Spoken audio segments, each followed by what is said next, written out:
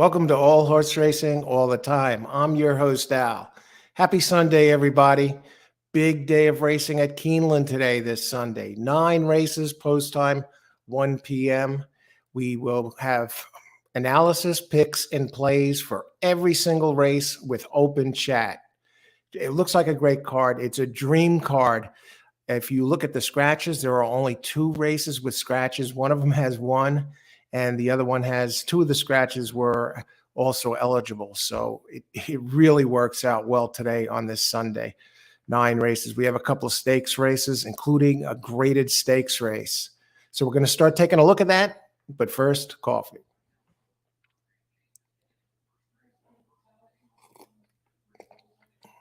Excellent. Excellent. See this cup? Make it happen. Let's make it happen today. Everything is there for the taking first. Great card. The coffee, today's coffee, Death Wish coffee. Death Wish coffee. They call it Death Wish because it's equal to, 1 cup of this is equal to about 5 cups of Starbucks. So, and one year, the Super Bowl, this was the coffee of the Super Bowl one year. They had a Super Bowl commercial for it. Even comes with a warning, but it says, not a morning person, no problem. So, yeah, we had some excellent racing yesterday. Some here that joined us on the show had some tremendous picks. Myself, I had a couple of winners, but it was not a good day. Finished a bit down, didn't get hurt. But we had a big day earlier in the week, and we're looking to have another one today. And I see some opportunities out there. And let's just take a look at the standings for a second of some of the trainers and jockeys before we jump into this. Now, Irad Ortiz, right now, as far as the jockeys go, Tyler Gaffalione does lead. He holds a 1-race lead over Irad Ortiz, who did win a couple of races yesterday, but he blew it again on a big favorite, on I think multiple favorites, and he did win on a huge favorite in the big turf race, 600K turf race, and he did win. He did sweep the 2 graded stakes. So in that sense, it was a good day for Irad Ortiz. He has 7 wins out of 42 races, wins 17%, but leave him out of the trifecta at your own risk because he's been in the money 62% of the time. Tyler Gaffalione leads with 8. Luis Saez, he has 7 victories right now. So, and he had 3 yesterday. So he had the most wins out of those from yesterday's races. So he's winning 19%, 7 wins out of 37 mounts. And Irad, he has the same 7 and 42. But Tyler Gaffalione has the least mounts of them all, 34, and he has 8. So he's winning 24% of the time. Flavien Prat doing a dangerous bang-up job over there. He's in the money 40% of the time, but he's winning 20% of the time. He has 4 wins, but only 20 mounts. So keep an eye on Flavien Prat. What about the trainers? Wesley Ward continues to lead, 7 wins out of 21 starts. He's winning a third of his starts. And Brad Cox is also winning a third of his starts with 5 wins out of 15. And Brad Cox in the money 67% of the time. Chad Brown, when he spots him, he's spotting him well. He won 1 out of 2 starts yesterday. So now he's 4 of 9. 4 of 9, that's 44% winning percentage. What about poor Todd Pletcher? Everyone sees Pletcher has a mount, and they think, all right, Todd Pletcher, yeah, I got to use him. Todd Pletcher has won 2 out of 17 races for 12%. 12% for Todd, and he's another one. He gets in the money a bit, 53% of the money, but he's not winning at a high clip at all. 2 for 17. So yeah, the hot trainers over there, the ones that are really hot right now are Wesley Ward, Brad Cox, Chad Brown when he mounts him, and Ian Wilkes also is very dangerous when he sends him out there, right along with Claude McGahee. Both of them are 3 for 9, 33% clip. I noticed something. I saw a head-on of the 9th race yesterday, and this really jumped out at me. If you get a chance to see the head-on for the 9th race yesterday, that was when Irad Ortiz was riding Baffert's horse, Arabian Lion. Now, he was coming down. He didn't win. What was the name of that 5 horse that won? Anyway, Irod had the lead most of the way on Arabian Lion. And when they came down off the turn into the stretch, the herd job, he came from almost near the center of the track and shot all the way onto the inside and was banging the winner, the eventual winner, herded him all the way. Crowded almost knocked him over the rail. And I was commenting, I thought, is this horse running on the cement next to the rail? But when I saw the head on it, it was even worse. And he kept doing it again and again. And somehow the 5 still managed to sneak through. I would have to think that if 5 did lose to Arabian Lion, that Arabian Lion would have been taken down. And I saw a lot of people on Twitter today saying, this guy, Irod, they should really clamp down on this asshole. Because apparently he does this stuff all the time. Dangerous riding. But thankfully, the winner prevailed despite that normally. So let's take a look. I see some of you are here, and then we're going to start looking at some of the races. So I want to say hello to everybody. Welcome everybody who's here today. Good luck today. Let's get it done. Let's win some money. Have a good time, most of all. Keep that bankroll in mind. Have an idea. Have you picked out some races in advance? Ones that look good to you up front going in. So you're going to pick your spots, not just take it race by race, but pick your spots and figure out how much you're going to play with today. Now I'm just going to go in. I have no idea what my bankroll for the day is. Set some goals, set something up. And maybe you say, hey, if once I hit this amount, I'm going to withdraw this amount of money and then I'll go forward. Because unless you withdraw it, you may be ahead at times, but you're never really a winner until you stick that money in your pocket. But I'm just bankroll things to keep in mind going in. So who do we got here today? Irene, good morning. Good morning. Good afternoon, Irene. Now it's the afternoon. Good to see you. Good luck today. Tony Vasilino off a very big day on Friday. Hey, Tony, good luck today. Irene has an update. I wanted to give you an update on something I mentioned yesterday. It was at the races with Steve Bick, April 4th. Okay. That he asked Pat Cumming, is there a practical, immediate solution for players who want to find a comfortable spot to play where they're not going to get beat up by the CAW groups? And Pat's answer was, if you're betting NYRA, bet in the win pool and bet Oaklawn, because Oaklawn has essentially kept the groups at bay forever. There may be a little bit of play in there for some on the teams, but it's nothing like we've seen on any other racetrack. And at NYRA, in the win pool and the late pick 5, there are very clear controls that have been put in place where it's obvious that they're not playing and they've been kept out. Yeah, I saw that. What was it in the one big race where they had the giant exacta, where bombs came in, and the exacta paid peanuts. I think it was $162 for a 35-1 shot, or I don't know, a 35-1 over 9. 2 big bombs. Or 26-1 over 9-1. I think it had $162 exacta. But if you did bet the win, you got the money. But all right, thanks for that, Irene. But that's the thing. It's tough to crack that. I think that's going to be a factor that's not going to go away anytime soon.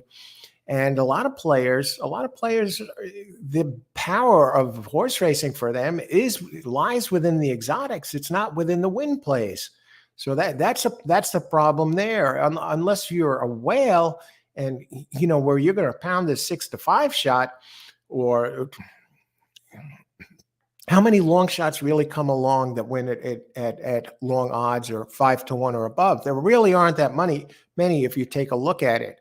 So if you're going to just concentrate on win playing and making your money there with solid plays, horse racing almost turns into sports betting, where you're talking about an even money shot, that sort of deal. Unless you could really pound it. I don't see myself becoming a strictly a win player. I mean, that's the power of my game lies within the exotics. But thanks, Irene. And I could see how that makes sense. And what Pat had to say there, because although the exotics are getting hammered sometimes, and you get suspicious payouts in your exotics, the win prices still stay for the most part true, even though they take a hit sometimes. Didn't we see the horse the other day on the other show a couple of days ago, where the 24-1 shot got bet down to 9-1 after the gates opened? But thanks for sharing that, Irene. And Austin is here. Hey, Austin, enjoy your coffee out. Thanks very much, Austin. Good luck today. Good to see you. Jennifer, careful with that stuff, Al. It's like nitroglycerin. Yeah, it's like getting shot out of a cannon. Jennifer, good luck today. May the horse be with you. Good morning, Coach. Hey, Michael. Good morning. Good luck today. Excellent. Everybody, good luck today. Hey, Joe. Joe Esso. Hello, Al. Let's have a good day. Yes. And if you're just joining us, there are hardly any scratches today. There are only 2 races with scratches. First race in the third race, 6, 8, 15, and 16, and 2 of them were AEs.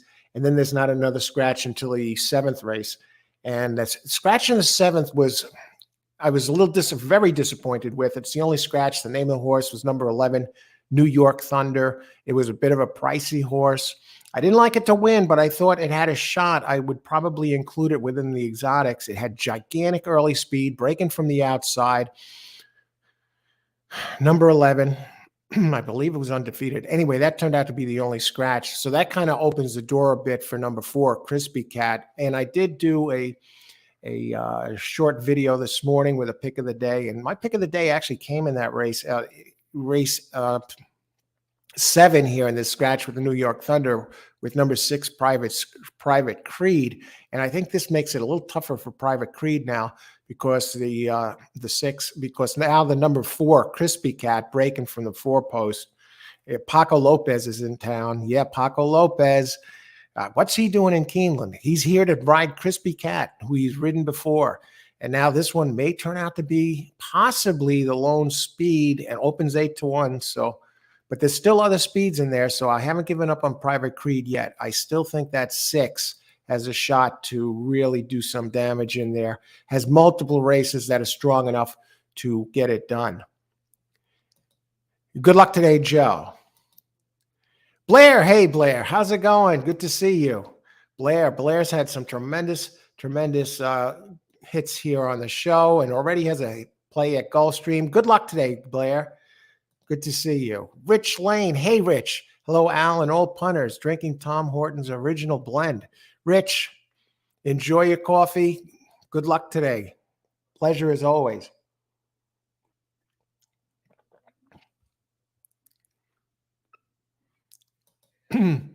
Jennifer, you're so right, Al. Al never gets called out for that crap, and he does it constantly. And I didn't realize he did it constantly. But when I saw all the comments, I've seen him do it before, but they say it seems to be an ongoing thing, a theme with him. And they say, it's gloves off. This guy, they should really crack down on him. But yesterday, if you look at the head-on of the 9th race, Arabian Lion, and you know what? He was going with he was coming down. He was going with the right hand. So he was actually driving the horse inside towards the other. And he looked like he almost knocked the horse into the fence. Remember those? Remember horse I hate? Bet them. Ashley. Good luck today, Ashley. Good to see you. And Jennifer, the same. Yeah. Ashley had you had that giant exacta yesterday. What, with the 80-1 shot? Come on, Ashley. Let's do it again. Good luck today. I'm interested in 4 in the first. Yeah, that's one of the contenders I have too. I actually landed on the 5, but there were others, the 4 of the others. It's a tricky little race. Maybe not to win, but hit the board. All right, let's take a look at this. Thanks for your selections, everybody. Blair, Ashley already weighing in. And let's take a look at this first race. We have 9 minutes to post. Wow, the time just flies. In race 1, 7 furlongs for 4-year-olds and up, weight 123 pounds. Okay, non-winners of 2, etc. So we have no scratch. Wait a second. Just want to double check that there's not a.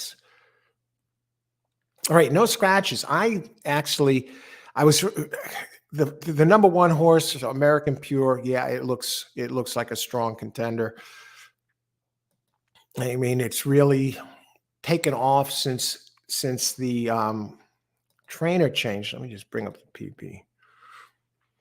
You know, since it's joined Lindsay Schultz, it's been running strong races, and it seems to be, it has a big race to circle back to a few back. It seems to be starting to head back in the right direction. It's run a little wide in some of the races, so it's actually run faster than it looks. My concern a bit is the distance. Now, it did come in second once at this distance, but it came in second, and it came in second here at the distance at Keeneland on October 23rd. But it's a pressing type. Gets Rosario up. Rosario riding it for the first time. I landed on number 5 here. Picasso. I'll forgive the last race where it got eased back. It got stuck between horses. It was running at 6. It was running at Laurel. It did win here at 1 mile and a 16th. But I like the 2 sprint races at Churchill Downs in June, May and June, especially the one in June at today's distance. And with the pace, I think this one might fit in there. You get Saez up with William Weldon. Weldon 26% on the dirt. Saez 17% here. It's a tentative sort of 5. I mean, I like Beaver Hat.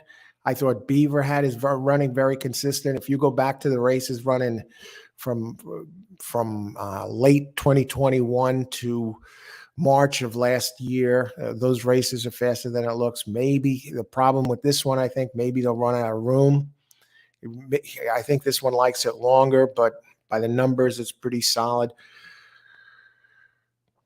And the 7 seems to have a pattern going. C to Success. And I'm going to open this up in a second because I see that we have under 10 minutes to post, and then I'll expand on these further. I want to hear what you have to say about these. I think 7 has a pattern, has multiple races that are fast enough to contend at a price, and it has early speed. And I don't like the last 2 races in the slop. It's a bit of a problem, but if you go 3 back, it ran a big race. And then it had two bad races, and the one before that, it ran a solid race. Even though it came in 8th, it ran a solid race that was better than it looked. And then it had a tricky race, and then it had 2 decent races. And then you got some torpedo horses in here I'm concerned about. I'm torn between the 5. I just want to check the pace on the 5, and then we're going to open it up. Picasso. I anticipate a speed duel between the 7 and the 8, and one can lay off. If push comes to shove, maybe I'd box 1-5. I have a hard time laying off number 1, American Pure. I mean, I'd be getting a little bit cute with the 5. Yeah, that race at Churchill Downs in November. I know it was 6 furlongs. It ran solid there. Then at Oaklawn, the next race in December, it ran very fast. I mean, either of those races, if repeated and could get the 7 out of it, would win. Then the race in the mud wasn't good. Finished 5th, 3 back. And then it had a bit of an improvement because it stuck running 4 wide and finished 7th, 4 back. And Lindsay Schultz, the trainer. Overall, you got an 18% trainer with 123 races under her belt. Gets Joel Rosario, who's been struggling a bit. This is not that easy of a race. And I saw even Ricochet was taking some money. And 6 underneath. You know, if you show players, I think 6 is run consistent enough to get in there and get on the board somewhere underneath. Check the board. You're getting a good price on the 6 for the show players. So let's open it up. See, we got some catching up to do. I got to get my wager in. I don't think I'm going to go crazy with this. I think I already see my play. I'm going to go with a thin pick 4 here, pick 3. Who else? Made up win. Jay is giving us winners here. Hey, Jay. What's up, Jay? Good luck today. Jay has a pick 5 here for us. Thanks, Jay, for sharing. Let's see. Who else? Let me get my picks in here, and then we can open it up.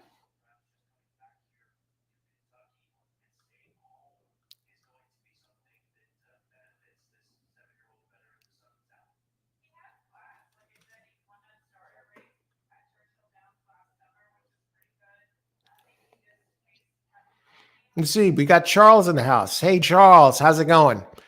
Charles likes number 8, the Tapeta horse. Good luck, Charles. And I'll tell you, the Tapeta horses have been playing well here on this track. They like this dirt. And we have some races where there are a lot of Tapetas entered. Blair, 145 Keeneland. Those are the big 3 that I like as well. 145. Will I use them all? Maybe, because I can go thin in the second leg. Good luck, Blair. Let's see.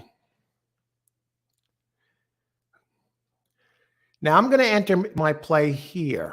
Let me get this in while we have time, okay? And then I can get back to the chat.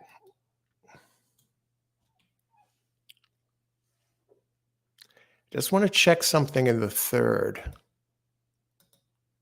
And I don't want to have to rush this. I have the live stream on YouTube on the TV over covering Keeneland today. Okay.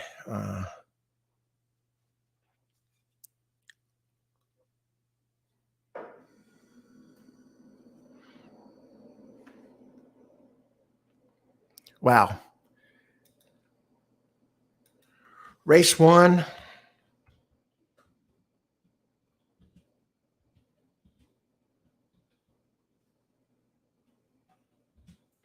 Now I'm looking to do a repeat. I don't know if I'm going to go pick 3 straight pick 3s, but on what was it, Friday or Thursday show, I hit the first 5 pick, gave out the first 5 pick 3s to start the show, and got knocked out for the first time in the 8th race out of 9 races. And even that race, I hit something because I had a $7 play on a show horse that paid over $7. But each day is a new day. Not every day can be Christmas in horse racing. You got to play with an even keel, ice water in the veins. Same emotions, whether you won $2,000 or whether you lost your mortgage or lost your house or you didn't play at all. Same exact reaction, expression. You want somebody to come up with a camera, a phone on your face. You just lost your house that race.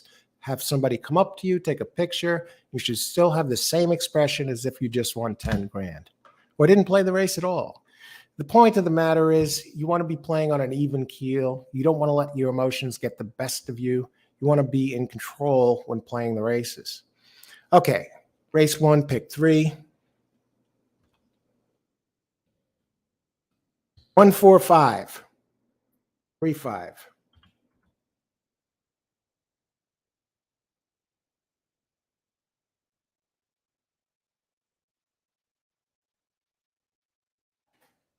All righty.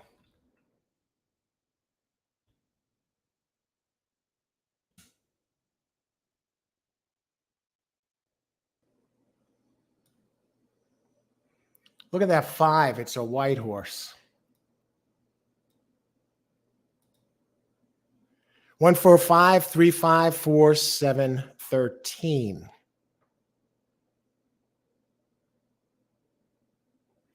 Rich Lane, 1357. All right, try box. I'll tell you that 3 is one that concerns me a bit because you don't know. And the Tapeta horses have been doing well here. Who else? Good luck, Rich. May the horse be with you. John Sky, 3-5 double. John, good luck today. Thanks for joining us. And Rich also has a play. 1 is going to be tough. If 1 runs its race, it's over already. 1 over 2, 4, 6, 7, 8, $3 exacta straight, and $10 exacta 1-5. Good luck, Rich. You got this. Michael Garcia, win place number 2. All right. Good luck, Michael. Good to see you. And Jennifer, race 1, 4731, win number 4. Show. Okay. Good luck, Jennifer. Tony Vasilino, some explosive exactas the other day. Good luck, Tony. 178 exacta box. And Ross. Good luck, Ross. Ross, good to see you. Good luck today. Trisha. Hey, Trisha. Hey, all. Happy Sunday. Happy Sunday. Yeah, happy Sunday to all. Trisha, good luck today. Great to see you. Irene. For this race, Matt Benier posted a trifecta bet suggestion on TV, G15. Oh, we're on the same page, 15153478. Thanks for that update. Good luck, everybody. Enjoy the race. Take a quick look at that 2 while they're loading up. What do I think of the 2? I try to weigh in here. 2 is going, it shows that it might be turning in the right direction. It's really going to have to improve. The trainer is, you're talking about a 9% trainer out of 2,054 races. The others are all faster. It would be a surprise if this 2 comes in. But good luck, everybody. Enjoy the race. It's post time, and we're ready to rock this. Win, play, show, Irene on the 6, and they are off. Good luck, everybody. Enjoy the race. And there's the speed duel we were talking about earlier between 7 and 8.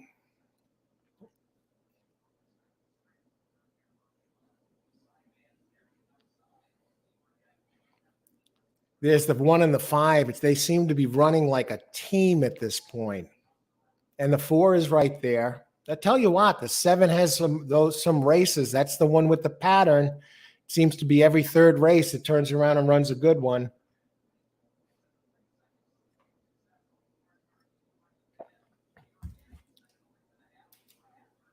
And they're running as a team, 7 and 8, right across the line here.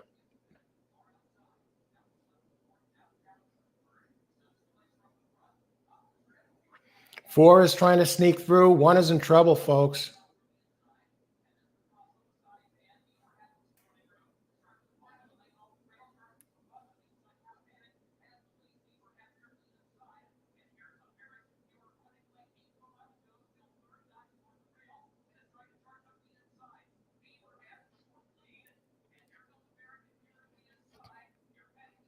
Come on, 4. All right. We get the first leg. No great shakes. What were the final odds on that horse?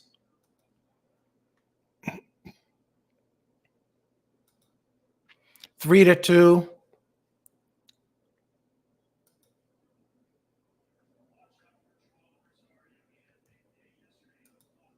Well, we get the first leg home. Now, if I would have boxed this exacta, I don't know how much that would have actually have paid.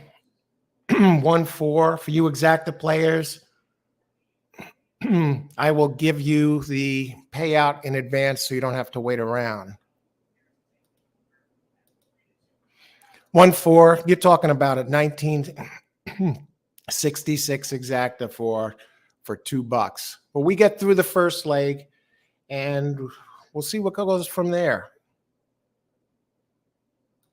Scott Walden. Hiya, Scott. Saez is riding lights out lately. 3 winners yesterday. Let's see who got this. All right. Okay. Yeah. Leg 1 down. Start off the pick 3 with the first leg. Who else?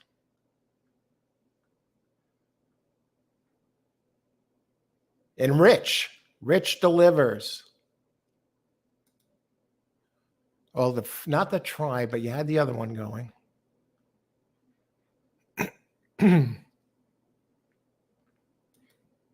All right, good job, Rich, on the exacta. You got it. You got the exacta done right there.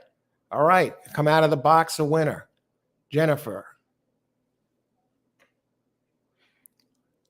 I'll tell you what, Jennifer, that 4 just missed. But good job. You had them in there. Who else? Let's see. Tony gets it done. Get the first leg of the pick 3 in the bank. I'll tell you something. Push come to shove. I'll tell you, I was a little skeptical leaving the 12 out in race 3, Tony. But 5 and 13, we'll have to take a look at the 5 when the time comes. 1, 3, 4, 8. Ross, tremendous job. Tremendous. You got 3 of them in there. Hopefully you use them the right way and you cash there with these. But the try's in there. Just look at the odds here in this. 8 was a nice price, 12 to 1.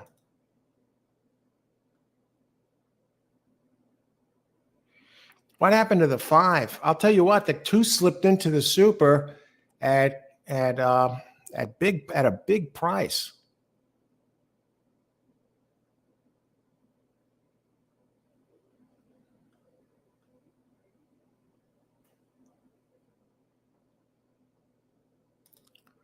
Blair, 1-4. Good job. You got that. Hopefully you use them the right way and cash that exacta. Good job. You got the 1 and the 4 in there. Who else?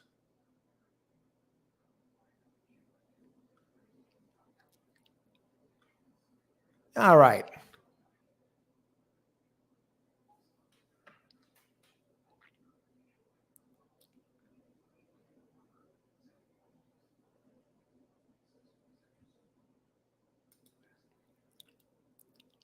And Ashley, 4-1-3-7-8, but 4 needs to hit the board. Okay, great job, Ashley. 4-1. Okay, you got them all in there. And win place on the show, Blair, excellent job. Tremendous. We've had some winners here today. No sign of the 6. Let's take a look at what's going on here. We move on, that 1-4, the trifecta for 50 cents, $28.92. And 1. If there was a single, I mean, as close to a single, I mean, that did a good job there. I'm glad you got over even money on that one. And the 5, I don't know. No sign of the 5, folks. Let's take a look at race number 2. And we move on to the second race.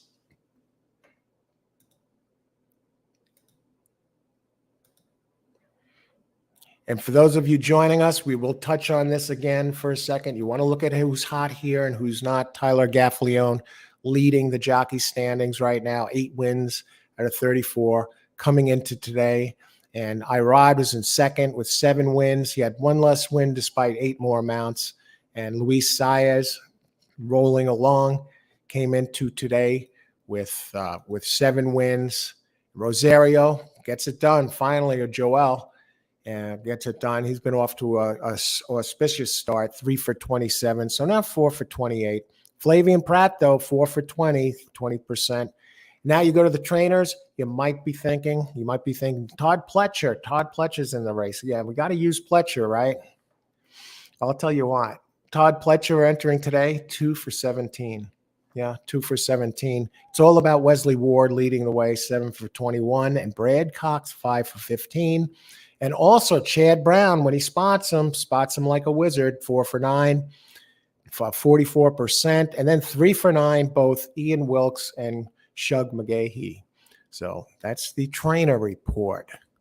Now we move on to race number 2, 1.5 miles on turf. And this is a perfect day for racing here.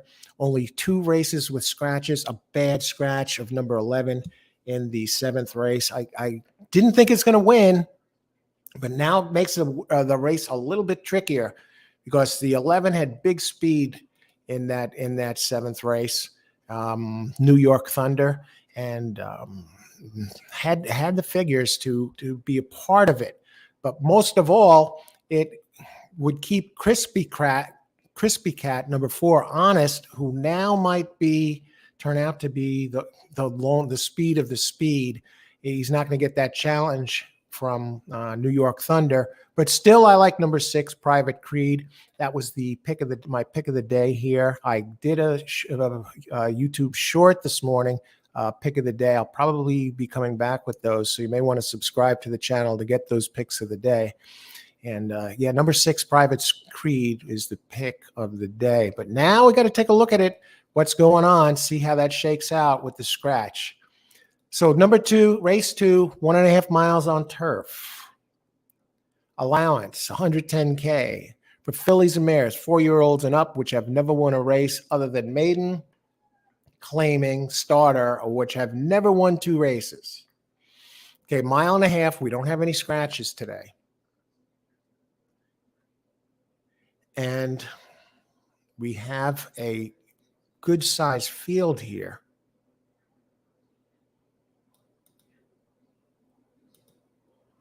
Well, a field of 7.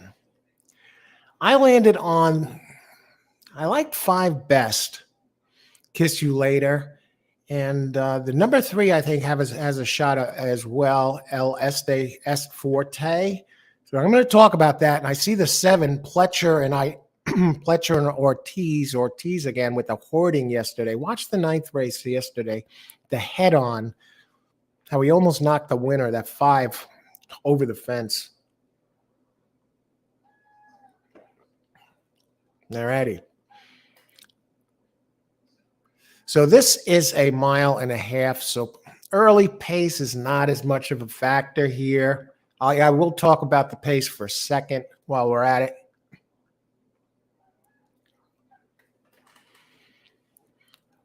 Well, the pace would be,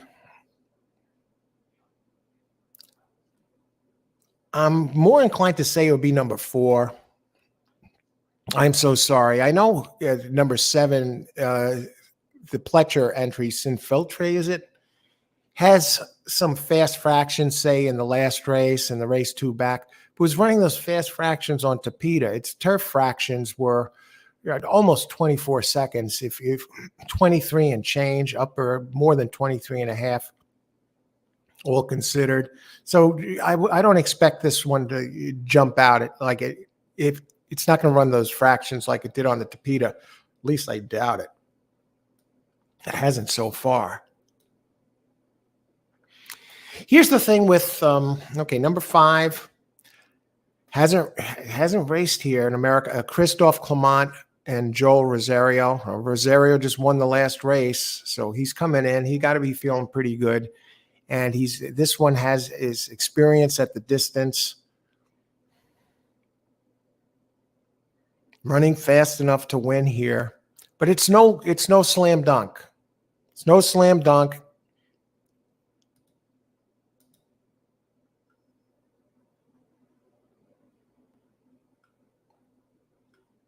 Does come off a bullet workout. Not a bullet, first of 6, but not a blazing bullet, 1:03 for 5 furlongs.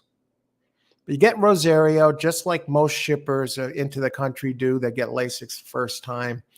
You got Christophe Clement, 0 for 2 at this meet. I mean, he's making his presence felt here for the first time. But overall, Christophe Clement at Keeneland does boast a 16% winning percentage out of his last 219 races here. So it's not like he can't win at this place. 16%, 219 races. And Joel overall looks like he's starting to come back to life. Overall, 16% at Keeneland going back over a year. And now he's starting to win a little bit. And you got Clement up. And Clement first race after the trainer change, 19%.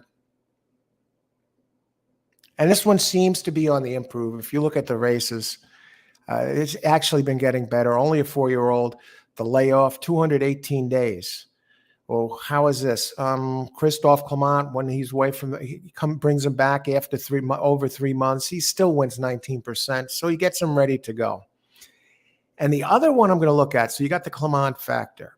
All right. He's kind of making an appearance now. He's not really spotting him, but he's picking his spots. Here's the thing.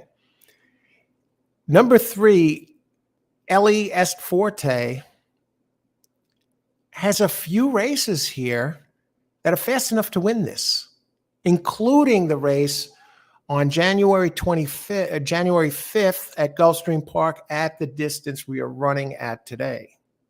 All right, so you got a pricey horse here, and you got Luis Saez up. Now, this one is another one with the form cycles. It's going kind of off race, good race, off race, good race. And today it's due for one of its good races. And that good race, the race 2 and 4 back, put this right in the mix. And it finished second in both of those races. I mentioned the one on the 5th, second place, 6 back. Got stuck running 4 wide, but still managed to finish 6th. And the race 4 back at 1 3/8 finished second. It ran a little bit wide again, finished second, 1 3/4 of a length back. And even the race 7 back at 1 mile lost by a neck. It seems to be running wide a little bit. Last race, it didn't run wide, and it didn't have a good race. That was at 1 3/8. I just want to check something here on number 3. Then I'm going to open it up. So those are the 2 I'm on. What I'm going to do with these, I haven't decided yet. Okay, so Saez is riding this one for the first time, number 3. Yeah, look at it. Look at the race 2 back, 96 Brisnet. Second place finish. Had Ortiz up that day. Ian Wilkes. Remember I talked about the trainer stats? Ian Wilkes. Keep an eye on him. He's 3 for 9 with 3 seconds out of 9 mounts. So 6 times, 67% first, second. 9 mounts, 3 first, 3 seconds. So he's a hot hand here at this place. So keep an eye there. So I'm on 3 and 5. I'm almost torn between the 2 of them. Any others here really to look at? It looks like a 2-horse race. Yeah, the Pletcher. What about Pletcher's number 7? Sinfiltre.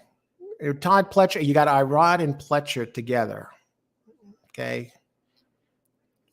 Irod's been having a sub-Irod Ortiz meet. He did win on a gigantic chalk yesterday, and he did win both stakes races. And Irod and Pletcher together, they're 26% together, and that's covering 937 races. So these guys, they work well as a team.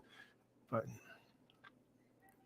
it's going to have to, it's move forward, keeps getting better. I mean, no matter what the surface. First, it has 4 career races. The first race on dirt, the second race on Tapeta, third race on turf, and then on Tapeta at 1 3/16, won by 4.5. But it keeps marching forward, and if it marches forward again, this one is a player. This one is a player in here, so I am adding this one with a question mark, and I'm going to see what these prices look like here. Who do I like best? I'm torn between 5 and 3. I used them both in the pick 3. And 4, I got a question mark. I still prefer the other 2.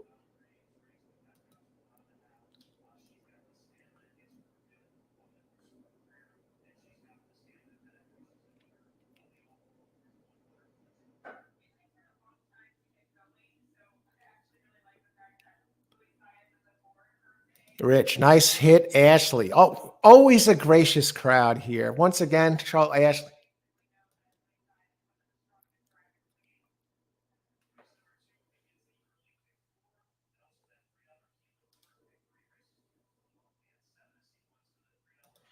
And we got Tony Vasilino, race 2, 5, all, and reversed exacta, pick 3, 2, 3, 5, 5, 1, 3, 2, 4, 5. Grandma Horse Racing. Hi, Grandma Horse Racing. Thank you. Good luck today. Good to see you. Well, John Sky, 7-1. It's made an easy day. Good luck today, John.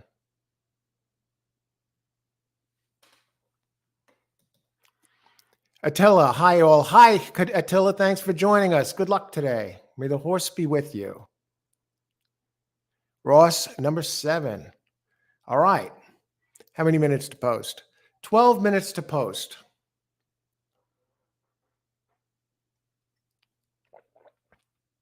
If you're just joining us, welcome to All Horse Racing All the Time. I'm your host, Al. We're covering every single race at Keeneland today. Analysis, picks, and plays.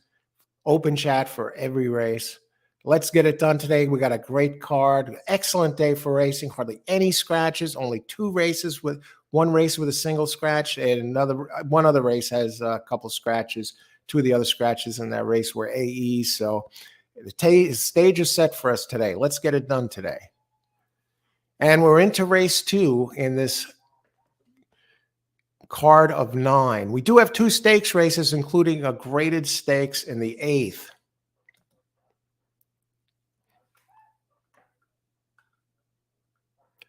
See, On Break. Hi, On Break. Good luck today. Now we move down to number. See, we're going to look ahead just a bit.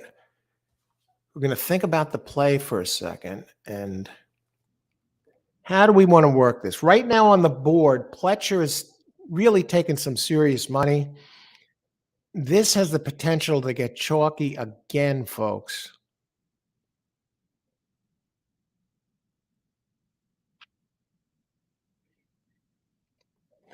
The 3 looks like the value in here, considering the pattern, its cycle that it's running at. And now the 5 is coming into America, Kiss You Later. And that one, 5 has been improving as well. Gets Rosario, who's won before. Let's take a look at some of the others.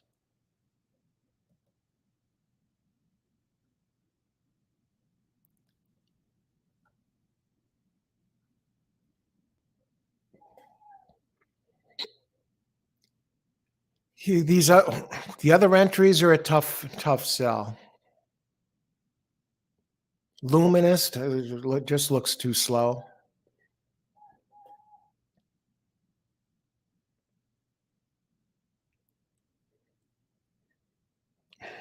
The 2, Cecilita.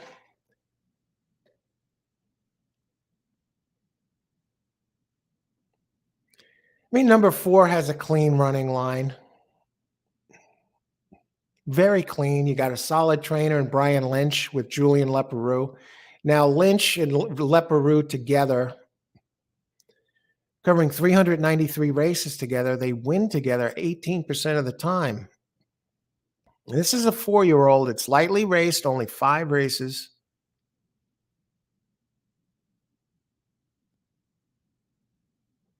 It's going to have to move forward. It has to move forward to have any shot. What are the opening odds on 4? What are the odds on the board now? I do the handicapping. When I handicap the races, I handicap the races before looking at the odds. I make my own opinion here. And then I see if there are some surprises afterwards, and they usually are. Because when a line maker makes the odds, what they do, they're making the odds based on who they believe the public is going to bet on. It's not who they think is going to win the race themselves. So keep that in mind. Don't just assume that because the horse opens up the favorite or second favorite. Some people go to the track and they bring the newspaper and they box the 3 horses with the lowest opening odds. You're throwing money away.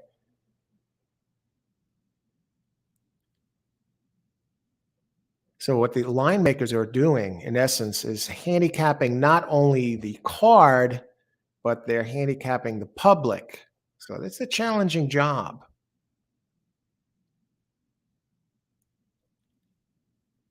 See, one of my friends, John DeSilva, was the line maker at Parks for a while, and he's an official over at the track there. But for a while there, yeah, it's a daunting job, and the closest, the line maker horses go off close to the odds that the line maker makes it, the opening odds.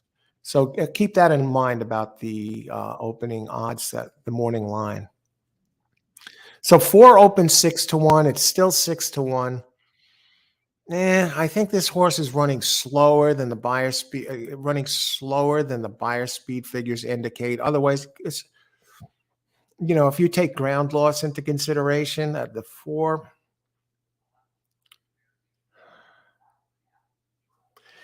The one saving grace about 4 would have to be its pace.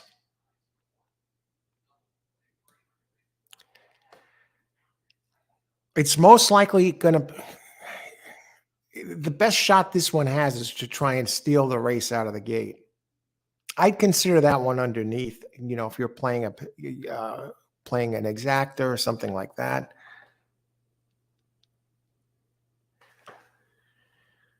Let me just see these prices here. I may just put in a small hedge play on this with the pick 3.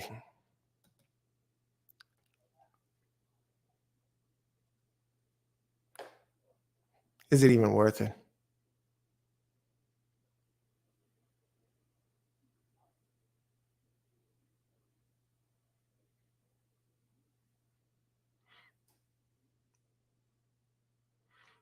It looks like it all goes through the 5. Maybe do something with the 7. I'll probably sit tight on this one. And I'll give you who my pick's going to be. I'll let you know if I'm going to play the race or not.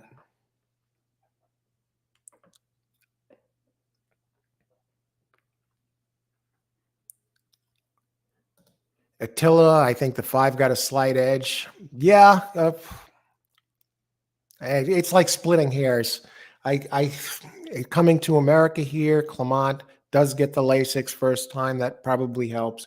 Yeah, I tend to think that the 5 does have a slight edge, but the 3's not impossible. The 7's taking money with Irod, etc. Michael, exacta box 567. Wow. Let's take a look at the 6. Michael's 6.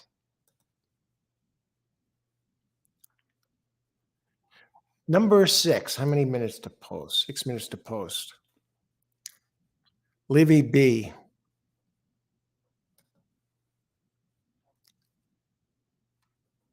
Now, this one is the real closer in here.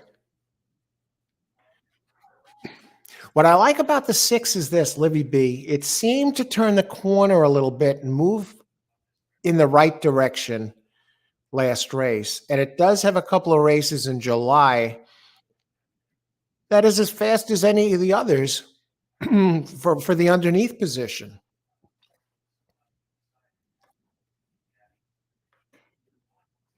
What are the odds on this one now?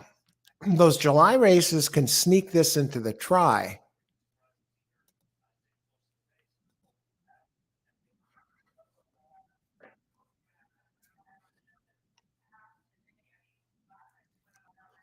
You could see that, yeah, they could fit that into the try. What about, okay, we tell you number 1, Luminist.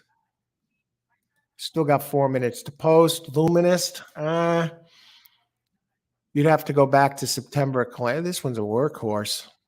Now I want to look at the jockey a second on the 6. You do have a 15% jock, Walter Rodriguez up, who, believe it or not, Rodriguez has going back 508 races, Rodriguez has a 2.09 ROI.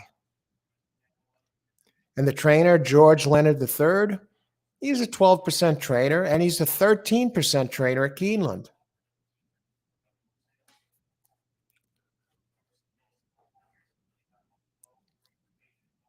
I want to go back to Luminist. Luminist, I can't back that. So there are a couple of redeeming qualities on the 6. And again, it started to move forward last out. And closing, maybe it can get it done if the others bump heads early. Luminist, I can't, let's see, Richard Esvanco, jockey trainer with Ramos to get to 19% with a 3.24 ROI. Luminist is getting thrown into the deep end of the pool here. And the 2 going second off the layoff. What about this one? I think 9-2 is a very, very, very, I don't know what the line maker was thinking. But second off the layoff, if you can call it second off the layoff, 59 days is almost like another layoff. It was off 264 days, comes back, missed the place. Kelly Rubley, Joe Rocco Jr. Second place is up for grab. Third place, I think, is up for grabs. This one could probably get third place. And at the board right now, price. I'm not going to go nuts with this race. I'll tell you what I would play, though. I'm going to sit on the 3-5. I'm not going to do anything. Don't do anything drastic here. If I would play race 2, I let you know I'm not betting. I'm not going to turn around and give a pick out and say, yeah, I hit the exactly for $50. I'll let you know when I play. As always, when I play and when I'm passing. Race 2, pass, trifecta, 3, 5, 3, 5, 7.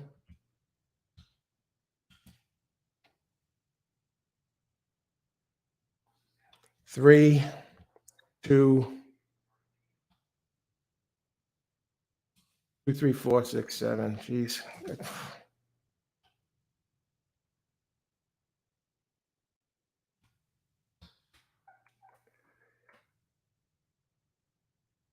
This is what I would do here, but I'm not playing. I'm just staying with the 3, 5.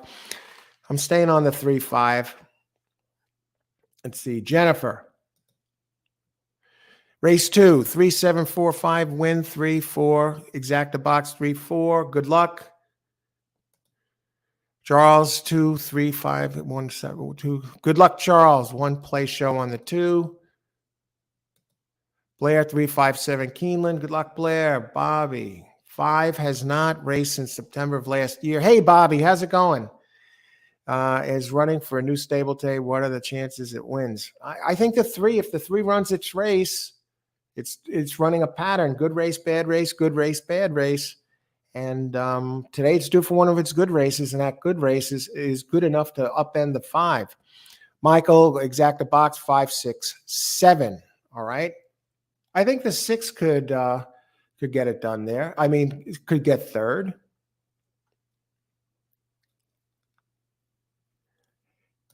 And there's the play. If I was gonna play, or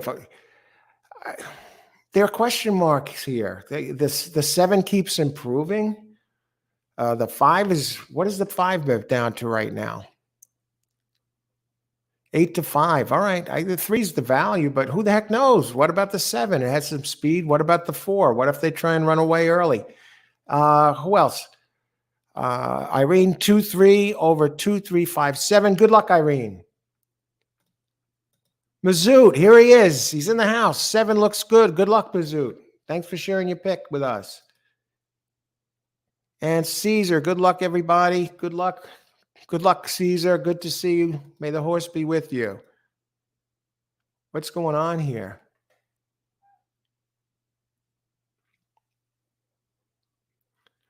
Okay, they're getting in. Here comes that 7. Irad Ortiz up on the 7. Good luck, everybody. Ice water in the veins. Enjoy the race. And they're off. Wow, 4 doesn't show any speed at all. 7 just waltzes away. Now 7 is at now 9-5. 3 goes down to 5-2. Now this is a mile and a half. Just lost my picture. 1 second.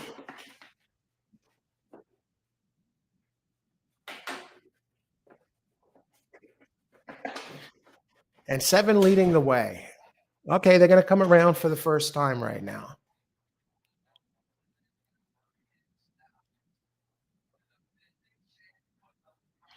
Okay, 4 is there. 3 is showing. I've got a ways to go. Good luck, everybody. Enjoy the race. You put money on it, right? So you're comfortable. There's no reason to be nervous about this. You wouldn't put money on it if you weren't confident, right? There's nothing to pray about.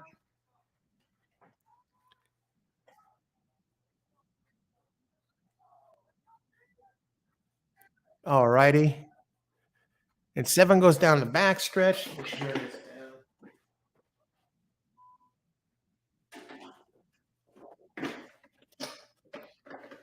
I'll tell you what, nobody has given this. No, 4 is finally showing some speed. Maybe that's Leperoux there. He wasn't going to try and run with the 7 because the 7 is has the big speed edge if it runs the fractions like it did on Tapete. Let's get some fractional times here. It's not really that fast, folks. 25 and 9, 50.41. 3 is still around. 4 is still around. 5, not there yet. 2, hanging 2 and 5, running almost like a team. Now the 3 is letting loose. So now the big boys are coming. It's like, hey, party's over, folks. Or is it?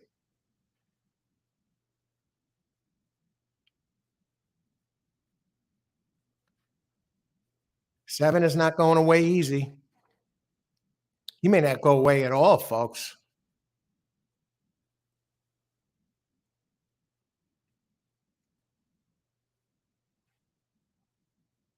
It's over. 7's going to win this easy. Todd Pletcher. Is Irod waking up? And 5 misses the board. 7, 3, and 7. Geez, almost the favorite that race. 7, 3, 4. All right. Well, glad I passed on that race. I'll tell you what, there is no crime in passing on a race if you don't feel comfortable with it.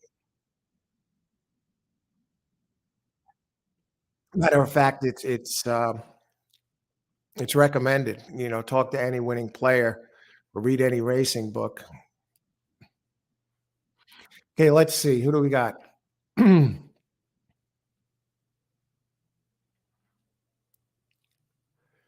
Mizzou, 7 looks good. All right. Good call, Mizzou.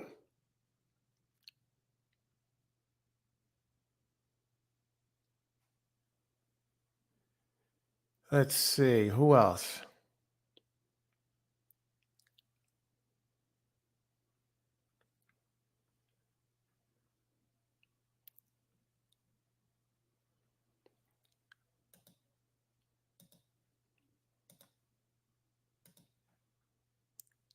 Okay. Jennifer. Okay, you got the 3 and the 7 in there. That's a tough one there. I see you got the 3 and the 7 in there somehow. So hopefully something good came of this. 3, 5, 7, Blair. Same with you, Blair. You got the 3 and the 7 in there. So hopefully this worked out. All right, good job there. Who else? 5, 6, 7. No.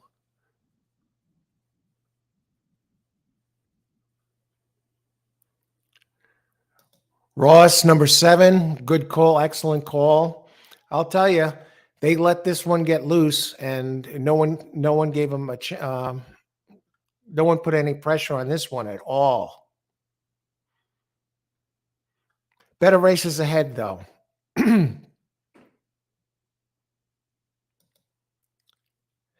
Wow, the 7 had a big tank of oxygen. It was running such slow fractions, Caesar, that when it got loose that way, it's tough. I thought 4 was going to give it a little bit more pressure. Let's see. I thought 2 would have done better. Yeah, I thought 2 was a little on the slow side. It would have really had to jump forward. But hey, who else? Verdine, have a great day today. Let's make some money. Verdine, yeah, let's get it done today. We have a great card. And now this next race coming up is one of the few that have scratches. And even that's not bad. After this race, there's not another scratch until the 7th race. Let me throw them up here for you, give you an idea of what the current scratches are so far. That's how little. There's almost no scratches today, folks. If anyone needs a video link, they do have a live stream on YouTube today for Keeneland.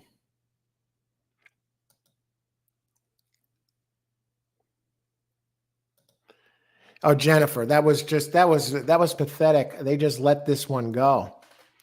Yeah, they just let it go. I passed on this race. I couldn't be not happening there. What did that exacta pay anyway? Let's see. Do they have prices yet? It's still unofficial. I'll tell you what it pays. $21.88 is going to be the price for $2. The saving, even the 4 was bet down to 6-1, and 5 did get fourth. So there's no money here. I got knocked out of my pick 3. I needed the 3 or the 5. And it was a small pick 3, a 3x2x3 play.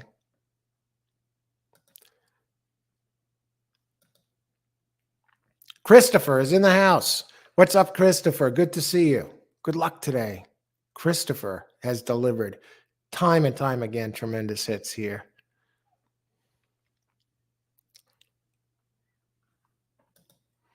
Okay, it looks like, okay, the prices are finally in. 50-cent trifecta, 23.21. $2 double, 21.46. And that 7 just kept moving forward. And the exacta, 21.88. I was actually thinking of doing a hedge exacta, small hedge exacta to cover whatever the pick 3. And that would have worked. The 7-3 would have done that. So, but it's all good as we move into race number 3. We do have some scratches here. Much better races ahead. We have 2 stakes races coming up. They included a graded stakes in race number 8. We'll go to the ice water. Green Cup, the color of money.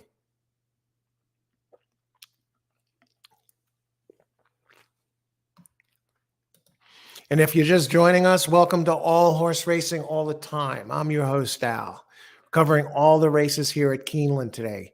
9 races. Analysis, picks, and plays for every single race. Open chat. Let's get it done. Thanks for joining us. Happy Sunday, everybody. Great day, Sunday, horse racing. How can you go wrong? All right, well, let's start taking a look at race number 3. And let's bring this up.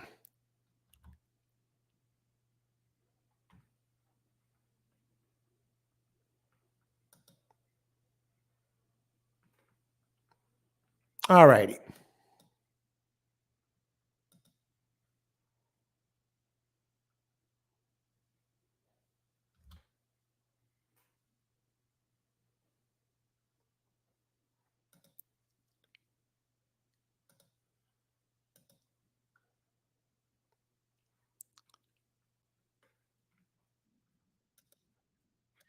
All right.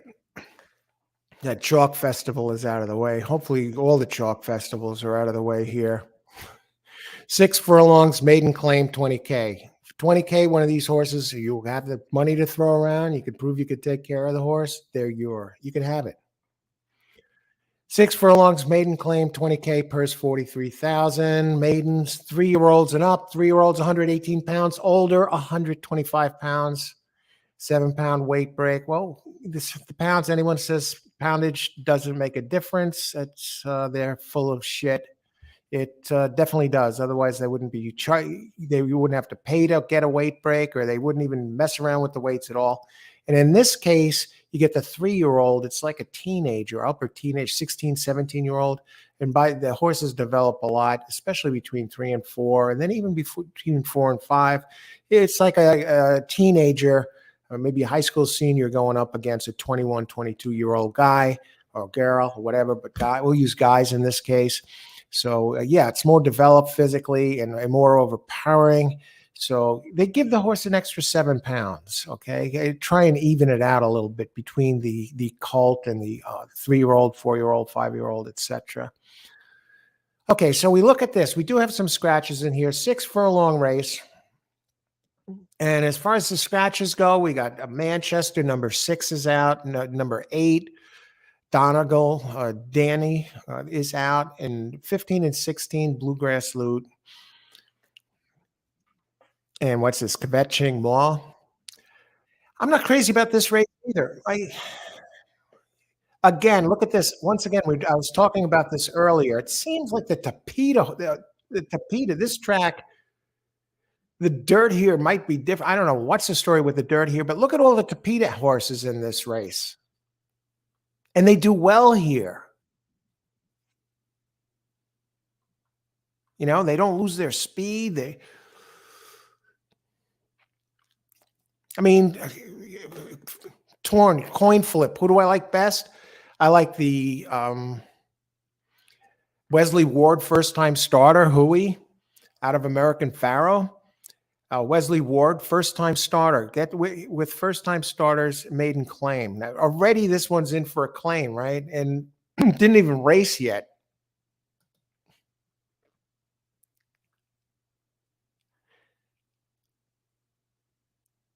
$60K animal, and already it's in for a $20K claim.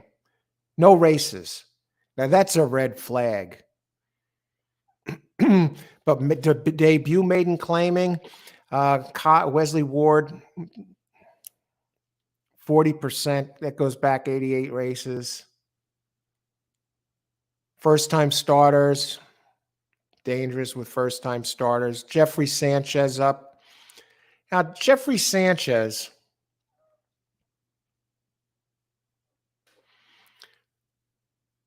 Wesley Ward and Jeffrey Sanchez together win 23%, and that's going back 244 races. So the jockey trainer stuff, the workouts, becomes very important when you, especially with first-time starters, because what do you have? The horse doesn't have a body of work that you can go by. It doesn't have a resume on the track. But Sanchez doesn't have a resume on this track either. He's a 23% jock. Great, I get it. 23% jock covering his last 218 races. Very impressive. No starts at Keeneland. How about the workouts on number 7? 9 of 9, 103 for 5 furlongs, 103 and 1. These workouts are dreadful. I'm almost tempted to toss this. Wesley Ward or no Wesley Ward. American Pharaoh or no American Pharaoh. Ghost Zapper on the dam side or no Ghost Zapper. 16 out of 18, 103, 50 seconds. I'm just looking for one halfway decent workout. Okay, good workout on March 3rd. Turfway Park, 4 furlongs, 47 and 4. What do? These are no world beaters in here. Okay, so Sanchez hasn't been here. The jockey hasn't run here. Impressive otherwise. And 13, I guess you got to go 13. 13 is the best of what's left with experience. Has 2 seconds in a third and 3 starts. And you got Wong, very dangerous, a solid trainer. This guy's 24% covering over almost 5,000 races. So Wong knows how to win. Gutierrez up.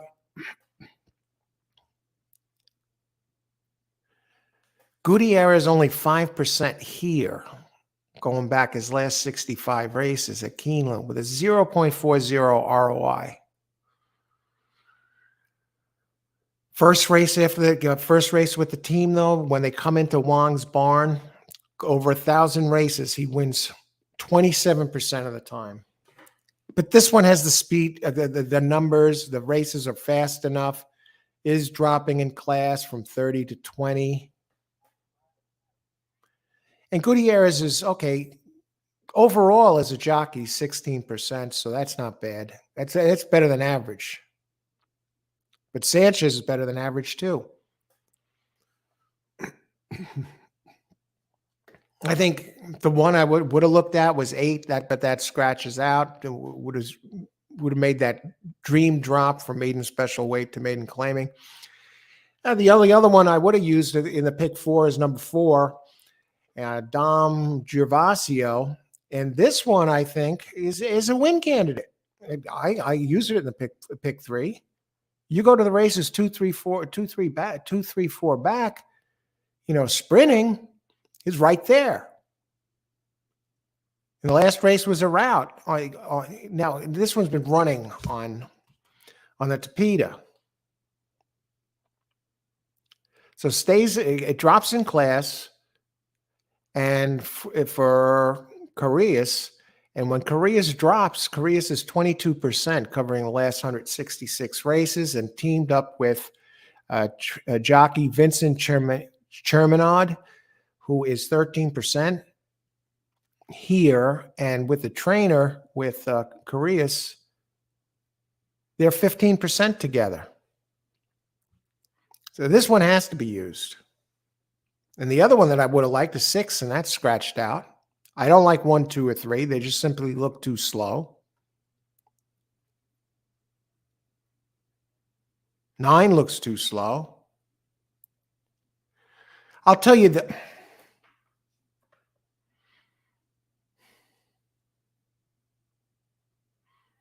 the one I would consider, I don't know, at least it has decent dirt races, is 12. Opens 30 to 1. So I'm going to do something with that 12.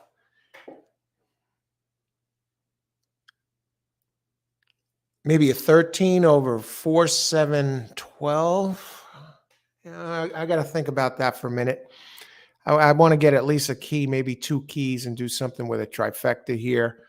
But I'm torn between 4, 7, and 13. I'm leery of the 7. That's starting first time there.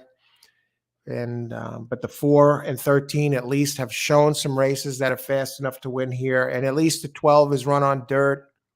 And it has some races. Look at the race it ran at Indy in July. And even the races at Churchill and at Keeneland here in October, at least it's on dirt. At least it's been on this track. The train is horrendous. I show a 0% winning percentage out of 49 tries. Will it win today? I don't think so, but it's worth it to look underneath. Has some early speed. All right, let's see how we're doing on time, and let's open it up.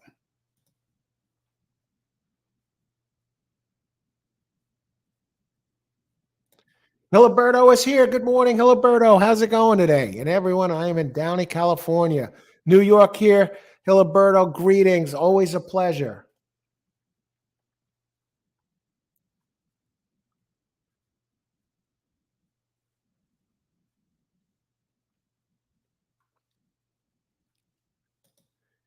Boddick, good luck today. Boddick 1970. Boddick is in the house.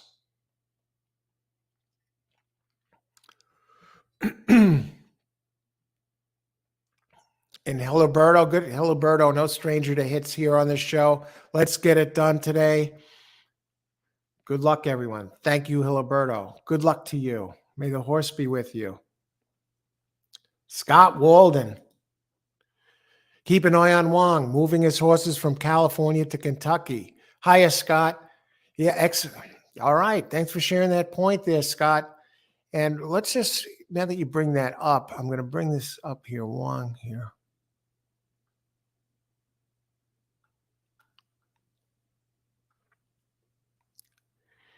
And I'm just looking, again, they don't have his shipping record here. Oh, it's not a ship. And the 13 gets in, the AE. And 13 does have a Brisnet power ranking of highest Brisnet power ranking. And that's just a generic number. It's computer generated. It's not track specific or distance or surface. It's just a computer generated snapshot to give you kind of an idea of the horse's overall body of work. It's okay. It's not that bad. It's a nice something to look at if you're looking for tiebreakers or you just want a quick idea. Maybe you're in a rush, and you're not sure who to pick. That's not the way I recommend playing, but at least it gives you another tool to add to your arsenal to take a sneak peek at. And it does have the highest power ranking. How about the 4? What about the 12? 12 has a horrible power ranking, 13th. But what I do like about the 4, figures to improve. They say, here's what Brisnet says: best dirt speed is fastest among today's starters. They listed as an early speed type. It did show early speed last time. 94 in the opening rating going early. But I'm going to take a little bit deeper look at who I actually believe from some of my notes about the pace of this race.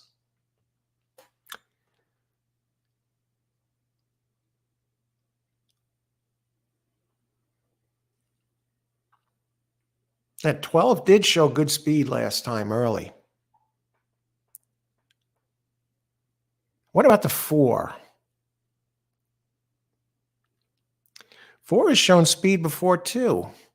And it gets the jockey up. Vincent Cheminaud has ridden this one.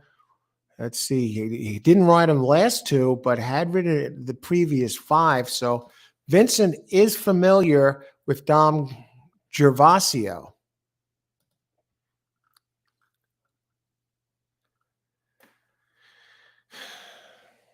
Has the 4th highest Brisnet speed rating. All right. We're just looking at some others. We got 8 minutes to post.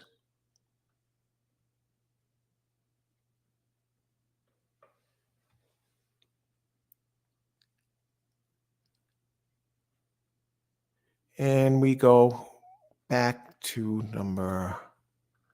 We'll look at some of the others in here.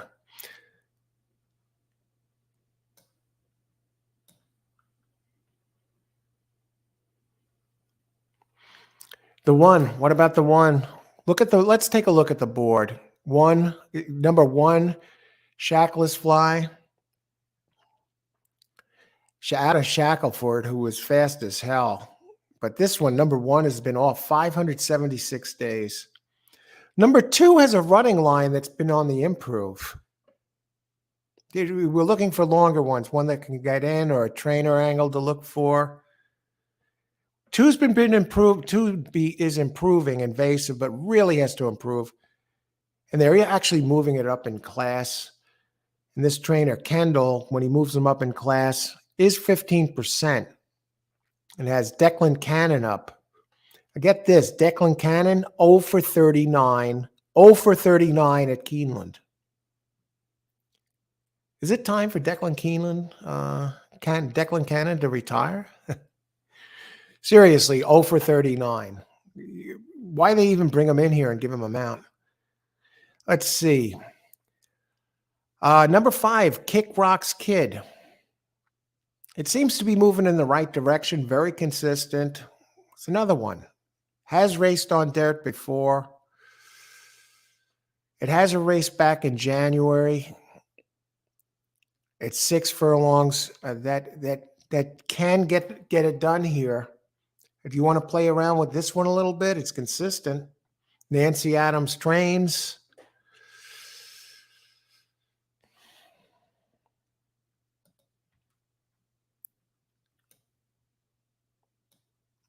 Tell you, it's like these early races. The races get better after this. The first 3 are probably the worst 3 races on the entire card.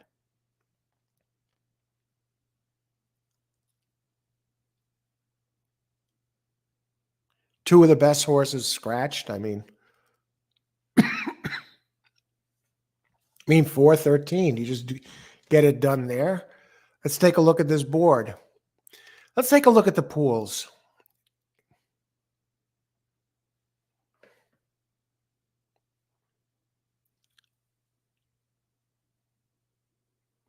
I got my pick. I'm going to put my pick in right now. I'm not messing around with this. Race 3.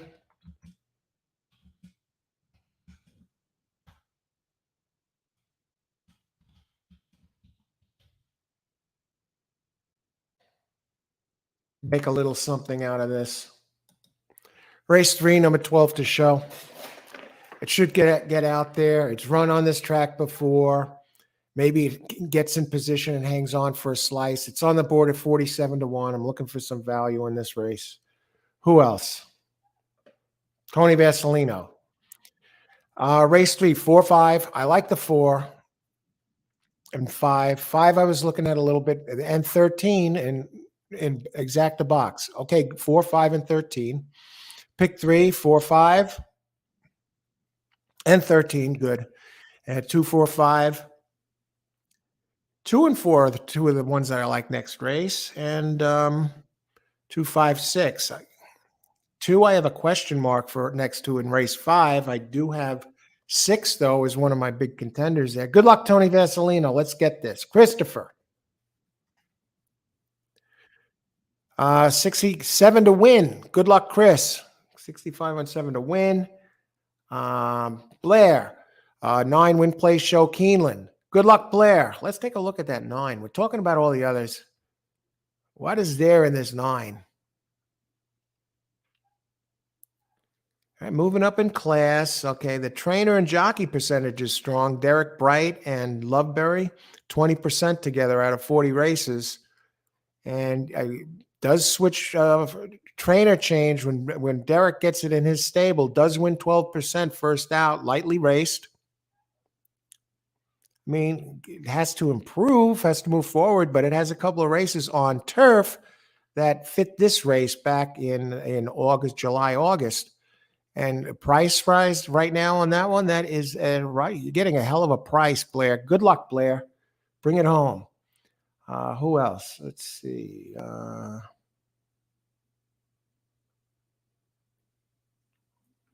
And also Blair 479. Okay, good luck. Good luck, Blair 479. Who else here? Amadeo is in the house.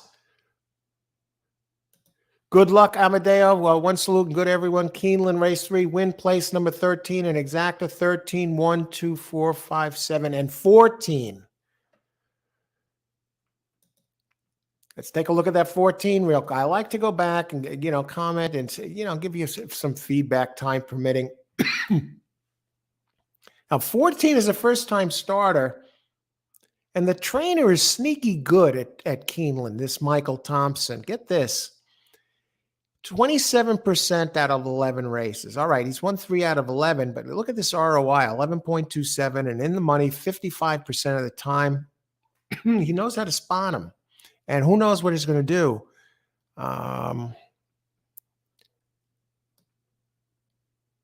27%. He comes here and he just wins, right? Look at these bullet works. 2 out of 3 bullets out of the last 3. I'll tell you what, Amadeo. He's only 15-1. Good luck. Everyone's all over Cox this race. Who else? Okay.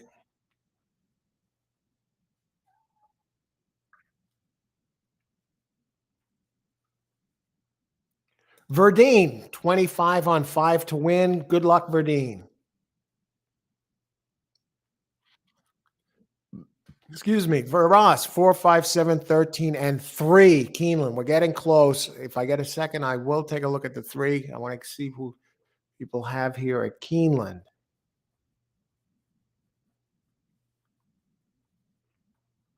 Getting close to post time. Minute to go.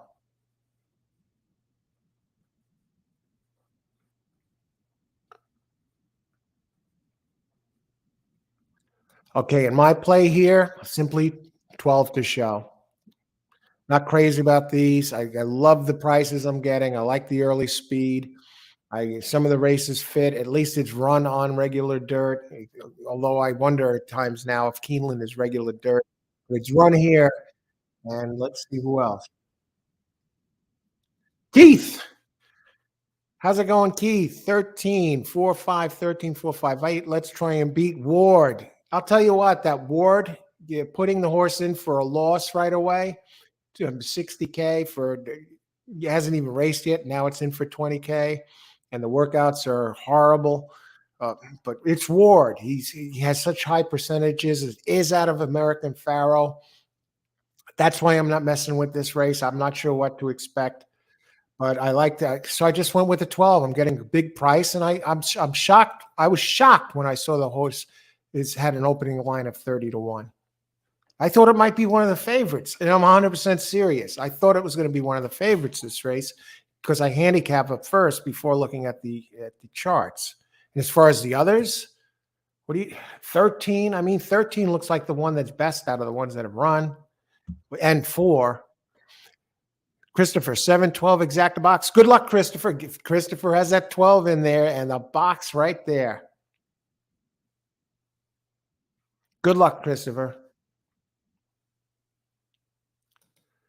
Charles, 13, 9, 1, 5, 3, 7 exacta.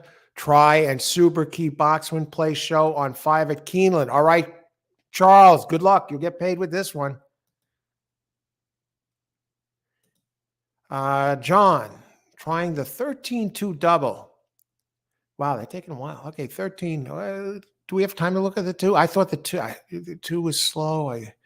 Five we talked about. Who else? Rich Lane. Rich has delivered another juicy hit yesterday. More than one. Choose 5-horse try box, 50 cents. And 5-horse try box, 50 cents, and 10-cent super, 4, 5, 7, 9, 13. So you got the heavy hitters in here, the 9, the 5, the 4, the 7, and the 13. And you got the 2, the 5, and the 9 win place on 4. 4 is like the safe bet, I think, in this race. I mean, you know it's going to be around. And then 4 now is 9-2. 5 is on the board at 8-1. 7, Wesley Ward, 9-5. Now remember, Sanchez never raced here. Hasn't raced here on this track in a while. 9, 34-1. There's your price. And 12, my 12, 56-1. But I just got a show bet. I'm not horsing around with anything with this group. 13 is now 2-1. Everyone knew 13 is going to take money. How about the 13? How does the 13 figure in the pace scenario? I'll tell you.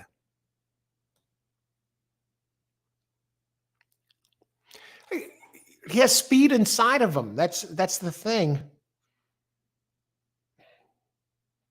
A bunch of these can show some speed. 1 can, 4 can, 8 can, 11 can, 13 can, 12 can. Then you got the firsters. Who the heck knows, right? Okay, they're starting to get in. Anybody else? Rich, 20 to show on 4. Charles, 5 is owned by the Cox family. All right. That's a good. Who was the one that it was Cox the other day? I think it was yesterday or the day before, where he was the owner, trainer, and breeder. Mangione was the horse. I had that one. That was one, but that was one of the pick 3s I had. But yeah, he was owner, breeder, and trainer, and he had the other one. The one he was the one taking all the money, and the 9 was the one that was like that he owned and trained and bred. It was like 8-1 or 9-1, and of course the one that he owned and bred, that's the one that won. How many times do we see that, especially with guys like Chad Brown? He has a horse entered at one of them is 8-5 or 2-1, and another one is 6-1. And his 6-1 always wins, and it's not just Chad Brown and Cox. We see that so many times. Late scratch number 13. Whoa, this changes everything. All right, we got some time to think about it. Anybody else? Irene, Superfecta, box 4, 7, 12, 13. 13, we lost 13, Irene. I guess we just saw that. 10 to show on 12. I couldn't get over the price on the 12. Handicapping the races, and then I look at the price, and I'm like 30-1. It's all right. Some early speed. It's run on dirt. Let's see. Anything can happen. Good luck, Rich. Go get him. You got this, man. AC is here. Everything's going to be okay. AC 5, 11, 13. Good. 13's out, AC. Good luck today, AC. Jennifer. Okay. 7, 1, 4, 9. Okay. Good luck, Jennifer. And Rich is here. 20 to show on 14. Amadeo's 14. First time starter.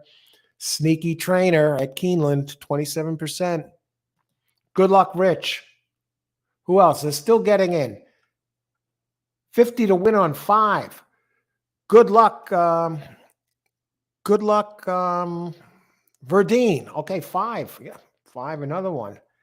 I will get back to everybody. It looks like they're going to start. I don't want to miss the start of the race, and we will catch up with what everybody has to say when it's over. And they're off. Let's see that 12 show some speed. Go.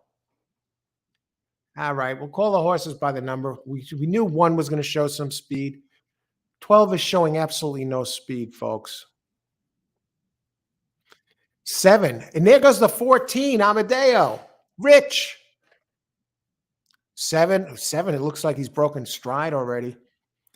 Um, 14 is just running free, born free. Come on, guys. 11 is showing some speed. We got a ways to go.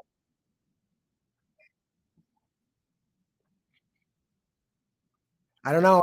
7 is battling back. 12 is around, but he has to make up ground. 5 is there. 7 is there. Come on, 12. Coming like a conveyor belt on the outside. 14. 12 now shifts inside. What is this jockey doing? 14. I think not this, not me, but I know some of you have this. All right, 12. I don't know. I thought he was around. The 12 took money late. He dropped from 50 something to 1 down to 32 to 1. Yeah, he just didn't get out of the gate like I thought. All right, we took a shot. I never would have had the 14 though. Okay, let's see. Who do we got?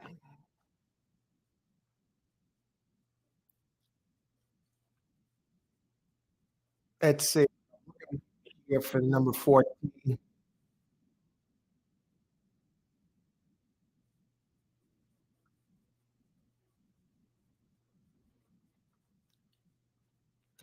What is the finishing order? 23 in there. 14 got bet down to 8 to 1. And 7 was 7 to 5. We're looking at an exacta here.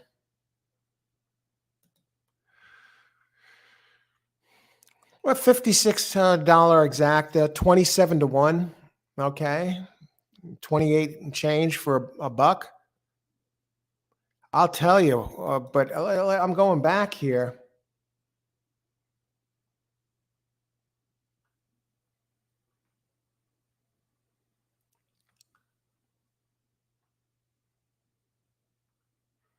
Looking for the number 14 here. Who we got in this?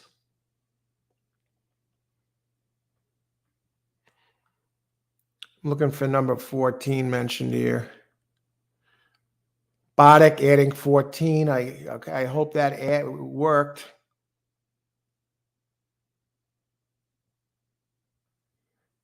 I don't know if you put him on top or underneath Boddick, but I see you had 5-7 there. But hopefully it worked out for you. Good job adding 14.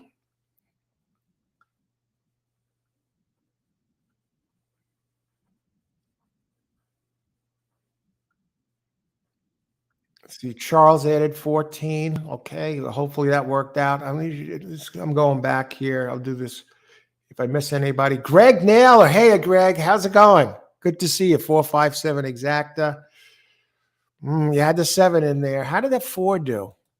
What were the final odds on the 4? I'm hearing 4, 5 to 2. Come on, man.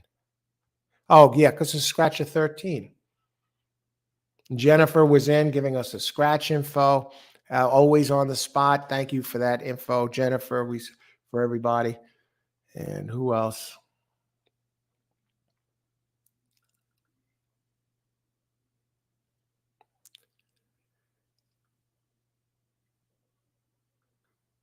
I know Amadea was on this one. I just want to see exactly how.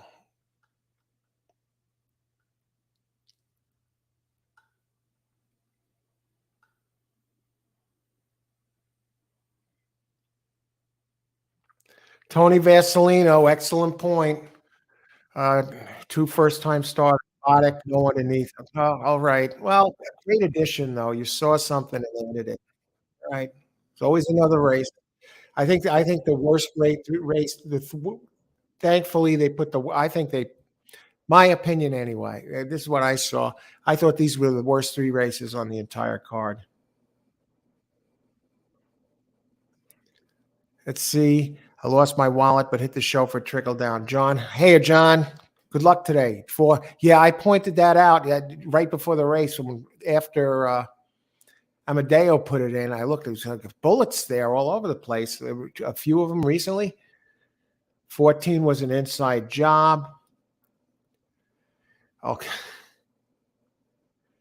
All right. I got to heat up this coffee, folks. We're one third of the way in.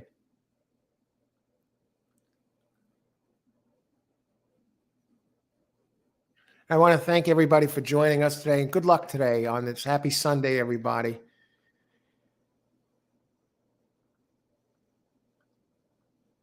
Here he is. Hello, my friend Alan. One salute and good day, everyone. Always a gracious crowd. Thank you. Same again to you, Amadeo. In place 13. Okay, that's out. Oh, wait a second. I thought you had 14 on top. Oh, all right. The mystery race. Okay, here's what we're gonna do. I'm gonna heat up the coffee. Race. Now get race for contenders. Preliminary contenders.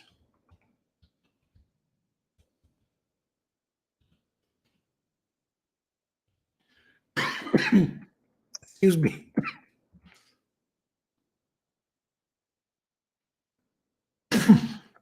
Oh, excuse me.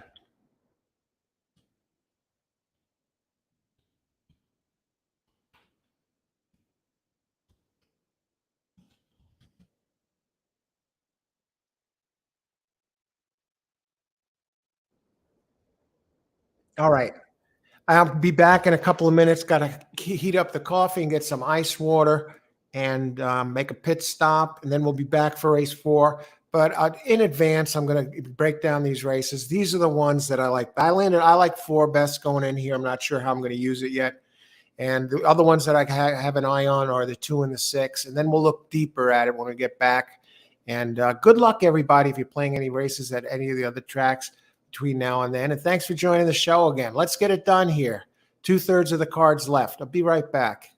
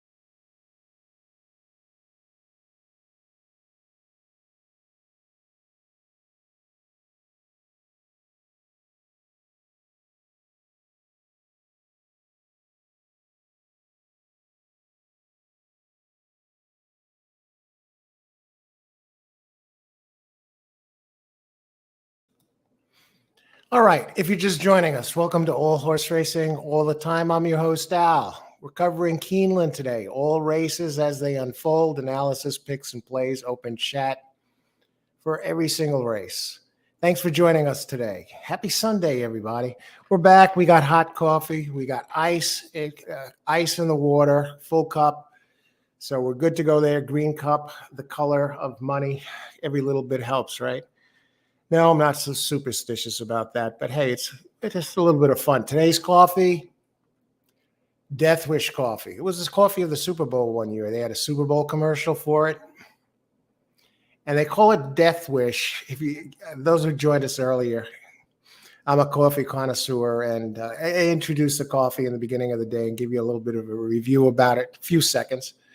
And they call it Death Wish because it's equal to about 5 times the cup. 5 cups. 1 cup of this is equal to about 5 cups of Starbucks coffee, which is, as most of you know, as strong as it is, right? And I didn't even have a full cup, and I'm working on the first cup, and I'm only going to have 1 cup. I don't want to be up all night, so 1 cup for the show this afternoon. That's just perfect. And I definitely recommend it. It has a good flavor. I got it for about $18. Some of the specialty stores have it, but I ordered it from Amazon. It comes with a warning on the back even. But the warning it's a fun warning, and not a morning person, not a no problem, right? They say they recommend drinking 1 cup in the morning in total solitude. Anyway, let's get down to brass tacks, and let's take a look at these horses. Let's see what the heck is going on here.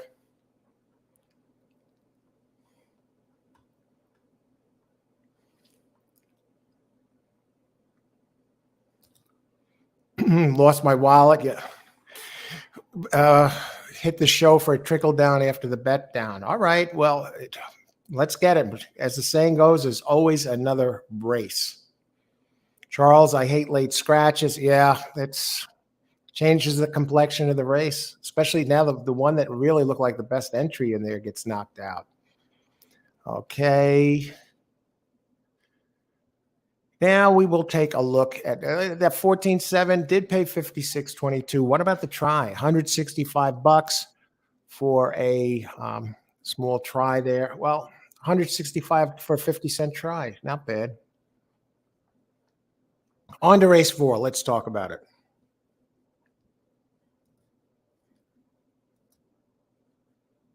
Okay, we enter the second third of the card now. Third of the card is gone, folks.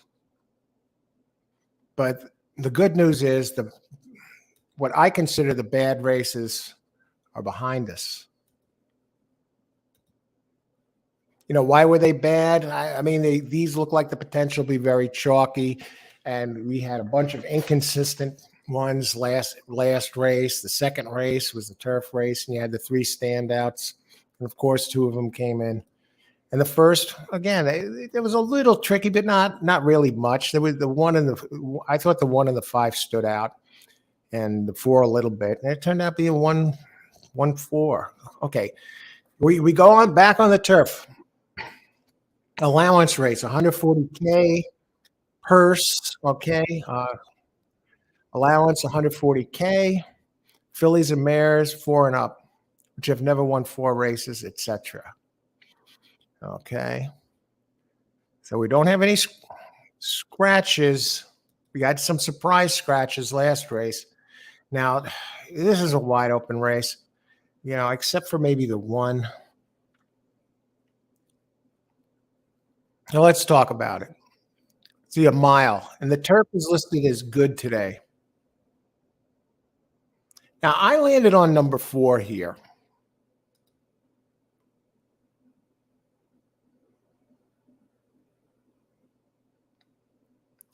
This is actually a pretty good race. I thought we had a weak chalk. Okay, hang on.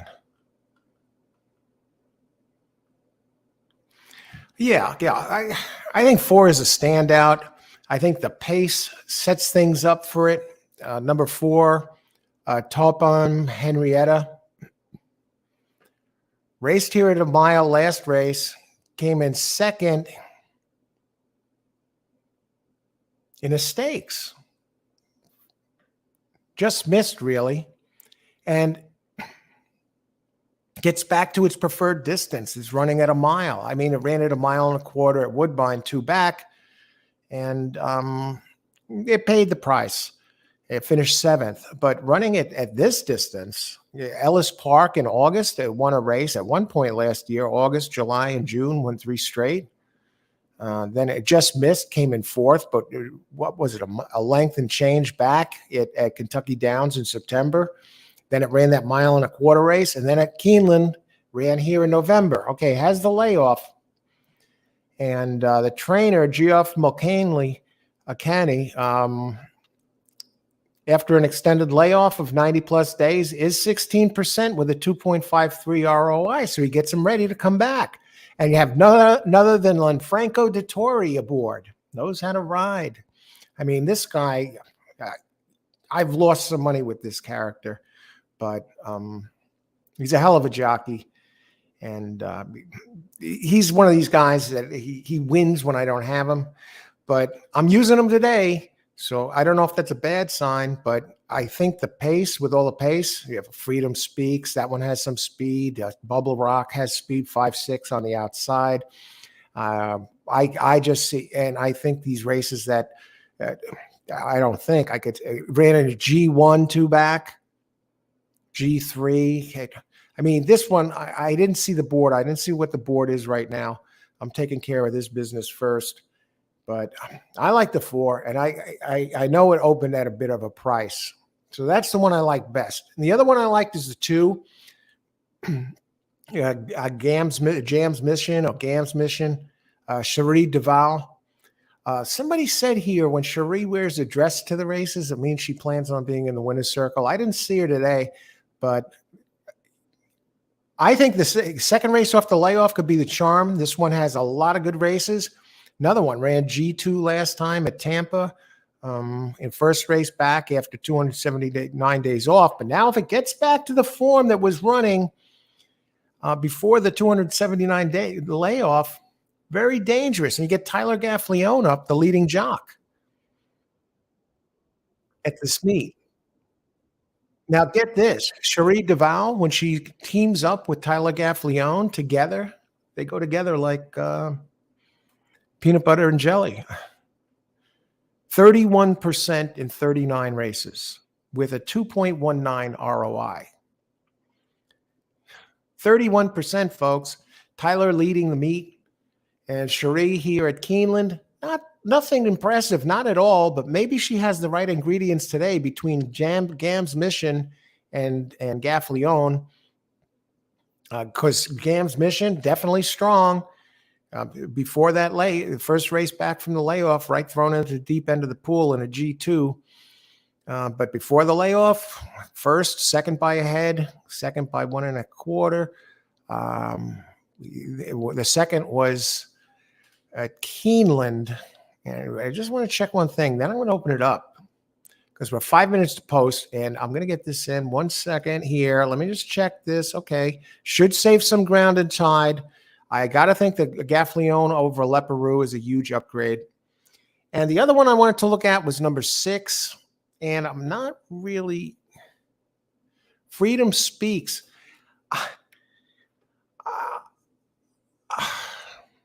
I think Freedom Speaks could turn out to be the speed of the speed here and could hang in there for a price.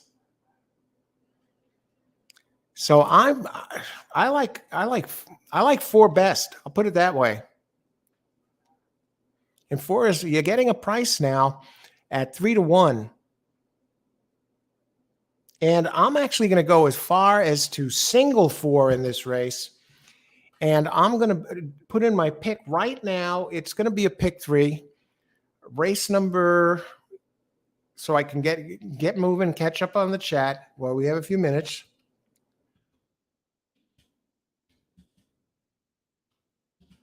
Pick 3, taking a stand, folks.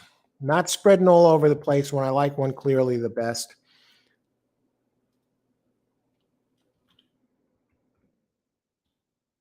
I'll go light, low investment, high return. That's my motto. Okay.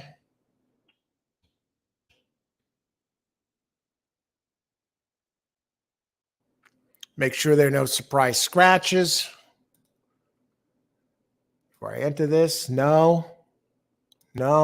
Okay.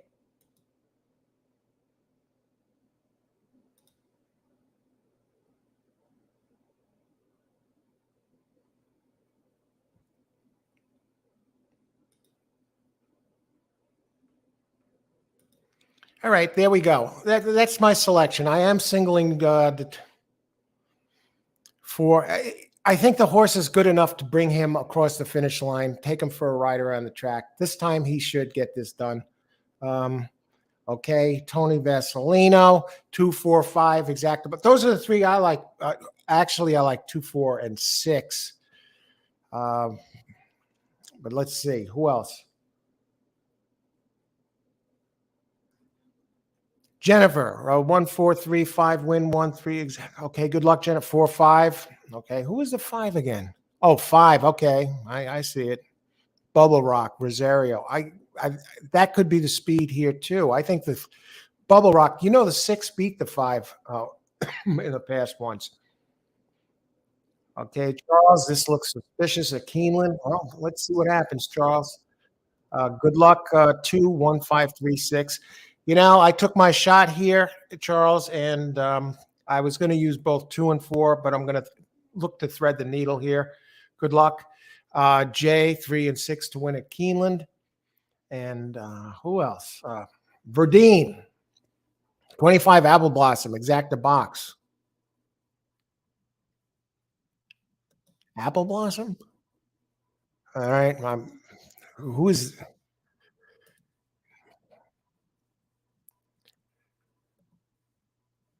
Okay, exacta trifecta super, Hilberto, 4, 6, 2, 3, 4, 5, 6. The 6 is the speed. Watch out. Blair, 2, 3, 5, Keeneland. Good luck, Blair.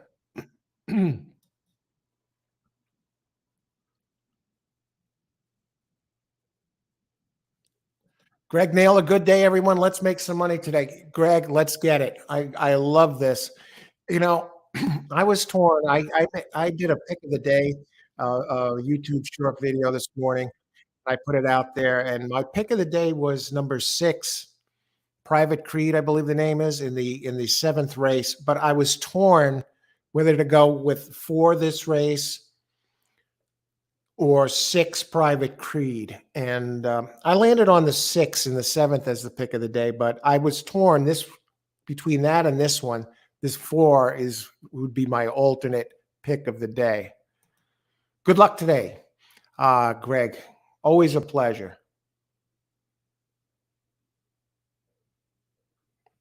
Who else? See, John Sky trying 2-1 double with Tyler, low price.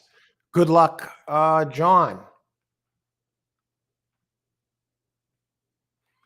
Who else? Okay, we still got time here. Okay, again, my pick 3 is right here. 4, singling the 4, folks. Who? Tony Vasilino, 2, 4, 5. Okay, good luck, Tony. Bring it home. I like 6, Al, 4, Blair, 3, exacta. Try box. Good luck, Hiliberto. 6 is a nice horse. Jennifer, 1, 4, 3, 5. Okay, we've got that. Irod at a price. Where is Irod? Irod on the 1. Let me take a quick look at the 1. Gonna have to improve today to beat these. I mean, does have Irod. Good luck. Here comes the 4. 4 over 2, 5, 6 exacta. Irene, good luck, Irene. Bring it home. Irene has had some nice pick 5s recently. Who else? Boddick, throw 20 to win. The Irod factor. And good luck, Boddick, 1970. Good luck, Verdine. Michael gets it in under the wire. 4, 5, 6 exacta box. It sounds good to me. The 2 is my concern. Good luck, Michael. 2, 4, 5, 6, 4, 5, 6. All right. Good luck on break. Ashley, pick 3, 2, 4, 6. I think you got this there. Charles, good luck. Our audience always gracious. Good luck, everybody, and they're off. Blair, $20 on the 3. Good luck, Blair. Speed duel. Scott taking the 4. Too close.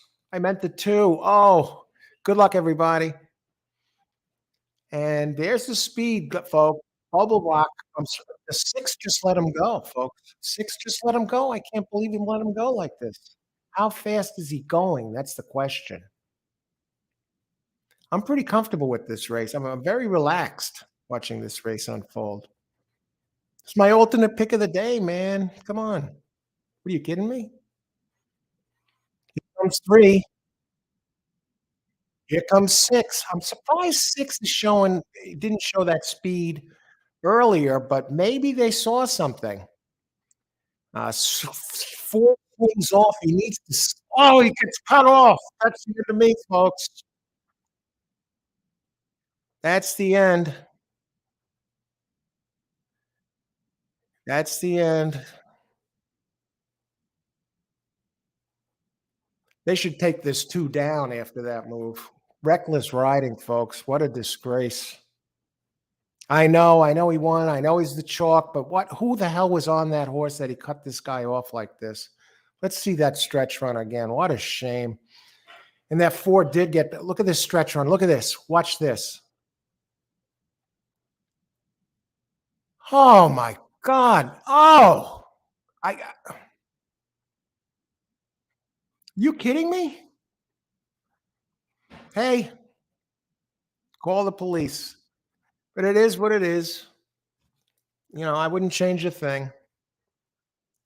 But what was the finishing order? 2. Is there an objection? That's what I want to know.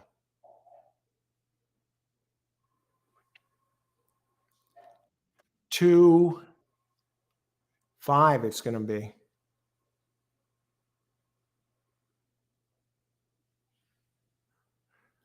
All right, let's see all the happy campers out here.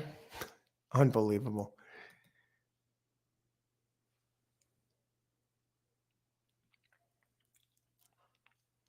Four got ripped off. 4 got ripped off, folks. I'm just curious if there's an objection. Unofficial. 20 on the 3. No. Pick 3. All right. You're alive, Ashley. Should have had the 4 up, but good job. That's all you can ask for.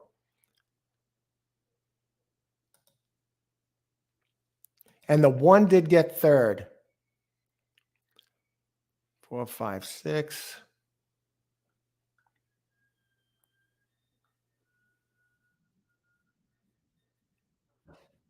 Race 4, going back. There we went. We went with a small pick 3 and not in the books, folks. But okay, 2-5 exact the box. Now the 2-5 might not be too bad. And 4 over 2-5, pick 3, 2-4-5. All right, you're live in the pick 3, and Tony Vasilino right there. Excellent job. Let me bring up the price on the 2-5. That 4 got bet down to 5-2. I'm surprised. What do you think? What do you think about that? What do you think about that ride on the 2? That was reckless riding, really. I mean, he just ran right in front of him. They almost clipped heels. Let's see. 2-5, 24-52. Not bad. Good job. Excellent job, Tony.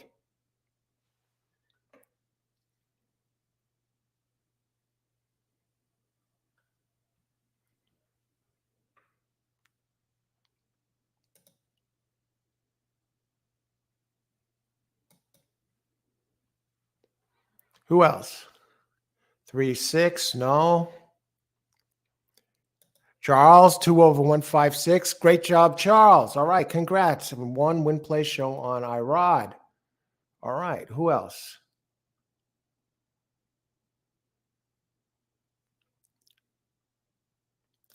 Blair, 235 Keeneland. Nice job there on the 2-5, Blair. Who else? All righty. Let's see. Do they have all the prices in? There's no inquiry. So they let it slide. And we move on to the next race. Prices forthcoming. And we got 5 races left in the books.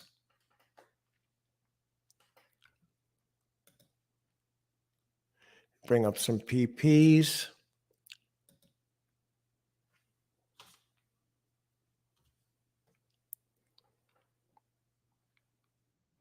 And let me just look at the jocks there for a second. Okay, Rosario. Rosario was on the 5.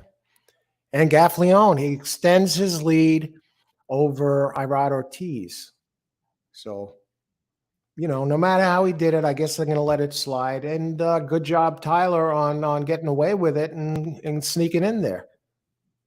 And he extends the lead. Tyler did win the spring meet jockey title last year over Irad Ortiz by a race.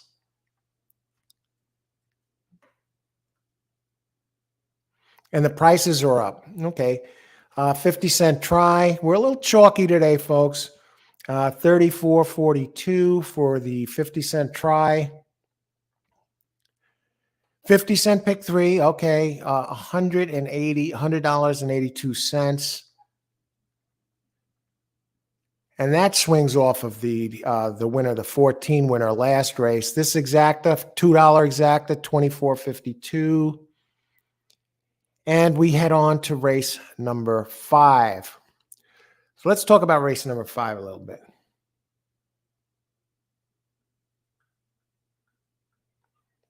And Verdine is on the board. Great job, Verdine. Pace is here at 4. Did you see that? The 4 got cut off by the 2.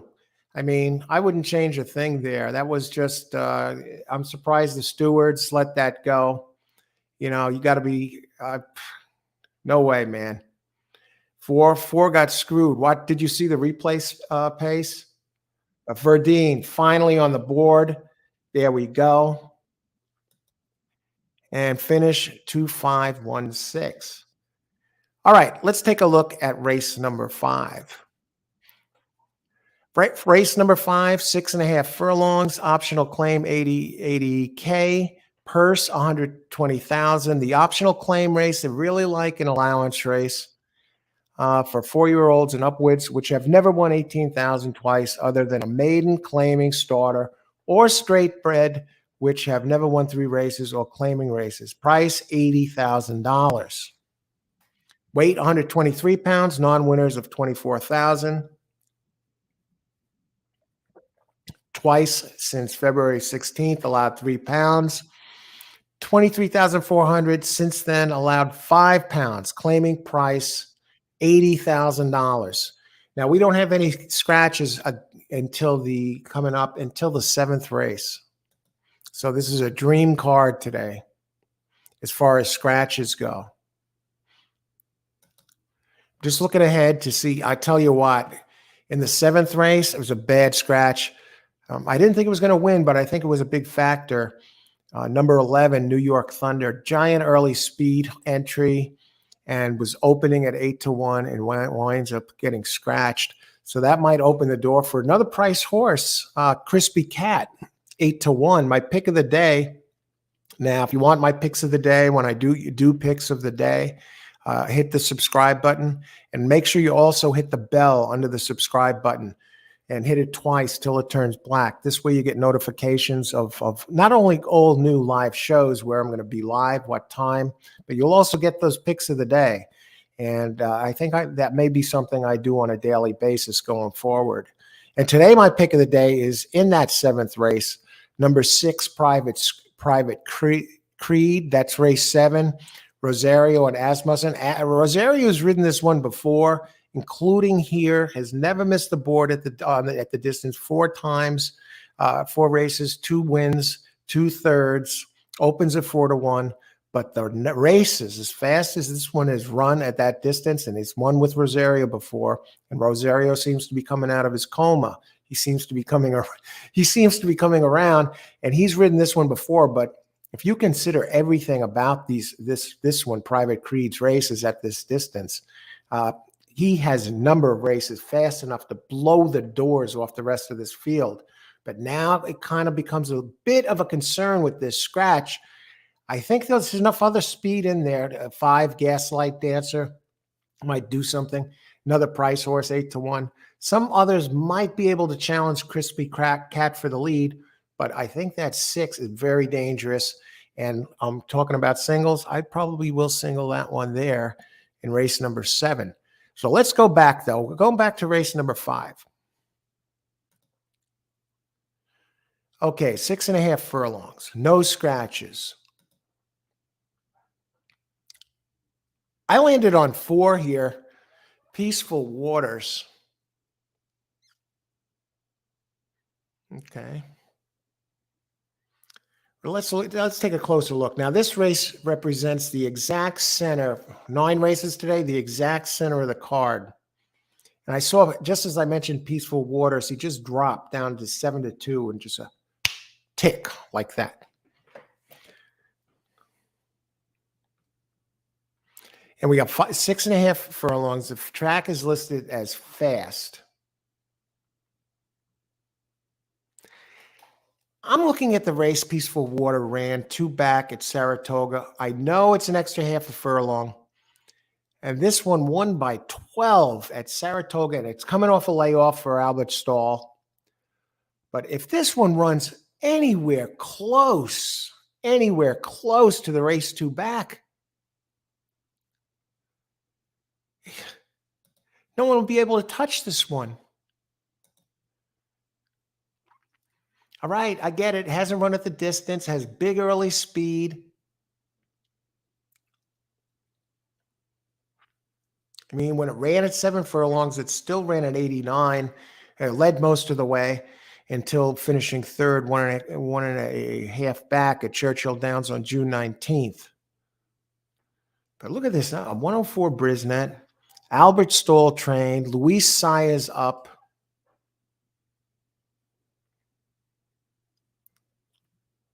Just taking a closer look at the pace, some of my pace notes here. Yeah, there's other early speed in here. That's the thing. I look at the 2. The 2 has big early speed too. Now the question is, can this one survive? Now Luis has been aboard Peaceful Waters. This is going to be his 4th straight time up. And the last race was here at Keeneland.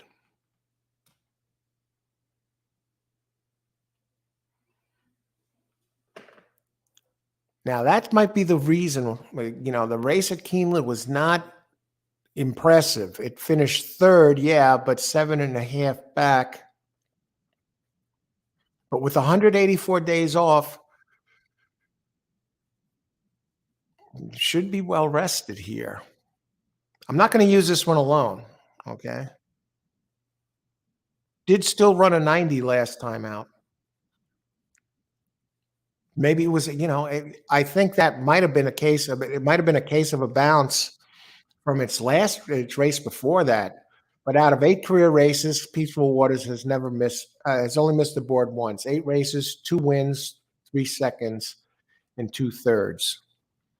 And the other one, we're going to go a little further down, one that might surprise you. I looked at number 6 here. Very consistent entry. Fitzpatrick.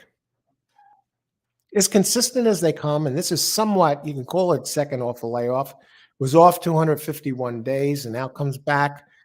It finished 4th, 2.25 back 50 days ago. So Joe Sharp, though, the dangerous trainer, he teams with Irad Ortiz. I got Irad on my side this time. 20 Sharp and Irad together at 22%. Last one at Aqueduct, March of 2022. That was at 7 furlongs. My only concern here is that this one's a closer. Now, if you look how this type of race shapes out, they only have a 6 race sample size. So at the bottom of the Brisnet charts, The closers haven't won this race. It's been early speed 33%, early to pressing types 50%, and late pressers 17%.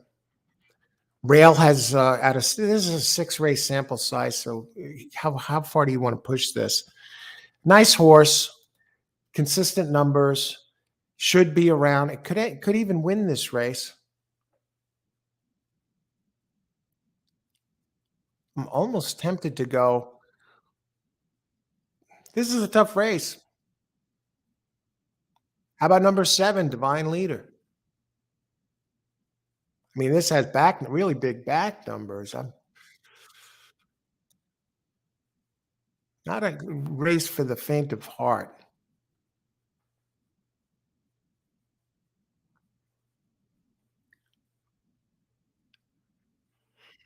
Flint Ridge, Under Oath. With all the speed, I'm tempted. I'm tempted to use that Fitzpatrick. I got to use him. I got to use Fitzpatrick. I know they list him as a closer, but this one's fast enough, number 6, to be around.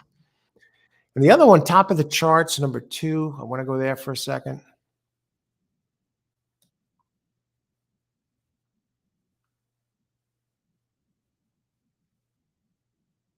Brian Lynch. Declan Carroll hasn't won here before. Big early speed. The last race was a route at Ellis Park in a stakes.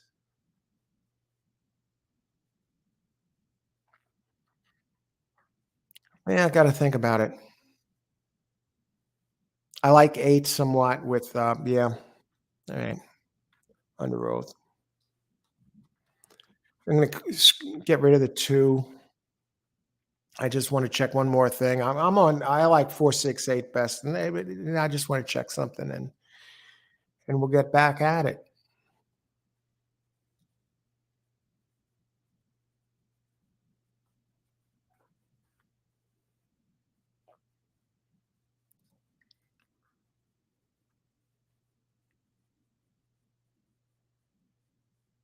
Okay, we got a perfect mix. Yeah, 4, 6, 8. Those are the 3 I like.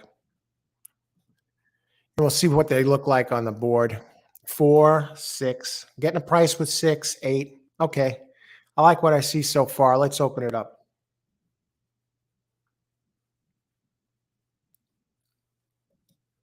Two, 5, 1, 6. Rich. All right. Let's see. Let's see what we got here, Rich. Let's take a look at that. 2 I looked at. 2 is a factor. It's one of the speeds. And I know the jockey is rough.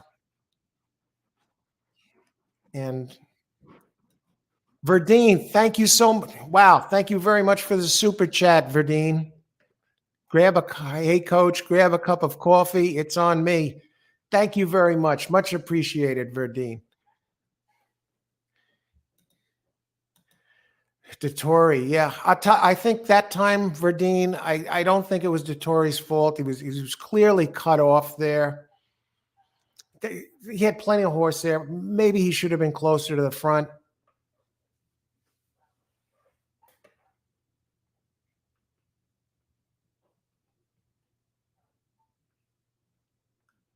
Who else?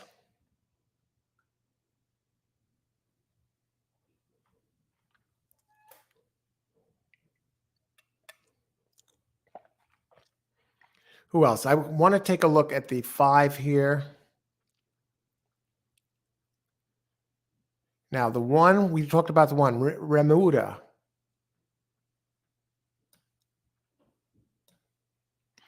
Bermuda is getting better. I mean, it's run at Tampa.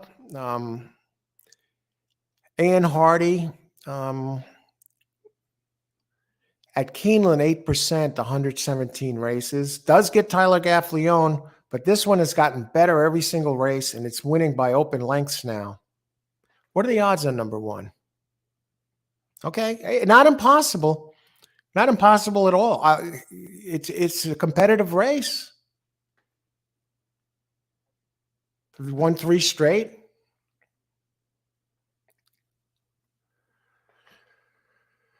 I still prefer others. It's not a beautiful horse. I mean, really, by the numbers and by 3 out of 4. running at Tampa. And the 5, what about the 5? Yeah, the 1 is moving forward. I know the trainer is a little sticky here. Only 8% out of 117. Let's go down to the 5. Embrace, very clean. I'll tell you, this trainer has some impressive numbers. 25% on dirt out of 907 tries. Rosario up. Drury Jr., the trainer, and Rosario, they're 1-for-1 together. 3 nice races. I would prefer Fitzpatrick to Embrace, but the 1 is the one that really catches my eye as a big threat in this race, and I think he gets pace to work with.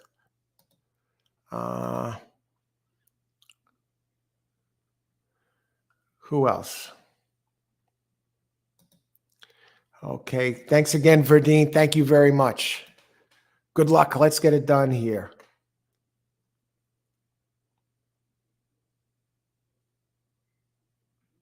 Andrew Craig, 724. Good luck, Andrew. Thanks for joining us today. And Tony Vasilino, for my pick 3, I showed 2, 4, 5 in race 6. Race 6. I got them off my computer. Luck if it happens. My real selections would be 189. That's who I have. I have 189. Those are my big 3 there next race. The only 3 I have. 86 years old tomorrow and starting to show. Tony, let's start celebrating the birthday a day early. It had that giant day the other day. Good luck today. But I have 189. Those are my 3 selections. I actually have 9 best. And 18 as the next best, but I'll probably end up boxing them. Good luck, Tony. John, 1 looks fast. Oh, 2516 was the finish of race 4. Oh, okay. But the 1 does look good here, Rich.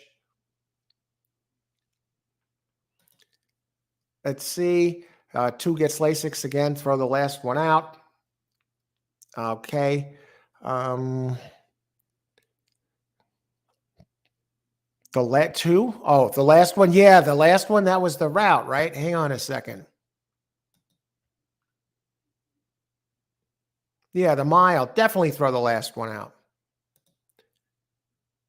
Charles Keeneland, 1 over 3, 2, 4, 8, 6. Exacta Tri Super Key boxed. All right, good luck, Charles. Charles has had some hits here on the show.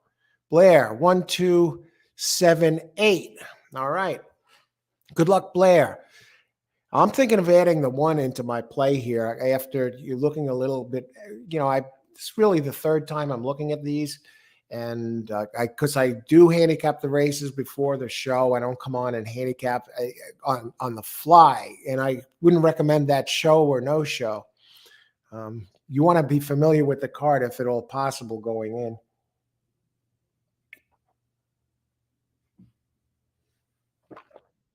Who else? Rich boxing 1, 4, 6, 9 exacta try. All right. I know what I'm doing here. I just want to double check my plays, see that I'm getting prices.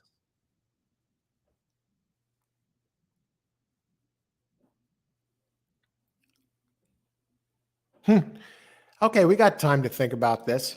Move on.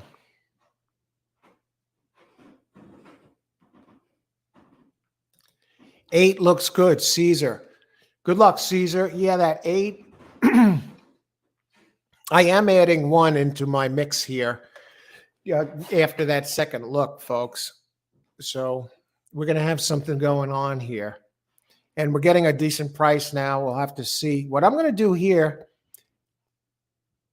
is look in advance at our look at 8.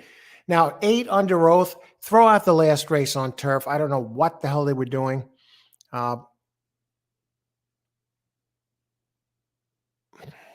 I like the race two back. I like the race. Now this one has that pattern going for it here. I tell you what, even 9 is live here.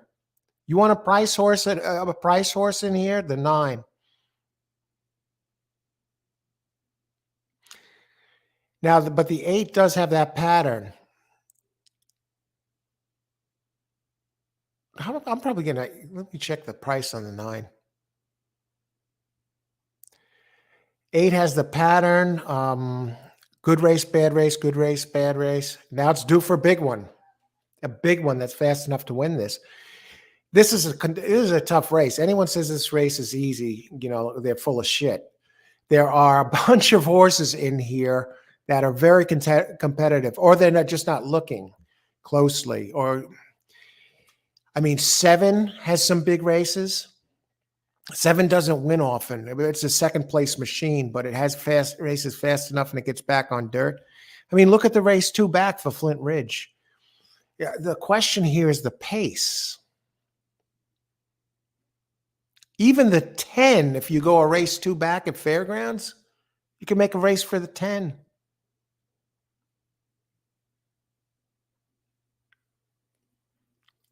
I mean, 5 looks too slow. 3 looks too slow.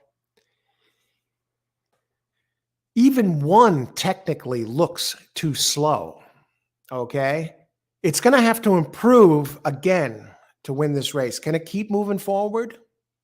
Now, it's run at Tampa all these races, and they got Gaffleone, but the trainer is only 8% out of 117 races. How many times can you move forward in a row? Now, it's coming off a 91-day layoff, and the trainer Hardy is 13% out of 215 races over 90 days. So I'm going to look to beat the one. Okay, I may lose, but I'm going to get a price, and I still like the other ones better. Like the 4. I think 4 is going to wind up being the favorite here. 4 minutes to post, and I may slip one of the longer ones in there. And look to get and cash a ticket. I want to make sure that I'm getting the prices I'm looking for. Getting a great price on the 7. 9 on the board at 12 to 1. They crazy?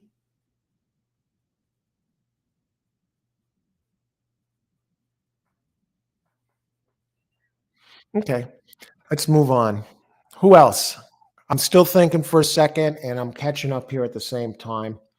20 to win on 1, Gaffleone. All right, good luck, Verdine. I'm concerned about the 1. That's why I'm not rushing to put in a pick here. Good luck, Verdine. You're getting a price now, too. We got to just move forward again, but it's not impossible. 15 win place show on 6. 6 is as clean as they come, running line. Ashley, good luck, Rich. Ashley, pick 3. 1, 8, 4, 10. I like that. 10 scares me. That race 2 back. Good luck, Ashley. It is wide open. Where's Austin today? This would be the race to almost hit the all button. I like to usually eliminate some horses.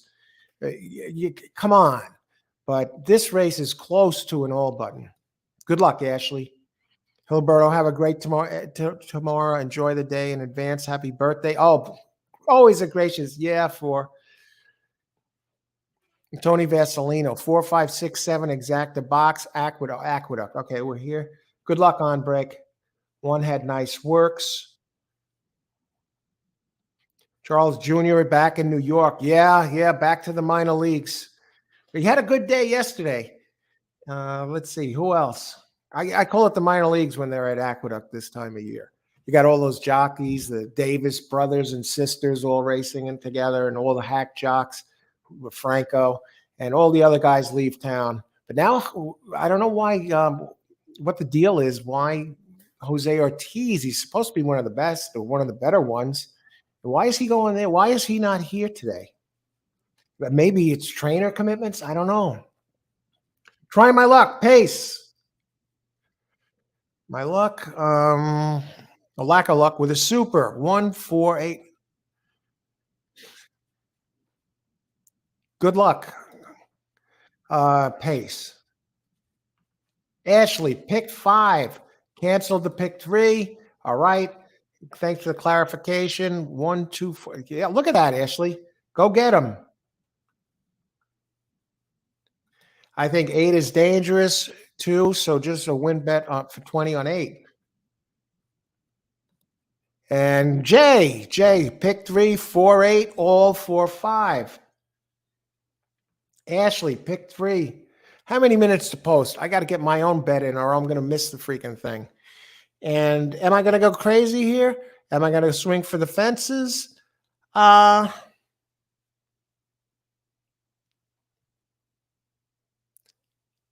Let's do it. We'll do the 4 horse exacta box. What the hell? I like 3 of them, and there's one that concerns me. Race 5, and I'm getting a price. Keep it simple. All the ones that I liked initially here.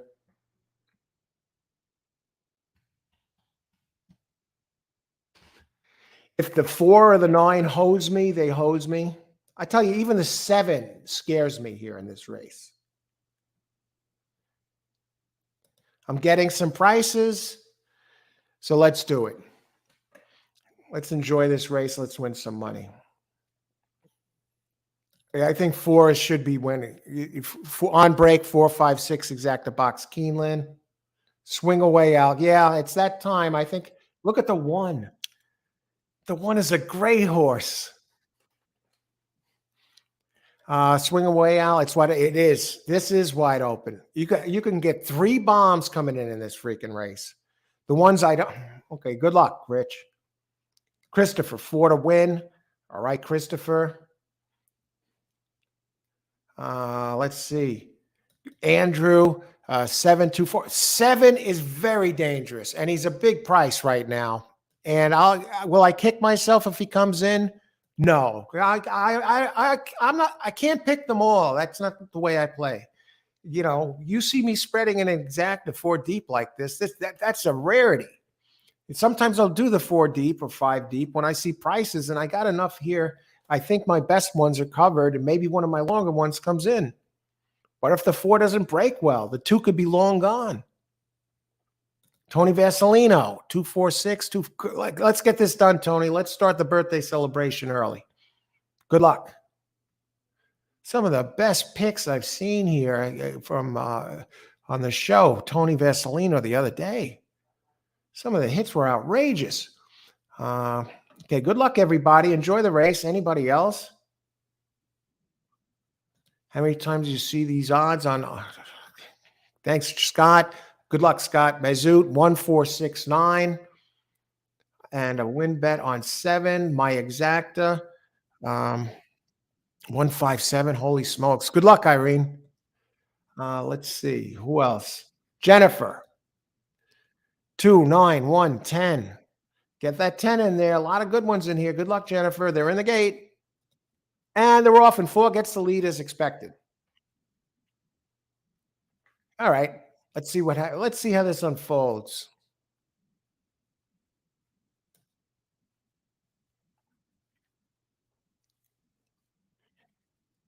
And we got 8 coming. That's Pletcher on the outside. 9 is coming. 1 is hanging around. 7's starting to make a move at a big price. And they've still got a ways to go. At 4, I mean, he heads up. Here comes 7. Here comes 9. Here comes that 10.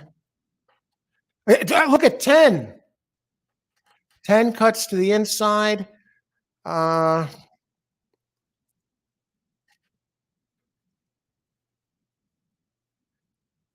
right. Oh, 410. Or was it 4? Yeah, I think it's 410, folks. At 10 gone him. 10 nipped the 8. Oh, my. Look at Irod or 4. 4 clearly the best in here. And that 10, I know some of you have the 10 in there. I thought it was 4-8. I thought we were home, but that 8, that 10 made a sneaky move. Let's see if Irod did this. What do you do here? Yeah, look at 10. He zips through, comes across on an angle. Beautiful riding. What about the 7? Now, Irod looks like he still has the 10 measured, but watch this move by the 10 very late. Yeah, he nailed him. I did it. He nailed Irod. And I know one of you have the 10 here. Oh yeah, clear. Hey, 10 almost won this race. I love the replays they have at Keeneland most of the time. Look at this. How does Irod get it? Where's that finish line, folks? I tell you what, that 4 damn near lost. Did the 2 blow the break? That might be the only reason why the 4 won this race.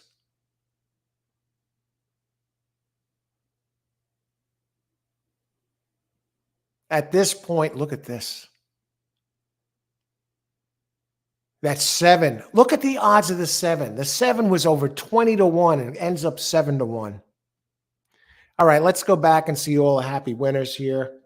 Great job, everybody. Tell you, this is not.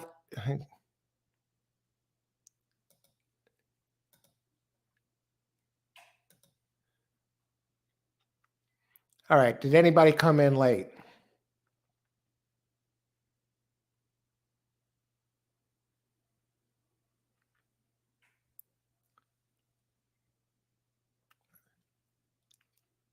All right, Tony, you're alive in the pick 3.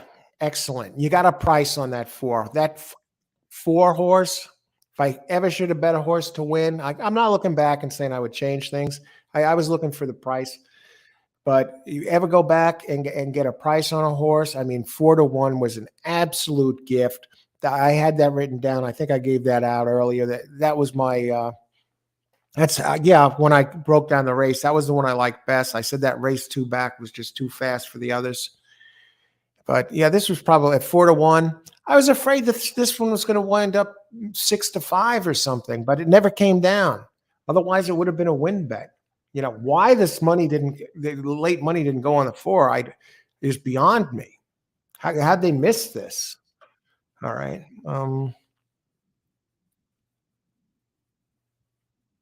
I'm looking for the play here. My play. I whiffed, got the 4 done. I thought I had the 8 done, and even that wouldn't have paid much. With the 4-8, if need Irod to do something, hang on. Where is this guy when you bet on him? Let's see. What would the 4-8 have paid? All right. On a $12 play. 4-8. I would have got back 22. I would have made $10. I was looking for one of the longer ones to get in. But hey, who else? Who had this?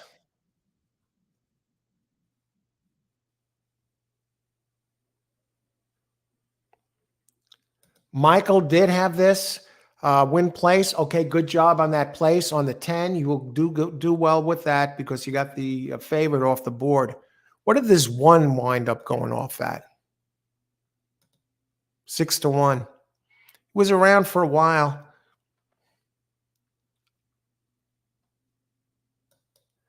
See, Mike Joyce just mentioned that Turfway Park horses have been doing very well at Keeneland. Yeah, we've been looking at that. We see so many Turfway Park and other Torpedo horses entered here, and I'm just wondering if there's something with the soil here at this track. I mean, we even have a lot of turf, Irene. We even have a lot of turf horses entered on dirt races here. Very strange. Thanks for sharing that, Irene. Who else here has this?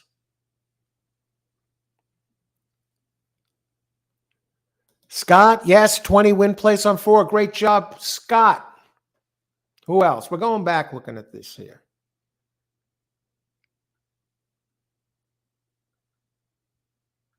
So we have Tony Vasilino alive in the pick 3.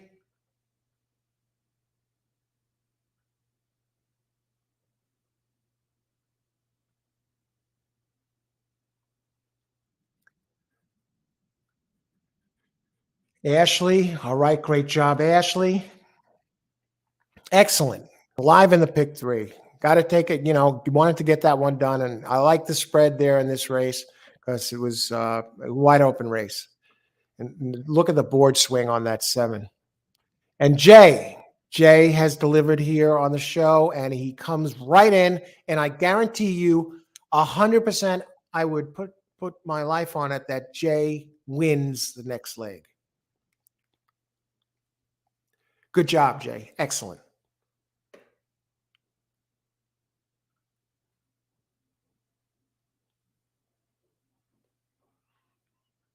All right. Who else here?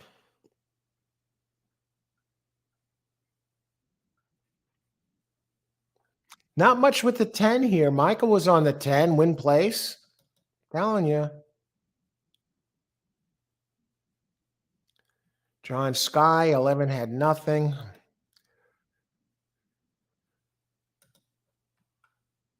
Oh, I guess you're at another track. Okay, who else?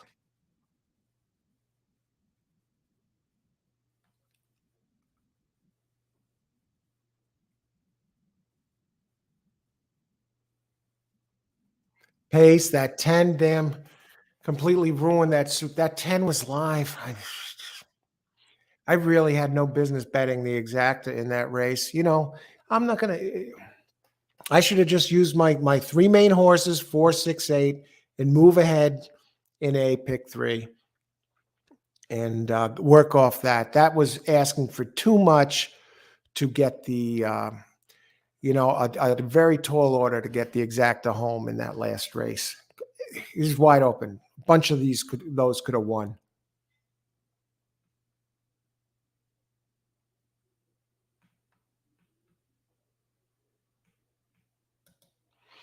See, the 10 is getting hammered.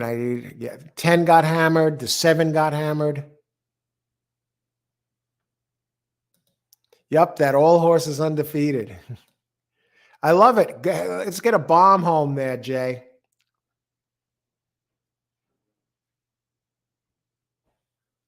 Let's see. I suppose the 1 was outclassed, Charles, but next time out wins the stakes race on a dirty form. So I'll tell you, we kept moving forward. Was a scary horse there, Charles. Tough, very tough. I was on the fence between that and the other one that I added the 2. Who else? I'm not sure how I didn't see the power figures. The 10 was top of the chart. That 10 had that race 2 back that really fit. But there were others that had races like that in here.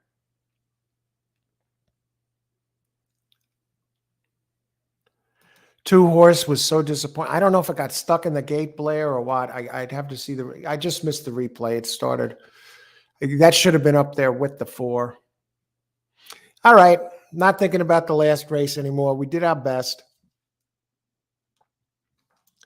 I'm saying, yeah, maybe I should have just bet the 4 to win, or maybe I should have played the pick 3. Yeah, I should have played the pick 3. This time I'll learn from it. I'm not going to be a hard ass about this and say, oh, yeah, I did the right thing.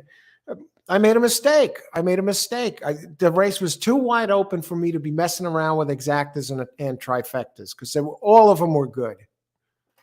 Just about all of them. There were only a couple of them you could have tossed out of there.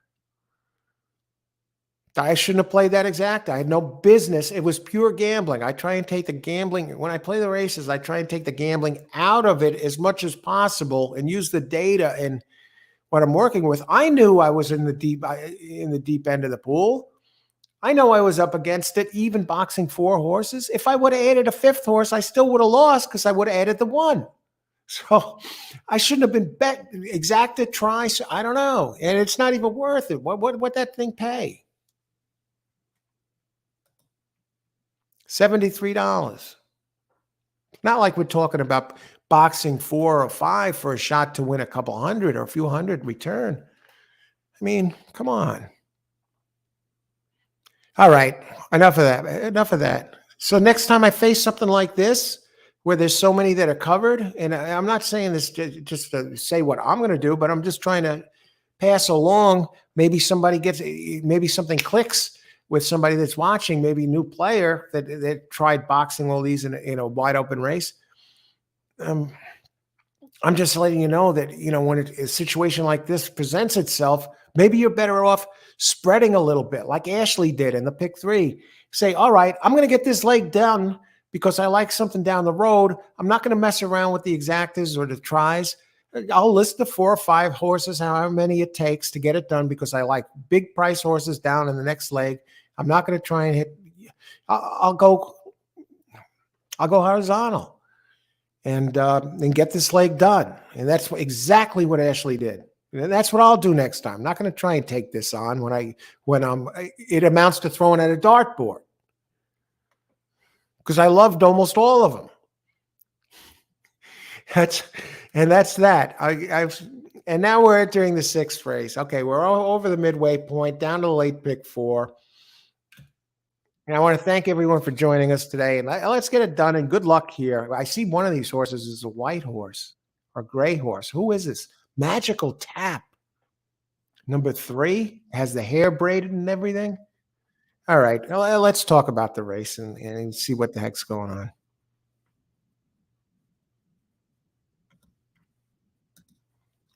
Oh, I don't like this race. Okay.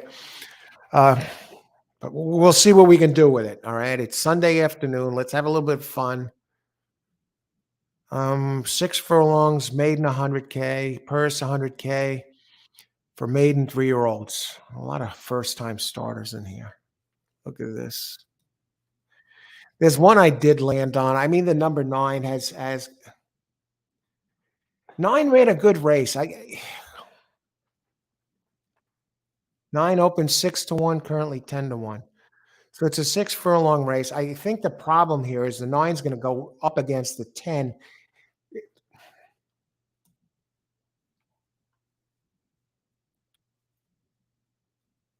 Ten gets laced. Okay, 9 Wild Thinker.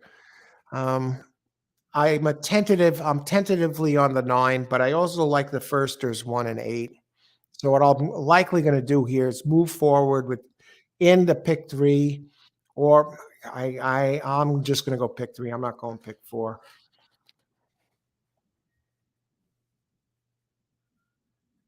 Maybe I will go pick 4. No, I'm not. Okay, but I'll do something with these 3. 9 Wild Thinker, Eddie Keneally. The 10 does get first-time Lasix. I didn't like the 10 at all.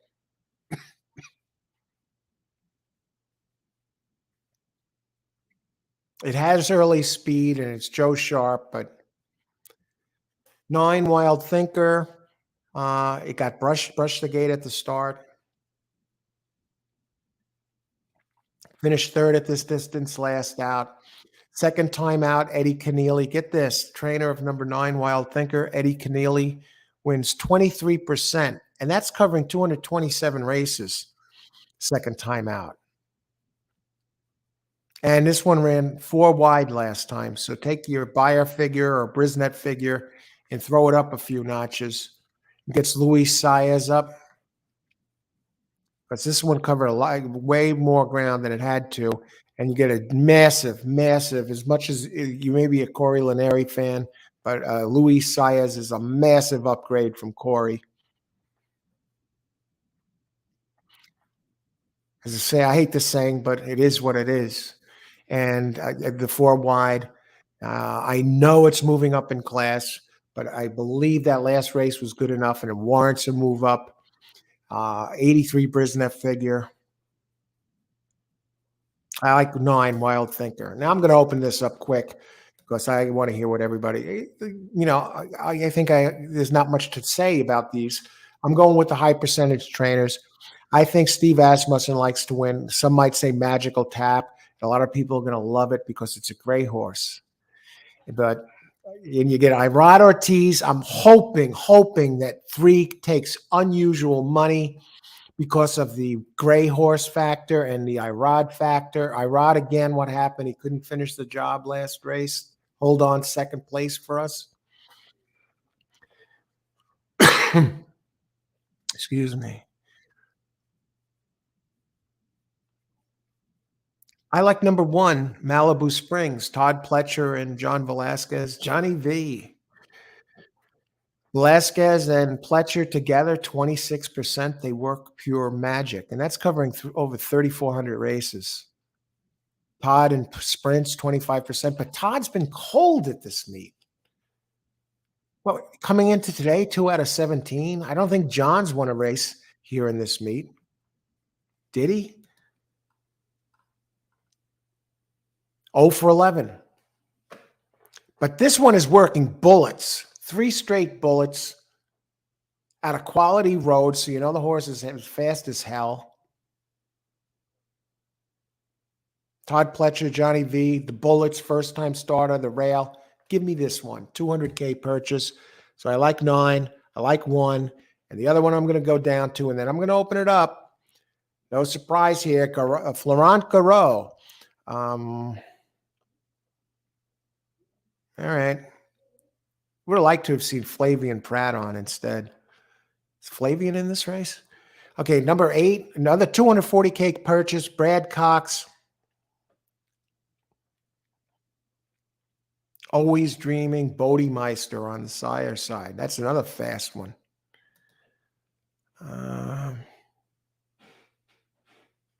Garreau, Florent Garreau. Get this, Brad Cox and Garreau together. 1,700 plus races. You know what this percentage is? 27%. In the money together, 58% of the time.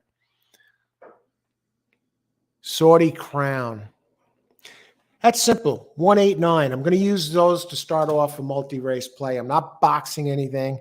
I'll let you see what you have to. I'm opening it up now, and we'll look at others as I comment on your selections.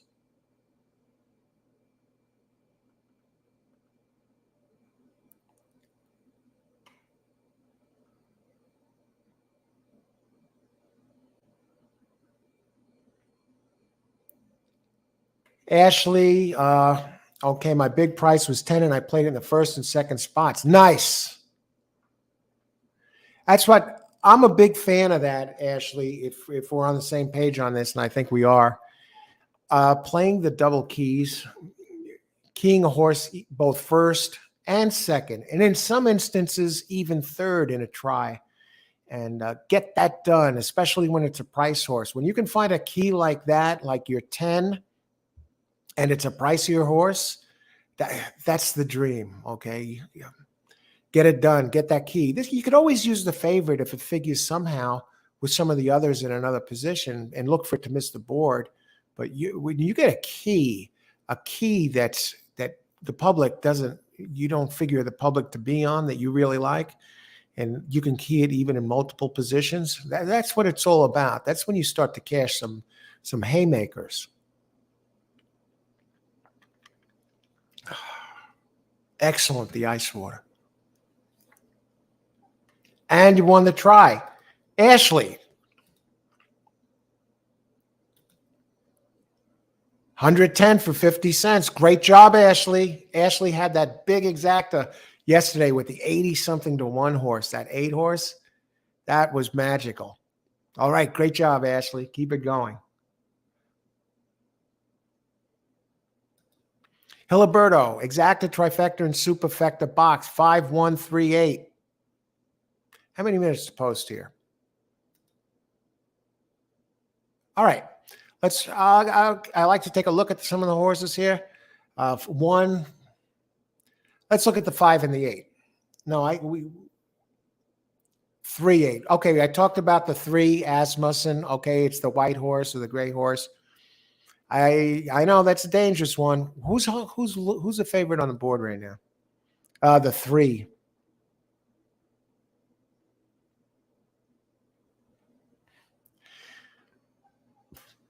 I'd look to beat it. You know, are they betting the 3 because of the gray horse or Irod or Asmussen? I think Asmussen likes to win better second time out. Let me just look at the works on the 3. Yeah, this one's throwing bullets too. That's a 450K horse. All right, Tap It, American Story, Ghost Zapper. Dam has 4 winners from 5 starters, 2 stakes winners.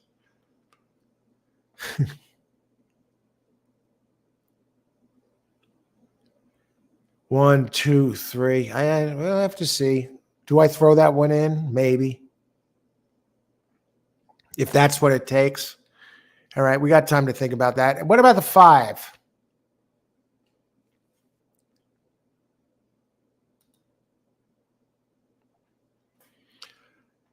A little concerned about the trainer, Paul McGee.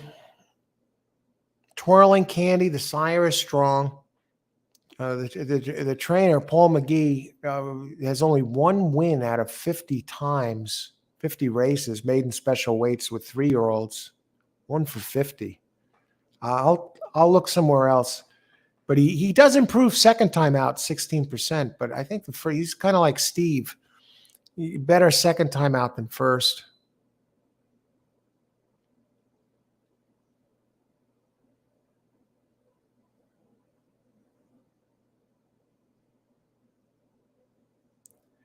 Eight. Well, I have the 8. Yeah. Okay. So we covered those. Who else? All right. Let's move on. Let's see. Who else? IROD time? Maybe. You know what scares me most about these? Well, what scares me most about this is the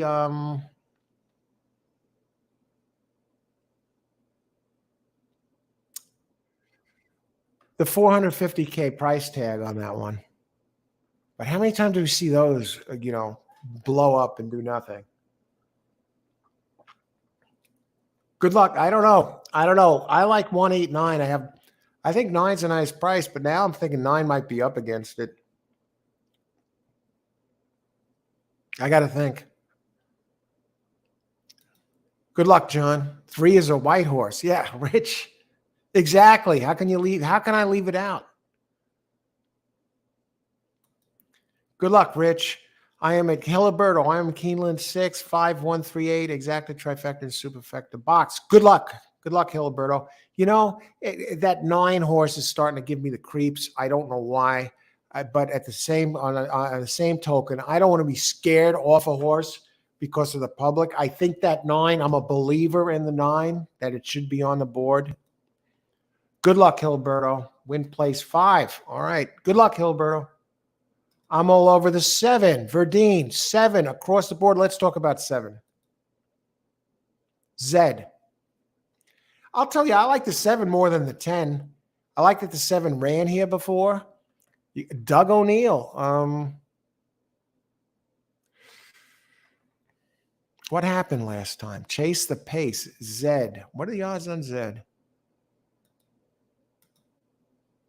10-1. I mean, as far as the ones with experience, this is the second fastest one with experience.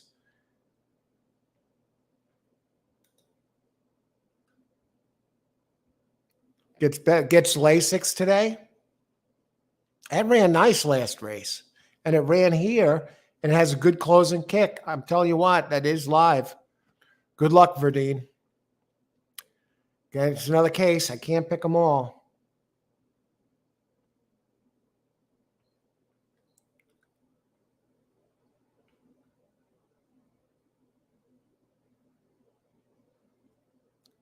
Who else here has a Keeneland pick? My pick 4. My pick 4 is 53684761. Good luck, Hiliberto.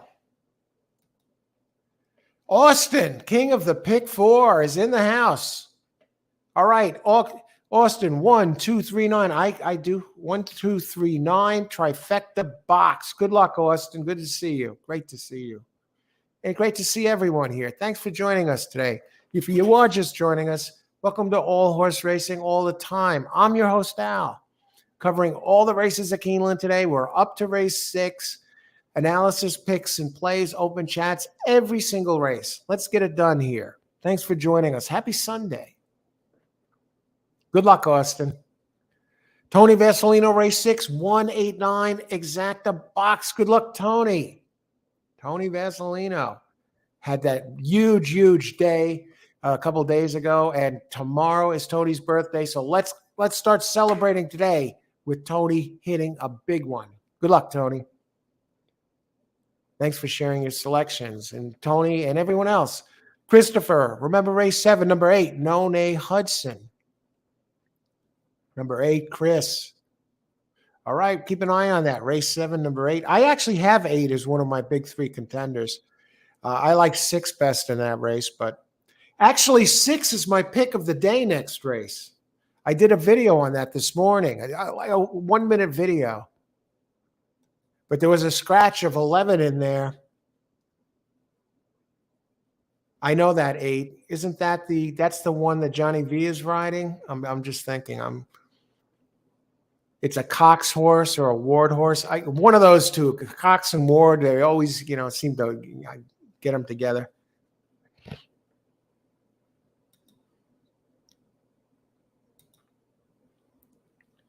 Who else?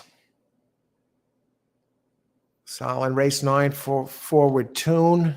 Okay, you like 8 next race, and race 9, number 4. 4 I have is one of my contenders too. Not my top one, but one of them.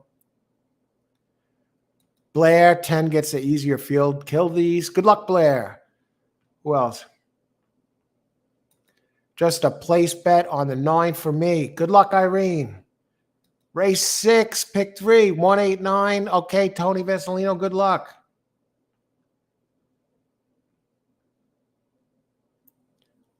I'm on this 8, Pace. Good luck, Pace. Okay, I'm putting my play in.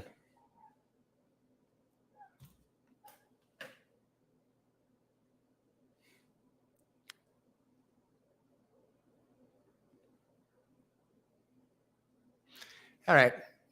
We'll do it this way. Pick 3. Race 6. Pick 3. I got to do it.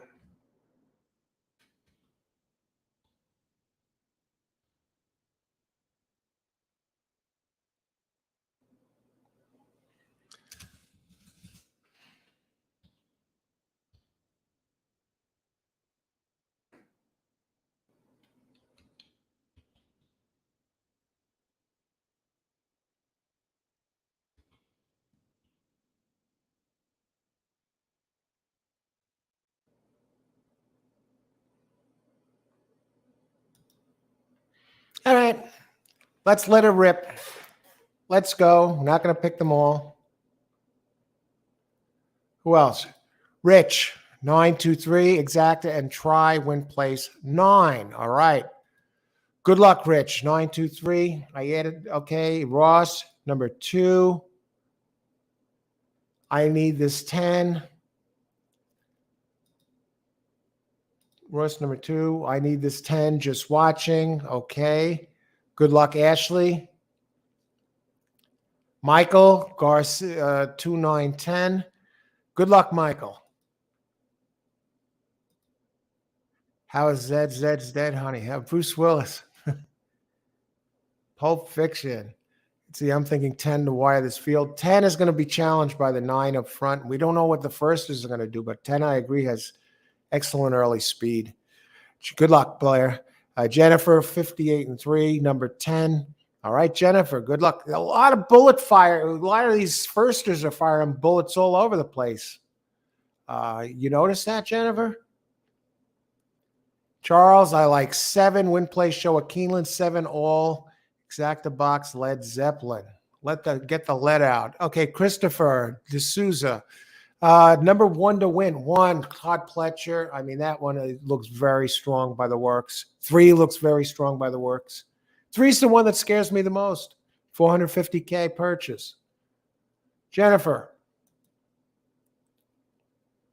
Okay, 10-9-1-3. Good luck, Jennifer. Let's see. I like 1, Scott Walden. I like 1 with Little Fred. He is cold on the board. I was afraid of the 9 with that, and I said, you know what? I'm going to use it. I believe it's the fastest. It's the fastest one that's run so far. I'm not going to let the board scare me off and then get screwed. I'd rather lose than lose. Blair, 3-9-10 Keeneland. Good luck, Blair. It looks solid to me. I think that 9 is. I got to watch the 9. I left the 3 out. All right. I don't want to let the board bully me off my horse, then get pissed off afterwards. But then you'd want to have the same exact, ice water in the veins, folks. Let's go 7. Verdine. Verdine is on that 7. 40 to win on 7. Good luck, Verdine. And Charles, Greg, 1, 2, 3, 8, 10. It looks like you got them covered there, Greg. Good luck. The 9, hopefully, look at that 3 horse. The 9, though, is the one that I think is dangerous. Okay, 2 to show on 2. What about that 2? 10. Dallas Stewart is 10% first-time starter. Out of hard spin. Not impossible. What does this board look like? Oh, brother. Okay, good luck, Ross. 2 to show on 2. See the 9. 9 has come down a bit. Now 6 to 1. Okay, and they're off. And there goes that 9-10 duel that I expected. And 9 shifts to the rail. 10 is outside. And here comes 1 up the rail. Really flying. And here comes the 8. All the expected participants here in this race. But 10, look at this. He does look like he's gotten out front, and he's got to jump on this crew. And he might be gone, folks. What are the odds on some of these? The others are dead on the board. 10 is all the way down to 2 to 1, folks. 9 hasn't given up hope yet. Very interesting. 10 cutting the corner. 8 trying to run. 9 trying to close. It's 10's race, really.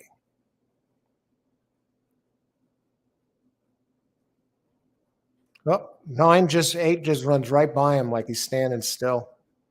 Maybe I should have played the exacta box. Jeez. All right. I should have played the exacta box. Nah, I shouldn't have. I'm alive in the pick 3 with a 5 to 1 shot. And another great horse. How can I go wrong? I left the 3 out. Where was the 3 this race? Was he? I don't know. Oh, there he is. Who was the jockey on this 10? He had his race all to himself.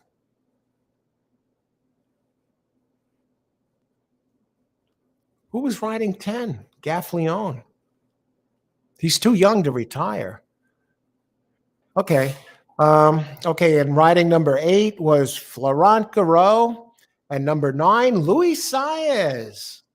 And for this 8-9 exacta, hopefully some of you had it. I move on in the pick 3, and I said I like 1-8-9 best. If I would have boxed the exacta, it doesn't matter. It's over. 8-9. That's a $72 exacta for $2. But and we move on to the next race. Let's go back. Let's see all our happy winners here. That was my play. 1-8-9 with 4-8-6. That 1 came for a second. 4 with 4-6-8 with 3-6-7. All right. Let's see. Anybody getting late picks in here?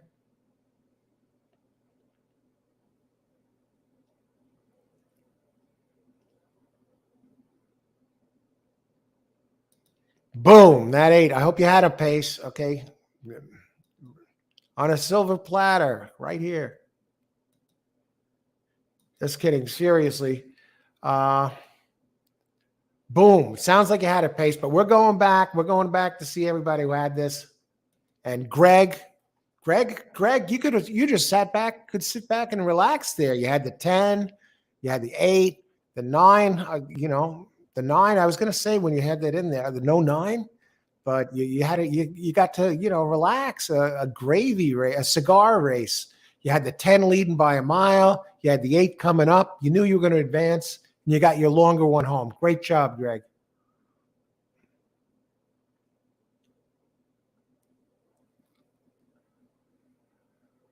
Who else? I'm looking for winners. I'm looking for 8s here.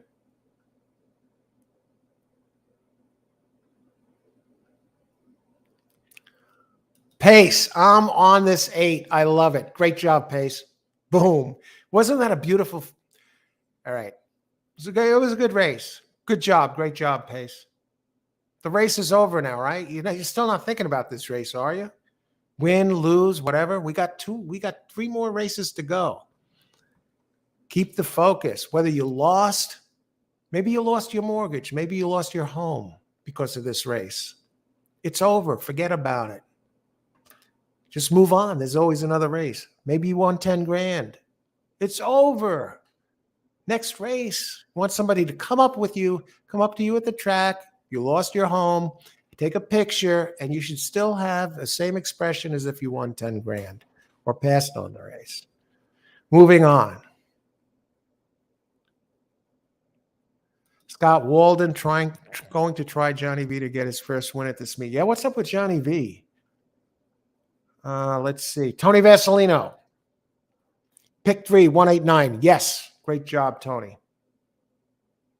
Excellent. Excellent. Good luck. Keep it going, Tony.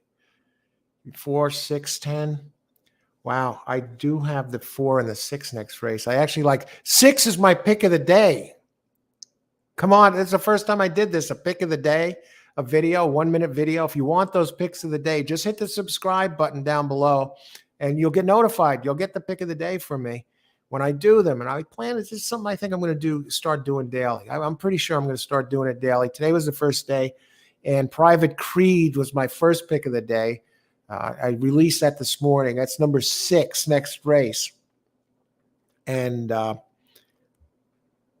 okay. So anyway, if you want those picks of the day, hit the subscribe and then make sure you hit the bell. Hit the bell a couple of times to turn the bell black. Some people have said before. Irene mentioned that sometimes I get the notifications from Al. Sometimes I don't. The only thing I can think of is make sure that bell is clicked twice to turn it dark. Subscribe and then click the bell twice, and you'll automatically get notified. You don't have to click on the notify. So anyway, that's how it goes there. And then Christopher, yeah. So Christopher's on 8. I think 8's very solid next race.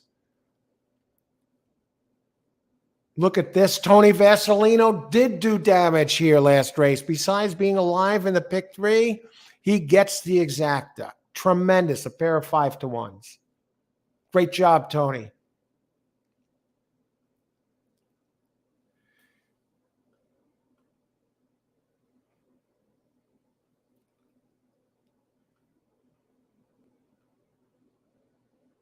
There I continue. I start off the pick 3. And if you notice that I do have that 8 in there, Christopher, I do have the 8 in there in the pick 3 here next race, the pick of the day, the 4, then also the 6 and the 8. The one thing that concerns me a little is the scratch of the 11.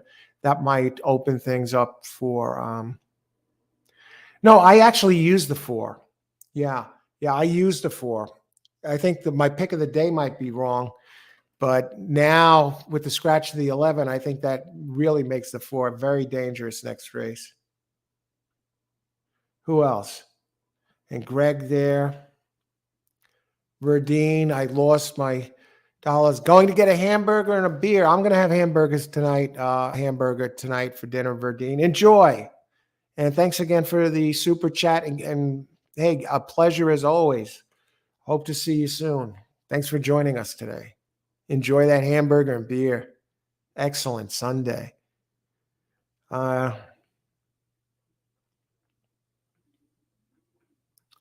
See who else? James. Hey, thanks for joining us, James. Good luck today. May the horse be with you always. And everybody else the same.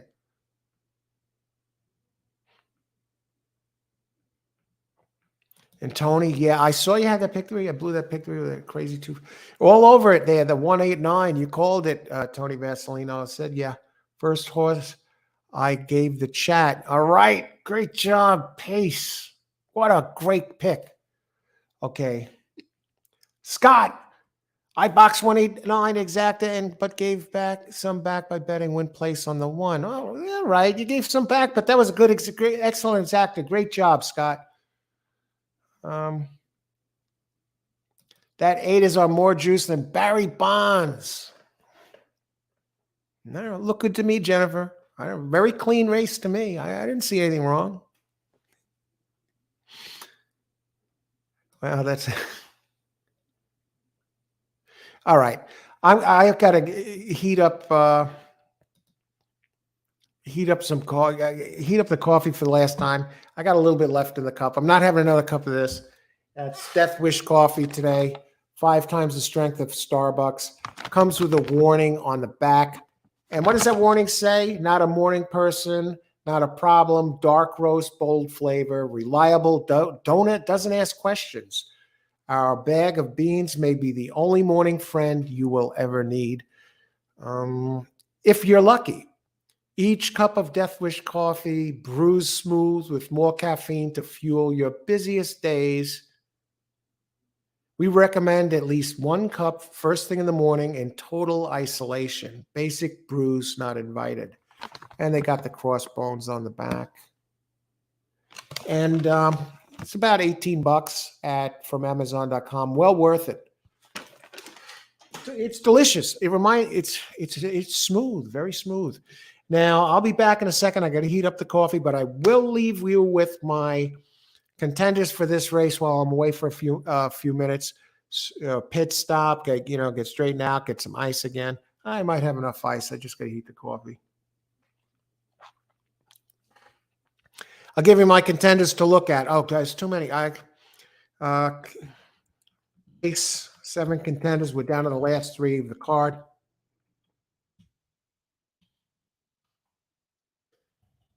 Number 6 best.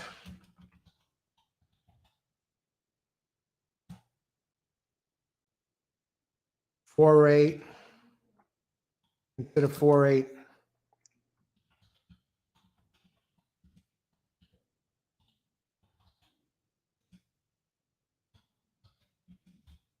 And 5 with a question mark. And Christopher also said, remember the number 8 here. So I'll be back in just a few minutes. And then we'll get cracking on this. So be right back. Thanks for joining us, everybody. Let's get it done here. We got a third of the races left. And all it takes is 1 to hit a big one. And we got some things going on here. Okay. Be right back.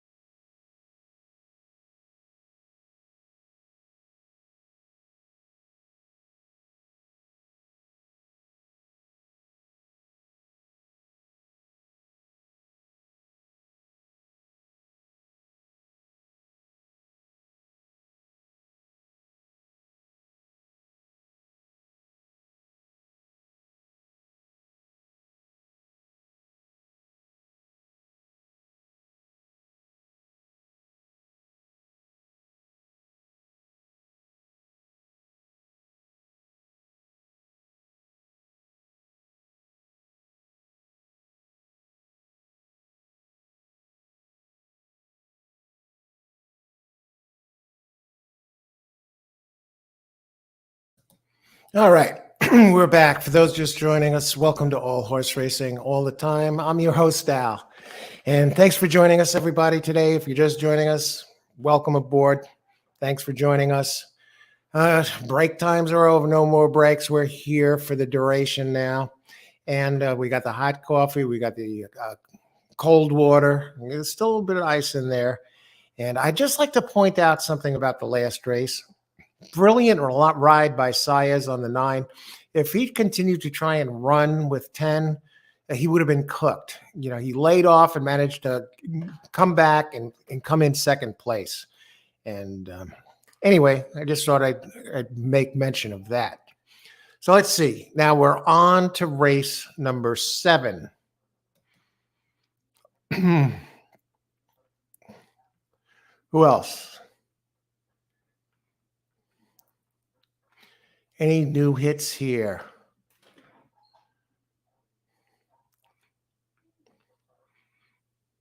Another tough race.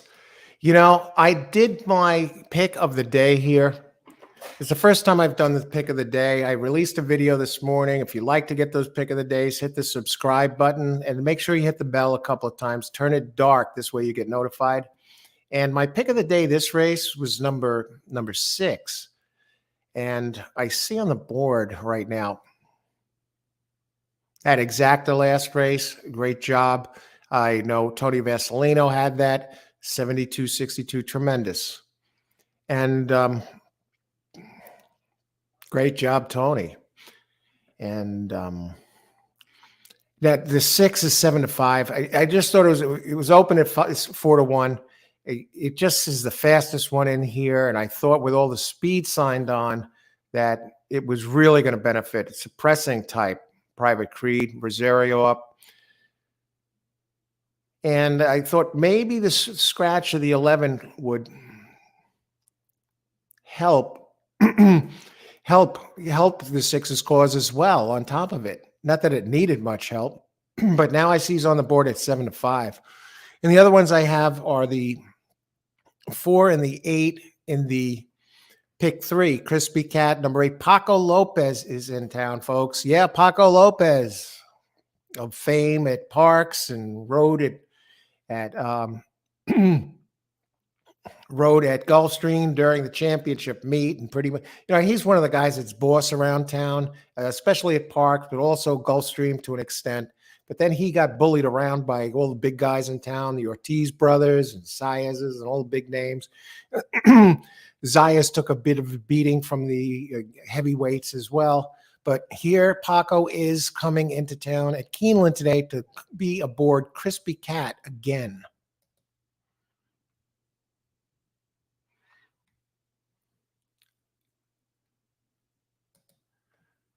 Let me bring this up here. We'll talk about this race.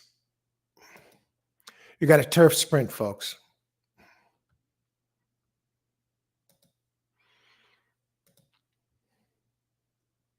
And Christopher told us to remember the 8 in this race. And I like the 8 too. The one that concerns me a little bit is the 5. Actually concerns me quite a bit. But I wasn't going to pick them all. And do I want my pick of the day to win here? For bragging rights on pick of the day, it'll be okay. But technically, I have to root for the others as far as the way the money is. I mean, I have 6 and 8, 4 and 8, which are paying more. Race number 7, 5.5 on turf. Only the 11 is scratched, and the scratchy 11 really helps the cause of number 4, Crispy Cat. Yeah, Paco Lopez rode this one to victory last time in a stakes. And this is a stakes race. It's the Palisades Stakes, $250K. So this is 5.5 furlongs on turf for 3-year-olds. So this should be one hell of a race.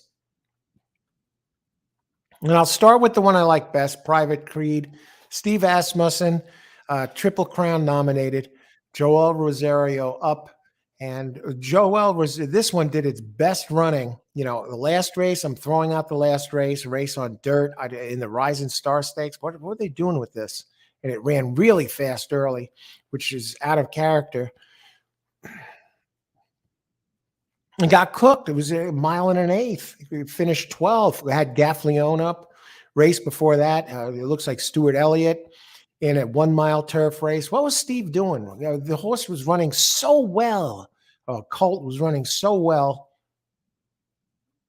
at in sprints. It gets back to sprinting, and it was running extremely well with Joel aboard. During the 3-race stretch, won 2 out of 3 races. Finished third here in a G1 in November on Breeders' Cup Day. 98 Brisnet, finished third, only 1.25 back. But it says this one has multiple races and sprints that could kick the ass of the others. So that was my pick of the day, and now it's on the board at 7-5. Now let's go down and talk about some of the others. We'll begin with number 4, Crispy Cat. Excuse me. Now, the best thing I like about Crispy Cat is its speed, early speed. And I like the Jorge Delgado at Keeneland. He's 1 for 3 here. Okay. Paco, he's 0 for 7 here. A bit of a concern. I think he'll be part of the board. I mean, he should be the early pace. With the scratch of 11, it really helps his cause. New York Thunder, an undefeated entry with giant early speed. And also was an entry from Jorge Delgado. So maybe he wanted, I don't know. He would have had 2 entries. Maybe he's just going with this one now. He doesn't want his both of his speeds bumping heads. We'd have to look into that. But 4, Crispy Cat, a first and second at Gulfstream, had been running outside of the U.S. Should save a lot of ground. It's speed and inside. Delgado at Keeneland. Delgado and Paco Lopez together covering 32 races. Get this, these 2 guys, 34% together with a 2.09 ROI. 34%. That's why Paco's in here. He said, Paco, you're going to Keeneland. I know you're going to be facing better jockeys. Don't be afraid. Just let Crispy Cat carry you along, and you'll be okay. You'll be okay, Paco. So anyway, Paco's up. And Delgado, 23% in sprints. That's covering 728 races. Others are faster, but not as fast early. And the other one I'm looking at is number 8, Stormy Daddy. No, I got scared for a second. Stormy Daddy is number 9. No, I don't like Stormy Daddy at all. Number 8, Nonay Hudson, Irish bred. Won its first race at first asking here at Keeneland, at 4.5 furlong race, and did win by 4 lengths, but that was on dirt. Now it's on turf. It's kind of been hanging around. Came in second, and will lengthen a quarterback at Aqueduct. It bobbled at the break. Its lone start at Keeneland at this distance, but still managed to come in third, only a length and change back. And a 162-day layoff for Wesley Ward. Did finish second at Saratoga in the summer on August 19th, and by a length and a quarter back. Johnny V is up. Johnny looking for his first win here. He's in his 50s now, early 50s. I don't know if he's thinking about retirement. I haven't heard anything. But Wesley Ward and Johnny V together, 23%, covering 447 races. And this one just has the numbers, very solid. Irish bred, definitely a player. Now, the one that concerns me a bit is number 5, Gaslight Dancer. This is one of those that just keeps getting better. If I'm going to get knocked out of the pick 3, I'm going to get knocked out with this one. And this one just keeps getting better. It goes back to sprinting. It ran in a G1 at a mile here. And I just wonder if this one likes it a little bit longer. So I went with the others. I just like the sprint aspect. Gaslight Dancer just keeps improving. Michael Maker and Gaffleone, the leading jock here. 19% had that win earlier, where it looks like he interfered to me. I thought he cut the horse off the 4, but some of you say he didn't. But I know my eyes didn't deceive me. He just zipped in front. But hey, that's the thing with horse racing. Everybody has an opinion. And anyway, this one with Gaffleone and Michael Maker together, Gaffleone and Maker, 18%. That's covering over 1,000 races. Yeah, so you got to respect it. And this one keeps moving forward. Definitely has the class to get it done. And I will say this. A Gaslight Dancer, as far as this goes, it's an early speed type. One of the things I didn't like about it has early speed, but it doesn't have the early speed that the others have. Others are faster earlier as far as an early speed, like Crispy Cat, for example. But we'll see. So those are my picks. I like 6 best and 4-8 next best. I will decide how I use this. And Christopher said keep an eye on 8. He's on that Johnny V horse with Wesley Ward, number 8. How many minutes to post? 0. I got to get the pick in, folks. Actually, I am going to sit tight on the pick 3. I will say this. No, I'll do this. Race 7. Let's do it. Now, race 7. 4, 5, 6, 8. Try box. Let's do it.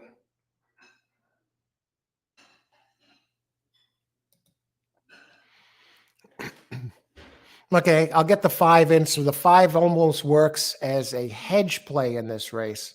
So good luck, everybody. Let me get this in. Wow, getting in already. Let's get to who's on this. Charles, Win Play Show 3, Keeneland. Good luck, Charles. 13 to show, 4, 8, 13. Good luck, Rich. I'm going with you 6, John Sky. Good luck, John. Go get him. 10, Jennifer, 10, 4, 5, 8, winch 4, 10, show 4. Go get him, Jennifer. Tony Vasilino, race 7, 6, 4, 10, 12, reverse, pick 3, 4, 6. Sounds okay, good.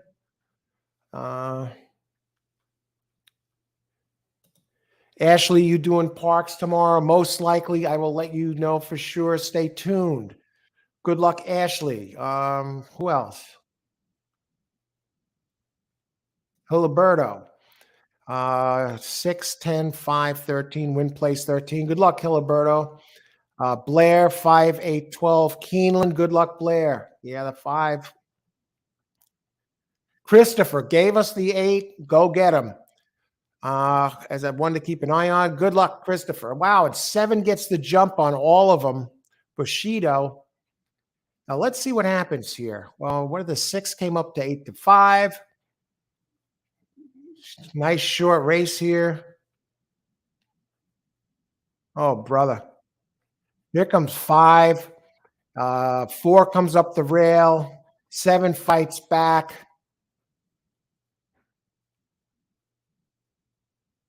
Tough way to get knocked out, folks. The 5, the one that I feared, does get it done. Wow, was that the quickest race in history? 5 got 6 to 1. I had the 5 with question marks. Where's the 8? Where's the 6? We don't see any of them. No sign of any of these guys. Where was Paco with his speed? Paco. Now he shows his speed. And for a second there, I thought, look at this. I'm going to get the try. And the one horse is 51 to 1. 6 was what a dog. Holy smokes. All right. There goes the pick 3. There goes there it goes, folks. And for those of you might be wondering about this exacta. 5-1, 2 of a kind. Now, 2 of a kind, I believe, wasn't that a dirt horse?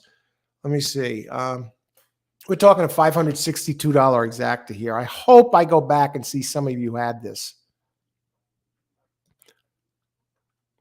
Yeah, 1 was a dirt entry. Brian Lynch, that's the best thing I could say about it. It did have a race at Belmont on June 9th. It's been running in Stakes Company. It won its first two races, a first time on turf. And Lynch, always a threat. He's 15% going dirt to turf out of 299 entries.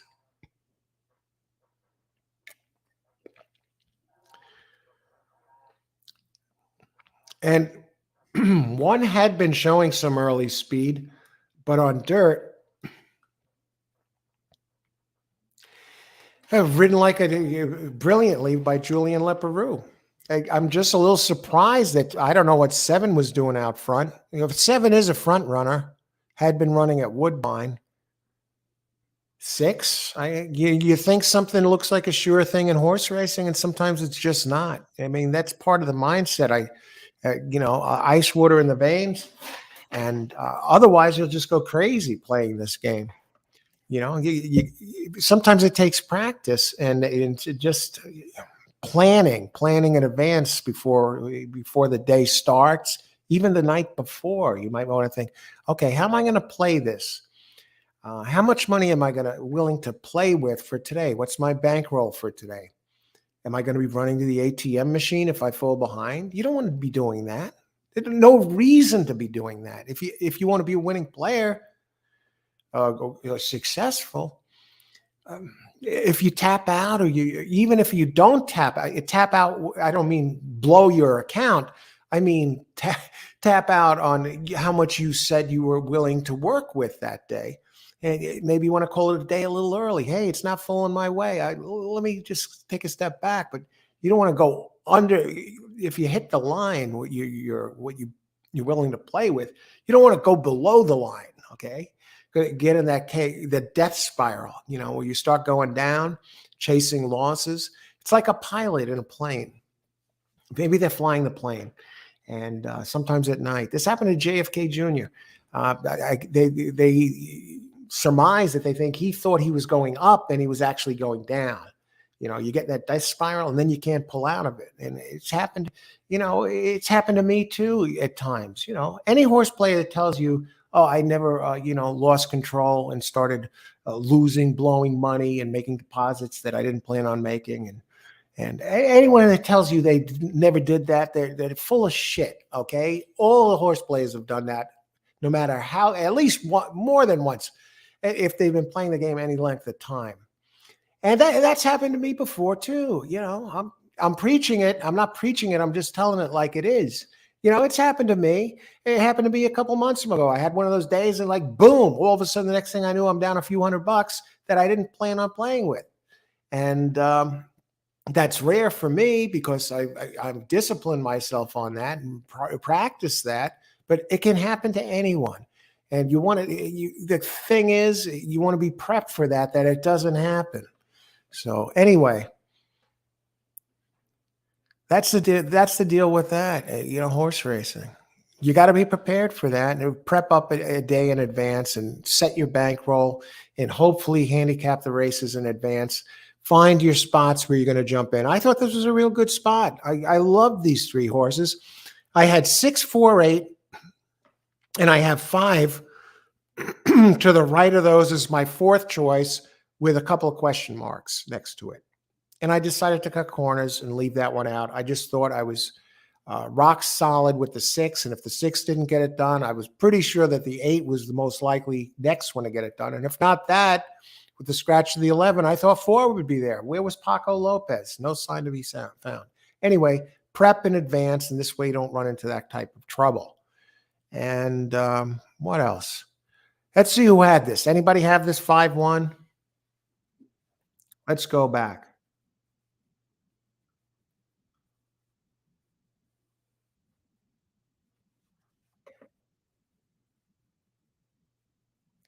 I like the 4, but still 10 minutes to post. At 6-1 on Ward, maybe hard to pass up on. Let's look. 5-1.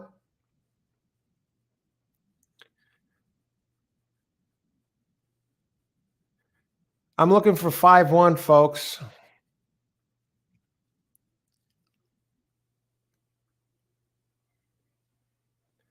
I think we're pretty much covered here.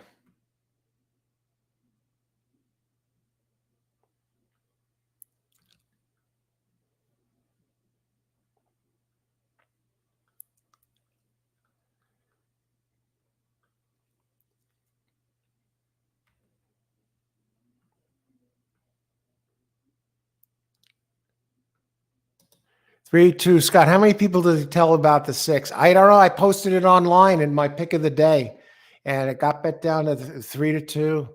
But so whoever read it online or heard me say it here on this show, that's how many people I told. Probably right now it's in the thousands. I wouldn't change it. I love that 6. But hey, 5 was better. And I don't know where the 6 was.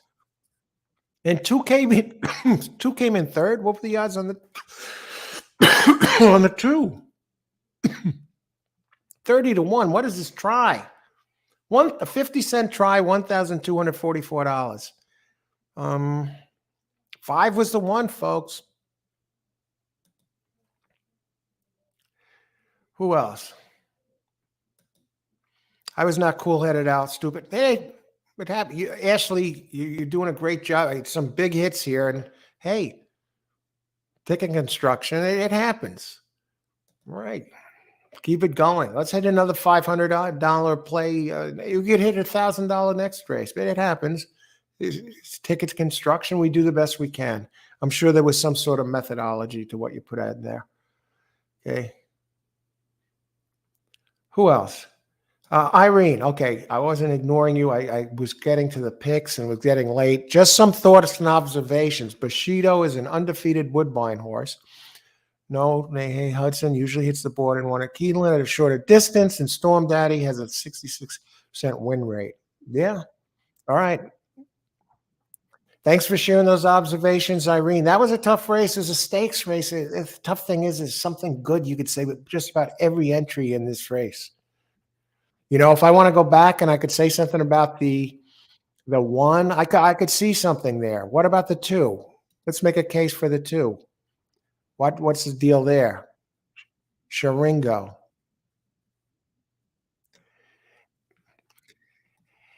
So many times, and you bring up something excellent here, Irene. You got Bushido was undefeated in 2 starts. Okay, and you get Saez up there, and it had some early speed. What about the 2? Lightly raced Michael Maker, and you had Lanfranco Dettoria. 3-year-old has every right to improve. It got out of the gate slow last time, but the race 2 back at this distance, it won by 6 lengths. Michael Maker trained. He's 18% at Keeneland, going back 1,100 plus races. No, that's Fadenhouse. The other one gets back to sprinting at Aqueduct. The 3, I could I'm making a case for the 3 there. Number 2 had Irad Ortiz up. Now, if you look back at the race, November 5th at Aqueduct, the stakes race, did finish 4th, but only 3 and change back, and it had a bad start. So he gets back to sprinting, number 2, Sharingo. And this time, most likely will not, with a clean start, breaking inside, should be able to save some ground. And you have Irad up, and Irad and George Weaver together are 17%, and Weaver at Keeneland is 13%. And second off the layoff, Weaver hits 19% out of 314 races. See, you could find something with all of these here, especially in a race like this, even in other lower level races. Otherwise, the horses wouldn't be entered in any race. Unless sometimes what happens is this. Sometimes the track might ask a trainer, listen, we need to fill this field. Can you do it? You got somebody you can enter in this race? And they'll fill the field with, a couple in there that have no shot. But otherwise, especially in a 250K stakes, you could look up and down. I mean, One had things. One won its first 2 races, had some early speed. Brian Lynch going dirt to turf, 15%. There's something good that can be said for all of them. And I'm saying that, and thanks for sharing that, Irene.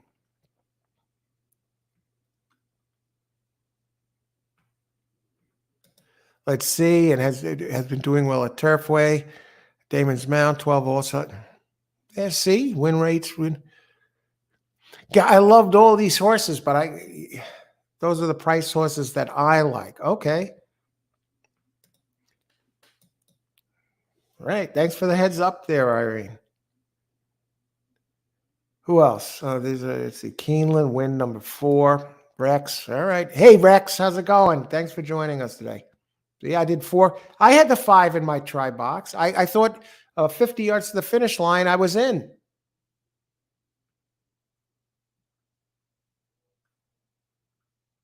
All right. Doesn't look like anybody had the 1 in here.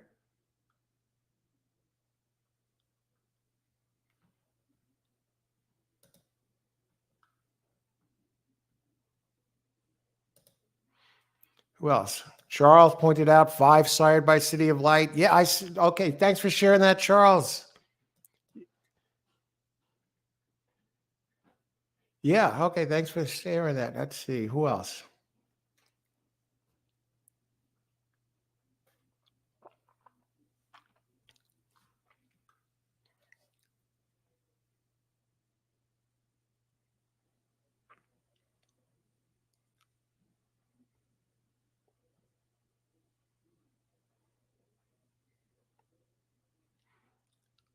Tony Vasalino. 137 exacta box.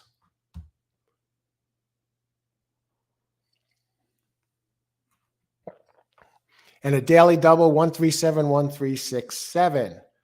Okay, good luck, Tony Vasalino. The picks are coming in.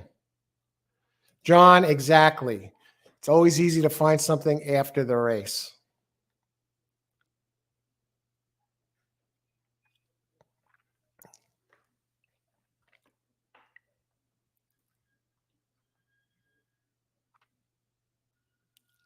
Bushido was the rabbit. All right. All right, let's start taking a look at the next race. On to race number 8. Now, this should be a good one.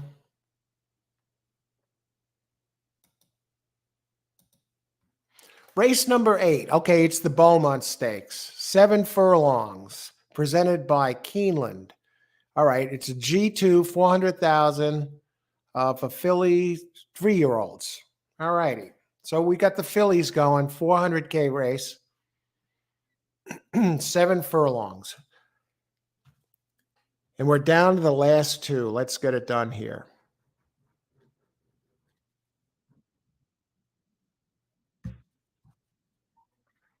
Race number 8. Any surprise scratches? 16 minutes to post? No.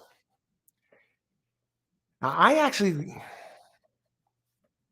this is a tough one. I know the 7 is going to get crushed. I think the 3, at 3 and 7, they're both speeds. Number 3, Stonewall Star. You get Luis Saez up with Horatio de Paz. Now, Horatio, when he ships, is 11% out of 73 races. Has the second highest Brisnet Prime Power ranking, and second highest Brisnet Prime Power ranking. And Horatio in graded stakes is 7% out of 14 tries. But the last race, it's big early speed, and the last race really jumped out at me. It looked like a good, clean. It got bumped at the start and still went off and won by 11 lengths. And it won by 11 lengths at this distance. It's been running in stakes races. This is the first race fast enough really to be in contention here against the number 7. It all goes through 7 and 3.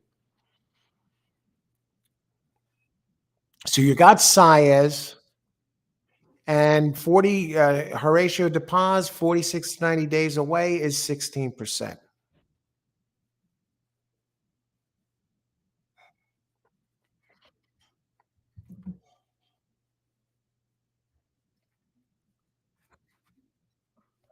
And this one is, if you look back at this one, in every race except one, in entering the stretch, Stonewall Star was leading entering the stretch. Every single race but one.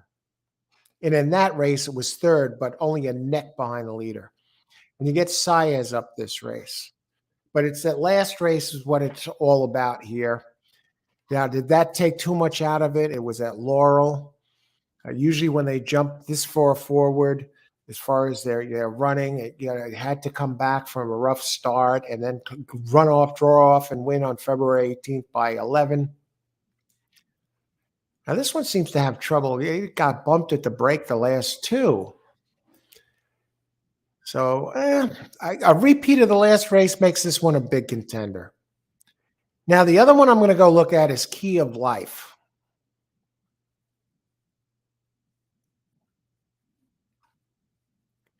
Now this one, it's Brad Cox, Flavian Pratt.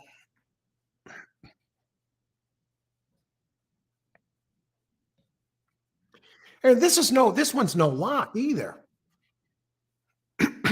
Ran the big race at Oaklawn Park. Can this one even get the distance? Whereas number 3, Stone of Life, has run this distance a couple of times. It has a first and a third at the distance. So this one can get the 7. It's built for this. Now 7, and the one time it did run 6.5, it finished third.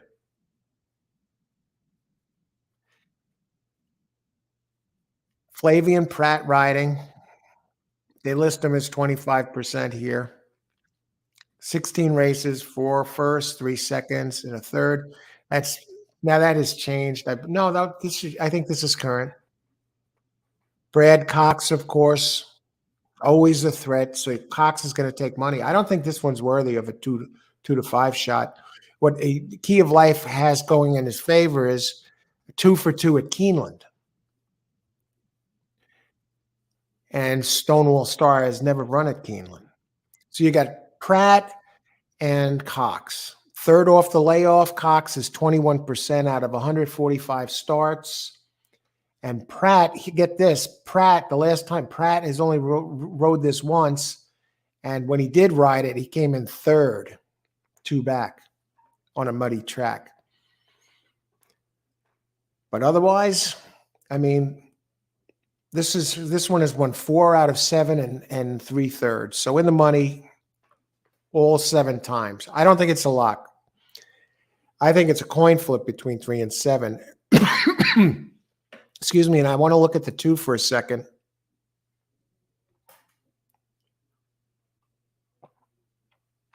I mean, 2 concerns me a little bit. Not too much. The only thing that concerns me is it has a lot of early speed. Let me just make sure I'm looking at the right thing here. Yeah, a lot of early speed. It's going off the Tapeta, 10 to 1. Does it first one last race 6 furlongs, going away by 3.5, and it's maiden race. It lost by a nose. What's it going to do on the dirt? That's my question.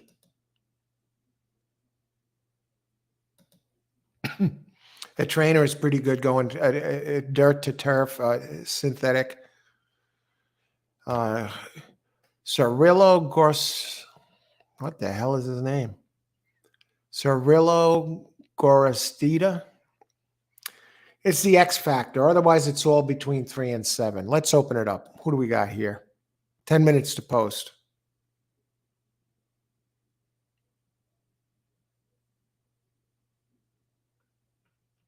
James, I like the 2, but first time versus winners. Yeah, that 2 is interesting. It's the X factor.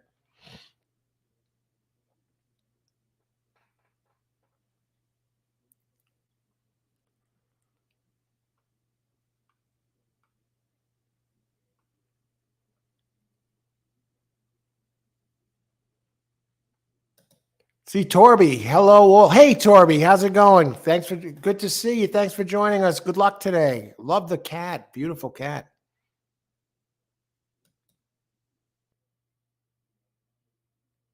Cox Pratt, 33% at Keeneland. Cox is just out of this world as a trainer. He does it everywhere.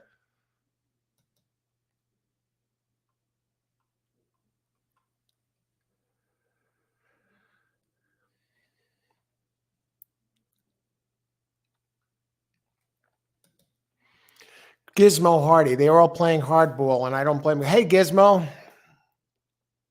Gizmo is in the house. They are all playing hardball, and I don't blame them. If they aren't going to call riders out, then they have no choice. Sad will continue till a large horse gets hurt, probably. Gizmo, I don't know if you get a chance, watch the replay of the ninth race yesterday at Keeneland. See what Irod did now on that Arabian Lion. Practically knocked the five over the rail. Came from near the center of the track, cut all the way across, and knocked him a couple of times. And somehow the five squirted through. Arabian Night hung on for second. And a lot of people are complaining on Twitter today that, hey, this guy Irod, this guy's a butcher. Something needs to be done about him. Watch the replay, the forward replay on that big race, the Lexington Stakes. And they let it go. They let it go, like you said. Yeah, I don't blame them. If they aren't going to call riders out, then they have no choice. Win place, Michael. Win place number 3. Good luck, Michael. That 3, I'm telling you, inside speed, has the distance. I think the 3 is going to come down. I think if the 3 runs its last race, repeat, it wins. What about the others? What about number 4? Interpolate. Let's talk about it. Now, as far as the speed types go, they list 3 of them as early speed types. 3 and 7, obviously, and the other one is shoplifter. And they really have no sample size to work with. So this track bias stats here at the bottom of the Brisnet sheets really have nothing going here.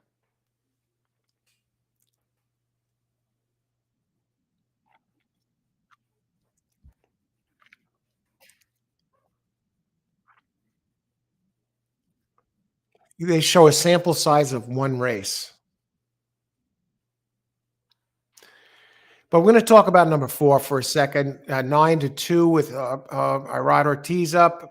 Chad Brown. What about Chad? Now you got Chad Brown and Irod Ortiz. I think it's a joke that they would make this one 9-2. Well, not a complete joke, but it can't run with the other 2. This would need. Here's what 4 needs. Okay, maybe it's not as big of a funny a joke as I initially thought. If it can get the distance, its last race at Aqueduct was strong. You got Chad Brown and Ortiz. What happens if 3 and 7 and even 2 get hooked up in a speed duel?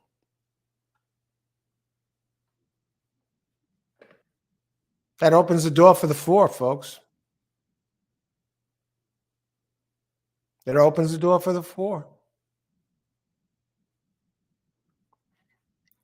But I think the 4 just ran. The fractions were a little slow. It can get the distance. That's my knock. Biggest knock on number 7. Big speed. It's going to get pressed by others, and it's untested at the distance.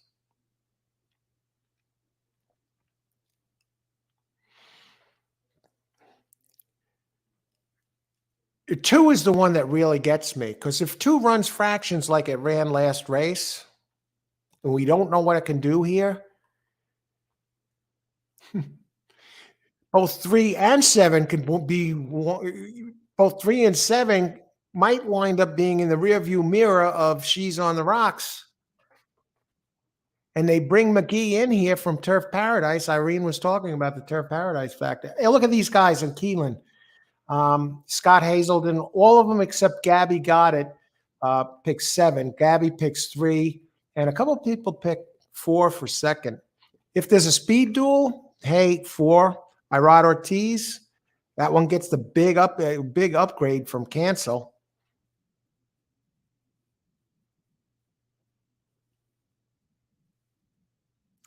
Has the distance. Chad Brown here, 46 to 90 days away, 24%. That's covering 697 races. Shippers, 25% coming in. This one actually ran at Parks.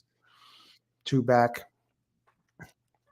Let's talk about 1 a little bit. Shoplifter, 20-1, Corey Lineri. Now, this is another one with the early speed. I'll tell you, if this one, this is another one that might find itself on the lead. Because if you look at it ran at Keeneland and ran lightning fractions 2 back at a mile and a 16th. Now he just has to turn it back, and he doesn't have to go that far. Only 7 today. I think we're going to have a duel up front. I think 1, 2, 3, and 7 are all going to be fighting it out. That's what gives the 4 a chance. What are the odds on 4 right now? Yeah, I know I have the 3 and the 7 and the 2 as my 3 and 7 as my main players. I actually listed 3 ahead of the 7 here. But 3, 7, they're my big 2. And the one I have with a question mark, like the last race, I had the 5 with the question mark. The one I have with a question mark off to the right in my notes is 2, because I don't know what the hell it's going to do, and it's fast. It's lightning fast early. And now 1 figures to be part of this speed mix. Any picks? I'm going to look at this a little bit more. 2 minutes to post. I'm going to put in my pick. Any other picks here for this? Yes, I saw it. Okay, you saw that head on.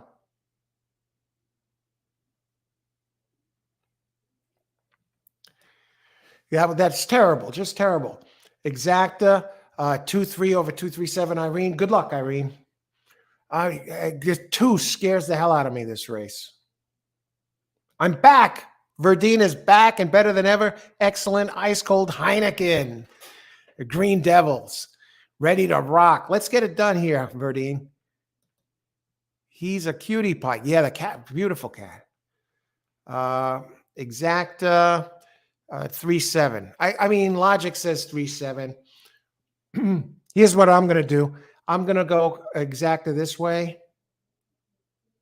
I just got to check one more thing. If I can, I don't have the time to get it in. I'm doing my best I can, folks. 3 minutes to post. I want to get my pick in here. Not that I missed the start of the race and missed my play.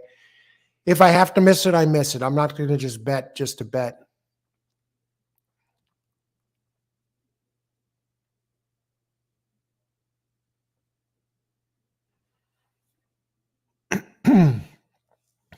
I like that the 5 gets back to sprinting. Let me just see something here. We're going to try something, I think. 5, McPeak. Second off the layoff, 20%. I like its race sprinting. Gets back to sprinting. Churchill. Okay, let's do it this way. I'm going to go. Now, this sounds like a crazy pick, but I'm going to do it. We're going to have a little fun. We might get some prices.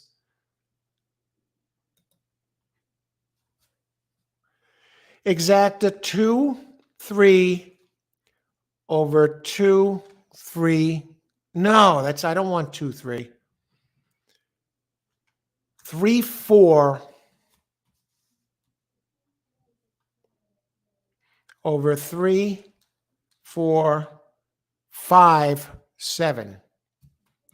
Okay, I think Irod might get an opening here with all the early speed. I like 3 to be the speed of the speed, and I like the sprints that 5 has going back a bit. Race 8, exacta. I think we have a chance to get a couple prices on here. 3, 4 over 3, 4, 5, 7. I respect the 2, but I can't go there. The 5 has run faster races than the 2 to this point, and I think the 5 is 2 is up against it. Okay, so we'll do the exacta this way.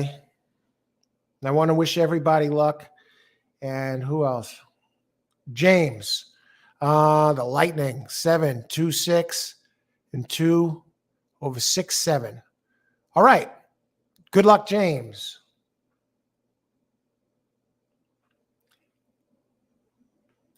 Chris, I see you look at golf. 1 looks good. Good luck at golf, Christopher. I'm still working on this, but good luck. Ashley, Keeneland, race 8. Try 2, 3, 7. Okay, I like it. And 2. I like that you got the 7 keyed second there on the other 2. The 7, the 2 scares me still. I got the 4 on top too. Good luck, Scott. Jennifer. Come on, Jennifer. 3, 7, 2, 1. Exacta 7 over 1, 2, 3. Win 1. One has a lot of early speed. Win 2, win 3. All right. 1-5. I haven't even looked at the odds. I've just been looking at the horses and the data. Who else? Hiliberto. 5, 7, 4, 5, 6, 7. 5 has some back races. Beware. Good luck, Hiliberto. Win place 5. John Ski, that was bad what he did. Yeah. Verdine. $20 exacta box 3-7. Okay, I could see that happening. Easily see that happening. And Irene again. Good luck 2-3. If anybody else came in late, I will get to you later. They're off. And 3 lets 7 get away, but 7. Oh, geez. Distance is my concern. Good luck, everybody. Enjoy the race. Ice water right in those veins. Getting a price on 3. Where's 4? 1 showing no speed at all. Here we go, folks. Here comes 3.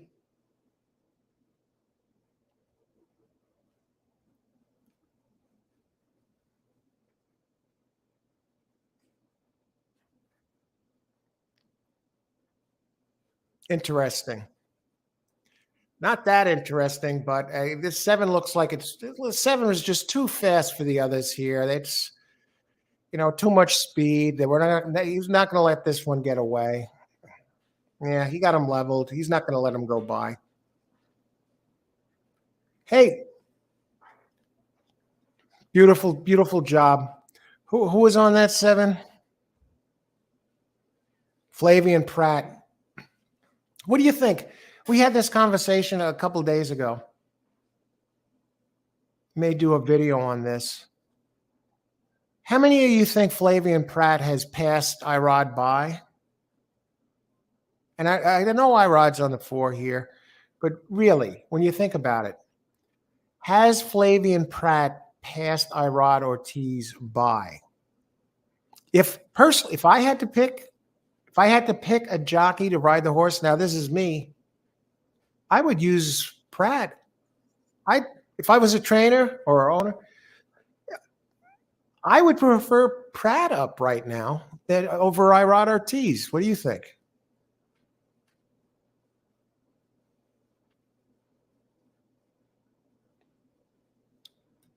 Gizmo, can you imagine how scared the jockeys are that aren't trying to play that game? Yeah. Yeah, is he going to knock me over the fence next time? And wasn't it Angel Cordero that nearly or did knock Steve Cawthon over a fence? This is going back to the 70s. I didn't see it. I was in the 70s. I'd watched maybe the Triple Crown races, but I wasn't betting, certainly not on horses or watching horse racing. But I heard the stories that this guy Cordero was a monster. What do you think, Flavian Pratt? Has he passed Irod Ortiz by? I mean, I could see it. He seems to ride very strongly at all circuits. Whether it's West Coast or the East Coast. Irod Ortiz, maybe he has that Ramon Dominguez factor where you got a jockey that really specialized at NYRA. But you take him somewhere else, Triple Crown races or whatever. And he did win a Breeders' Cup race on Little Mike one year. But, jockey for the course. This Flavian Pratt seems to be the type that is universal. He's good wherever he goes. I don't know. What do you think? Would you choose Flavian Pratt over Irod Ortiz? But yeah, getting back to what you said, Gizmo. Yeah, what about those jockeys that don't do that? Oh my God, it's almost like NASCAR. You go back to NASCAR when Dale Earnhardt Jr. was alive. It's like the drivers would say the last thing they want to see is to look in the rearview mirror and see Dale Earnhardt there on their tail, right? Because who knows what the hell he's going to do. And that might be the same thing with the horse racing. They see Irod Ortiz or one of these other butchers out there coming up alongside of him. It's like, holy crap, what's he going to do? All right, who got this? 7-4. Who got third? 3. All right. Another chalky hit.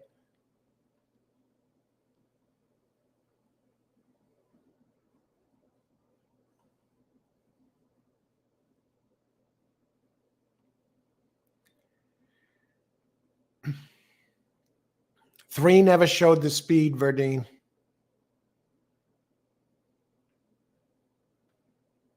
I think you got this. No 3. Win place on 5. You did get the 7. Wait, exact. Okay, you did get 7-4. Now, what is that 7-4 going to pay? $6.70 for $2. Tough one. Who else?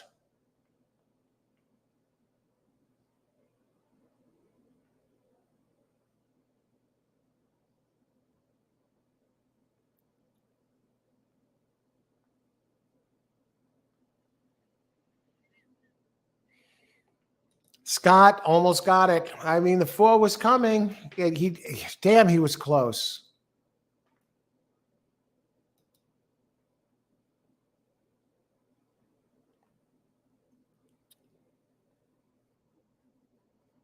My play took a shot, wasn't there. I thought 3 was hoping 3 would, that he had run at the distance and had speed that could rival 7s.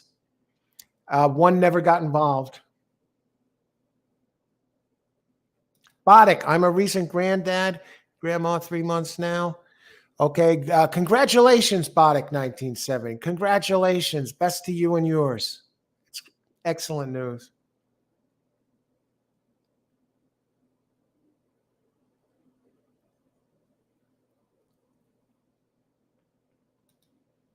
All right, on break. 7, 3, 4, 5, 3, 4, 5. Easy as pie. All right. A win is a win. Good job.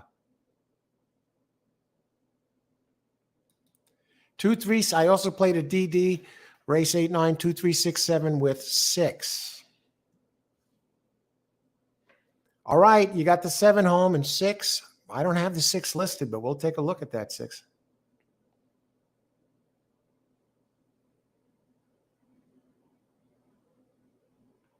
Ashley, that's what it looked like to me.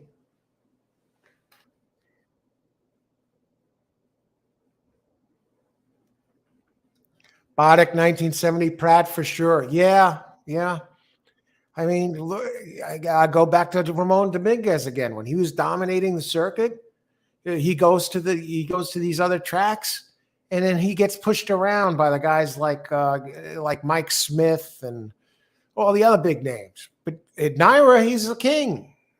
And this is kind of Irod. And, he's good at Gulfstream too. I'll give him that. But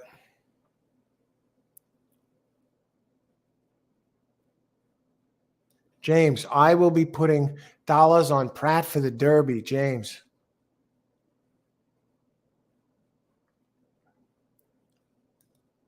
Charles, yeah, that race was right there. I agree, Charles. That race was right there for the taking.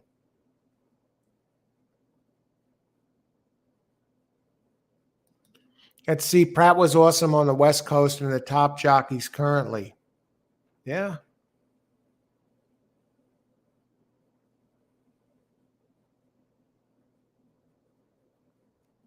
Verdine, please don't water down the Sport of Kings' intimidating tactics or what wins races. No harm, no foul, no harm.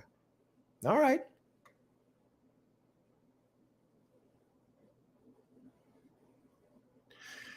They can't be knocking him over the fence, though.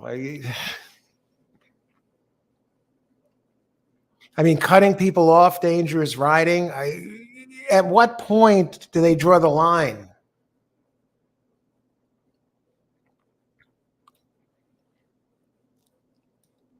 Who else? Scott got the 7-4 exacta 5 times, but it was paying $6. Okay, 5 times. My 4-7 was paying 19. Thought I was going to get a deep stretch, but 7 was the real deal. Yeah, 7 didn't let him through.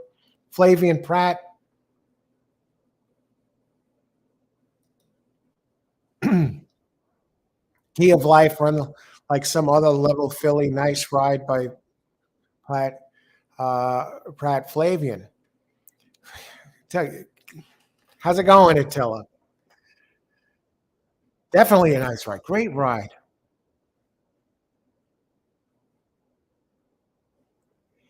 Ashley Earnhardt was called the Intimidator. Yeah, what a rider.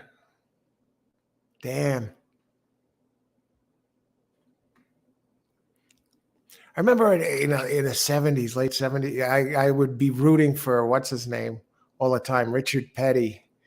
But Dale Earnhardt, I made every race exciting.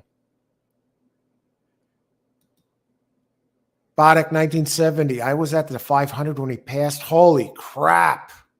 Oh, you're blocking for his son or something. It goes into, and it didn't look that bad, the accident. But when when you've realized how fast they were going, and even if you hit the wall at the angle, it's, oh my, what did you think? What was that? Did they let everybody know that he was, when did you get word how serious the crash was? That's unbelievable. What a tragedy. Whoa.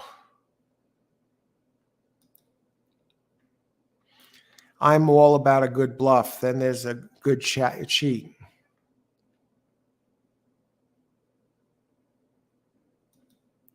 I rewatch Dale's pass on the grass every now and again. I'm thinking,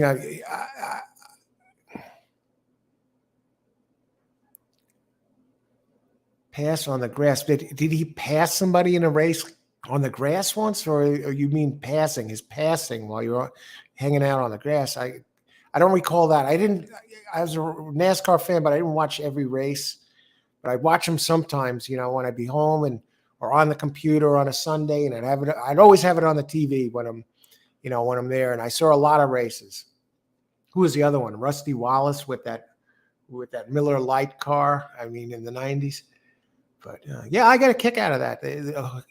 But that Dale Earnhardt, what a tragedy. In Boddock 1970 at the race. Benjamin, I'm awake for the last race. Is this a chalk? All right. How many minutes we got before post? 18 minutes. We're still good, so I got to catch up on chat. This race I liked. I have two that I like the best. Hey, I have two, and that's one that opened at 10-1, and now it's down to 7-2. And I also like the 1, and the 4 I think is live, and 9 has the potential to be chalky. All my horses are getting bet. 2, who I like best, 10-1, now 7-2. Irado tees up. I'll talk about why I like these in just a couple minutes. Benjamin. How's it going, Benjamin? Good to see you. Great. You made it just in time. Everything's going to be all right. Is this a chalk? It might be, Benjamin. Good luck today. Still one race left. Irene, who was the other jockey involved in an incident with Angel Cordero? I was trying to look it up. I'd have to look it up. They say he was like one of the best. But that's strange. They don't have it on his wiki page. Maybe they want to save his reputation. I don't know.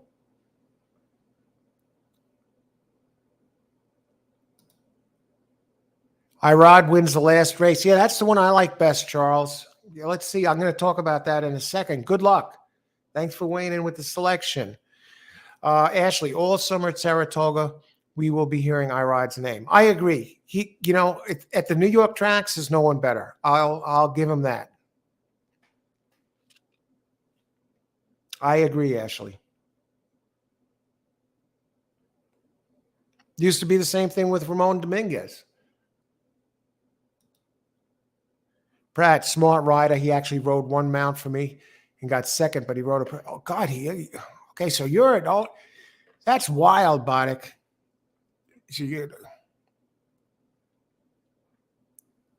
So I guess you met him. He actually rode one mount. That's tremendous. Boddick.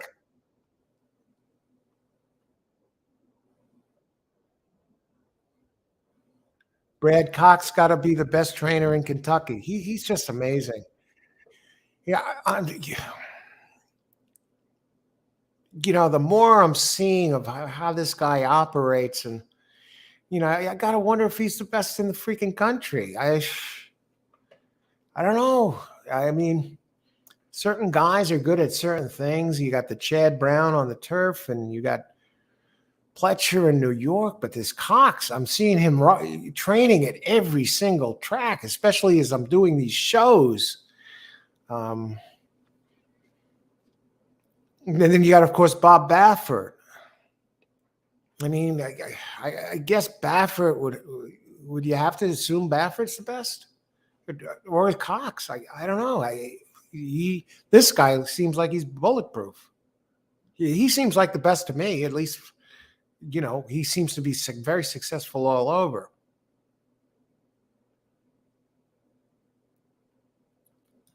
Yup, he gets the mount. Boddick, loved Cox. Yeah, it did not look bad. Yeah, it looked like yeah, unbelievable. Silence took over 90K people. How long did it take? How long did you know?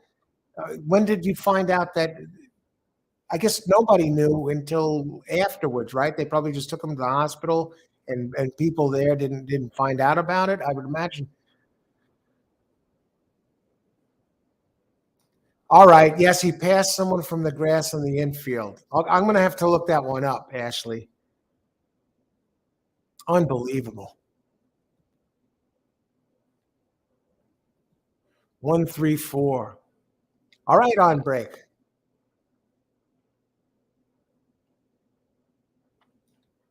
Good card for a Sunday. Races 4 to 8. Very exciting card.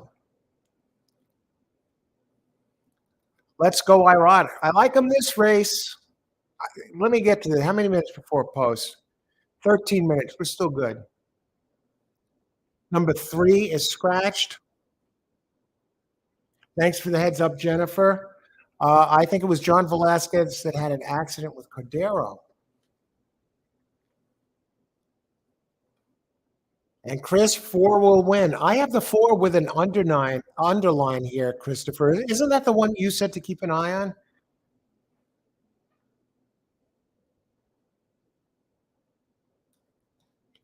And I have 4 here as one of them. I have 2 best. I like best, and I like 1 and 4 next best. Actually, 4 next best.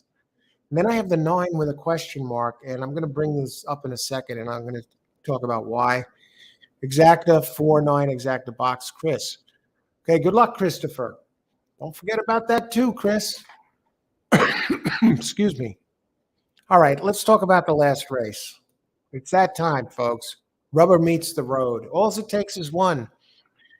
At 6.5 furlongs, claiming race 30K, purse 48,000 for fillies and mares, 3-year-olds and upward, which have never won 3 races, or 3-year-old fillies, 3-year-olds 120, older 126. Non-winners of a race in the last month allowed £2, March 16th. Claiming price 30K. We're finished. I still have a little Death Wish coffee left, but I'm not even going to finish it. I need the water now. That's all I had. And this cup is a big cup. I didn't have it filled to the top either for this stuff. So it's like I had 5 cups of coffee with this, which is fine.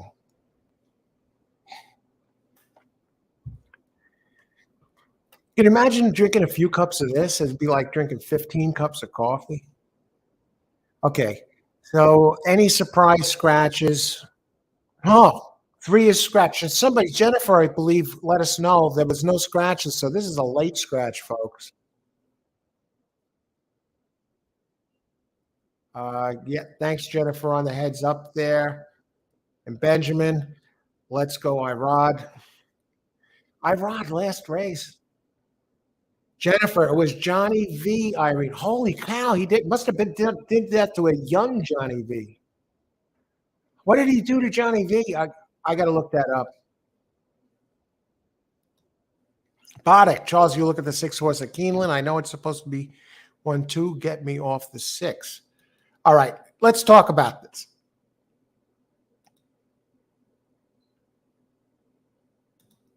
How many minutes to post? 10 minutes to post. Good. I'll tell you, this place, I can't stress enough how much I love the timing at Keeneland. Every race goes off on a dime. Every race goes off on a dime. None of these delayed posts. How, Turfway Park, we did the Turfway Park shows, some of those. We saw some races could take 20 minutes. They went off 20 minutes past post time. Gulfstream, notoriously late. Park sometimes. Tampa Bay, just horrible. Do they ever get in the gate in time? I mean, this place has a great loading crew. Kind of reminds me of Santa Anita or the West Coast tracks. When they say a post time is a post time, they're getting in and ready to go right on schedule, right around the same time that it's listed on the PPs, okay, on the Brisnet PPs. This place is a dream, right on schedule. Irene, was it you that was saying that in Australia, they get in right on time too? Beautiful, like clockwork. Okay.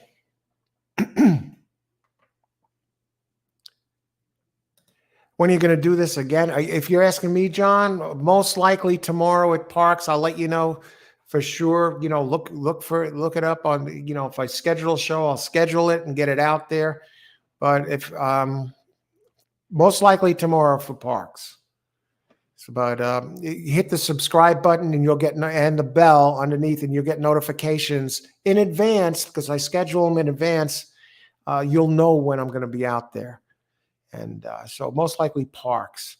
Yeah, let's look at this. Last race, Hiliberto, 1628 exacta try. Super. Good luck, Hiliberto. Okay. Now in this race, we got the 3 scratched. Now I'll look at some pace notes here. It's going to be a tough race. You got some speed. I don't have the 6 listed at all, but I'll tell you why. It's 6.5 furlongs.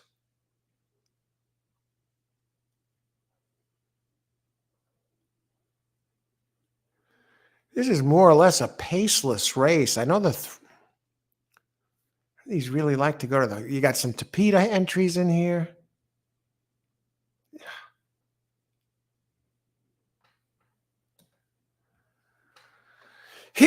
Okay, here's why I like the Fabricate number 2. It's off 207 days. I like the race it had at Keeneland on April 24th. You know, cutting right to the chase.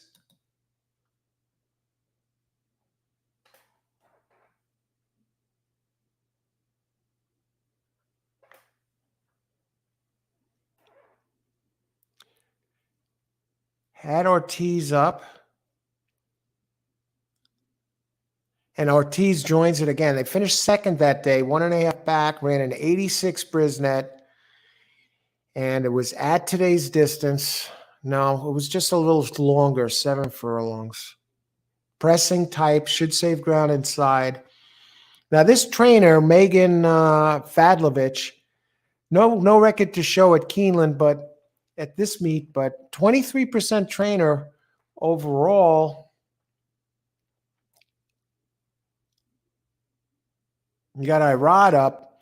Yeah, showing Irod at 15% here. It's, you know, I would think I was seeing things normally. How many times when's the last time you saw Irod Ortiz at 15% in a meet? Look at Gaffleone, 24% entering today. Actually, I think these haven't been updated yet because they don't include Irod's wins from yesterday. I don't think. But still, I like the back race. In some of these races, I'm going to give him I'm going to give this entry Fabricate a pass. Last race off the pace. He has a long layoff. Race at Ellis Park. The race before that, it was on turf. Race before that, it was at Ellis Park on a wet track. Race before that, it was a route.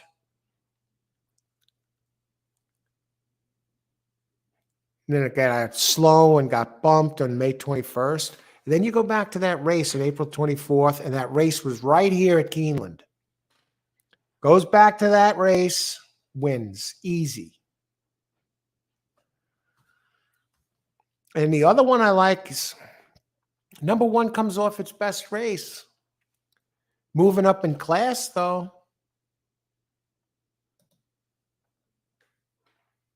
Seems to have second-itis.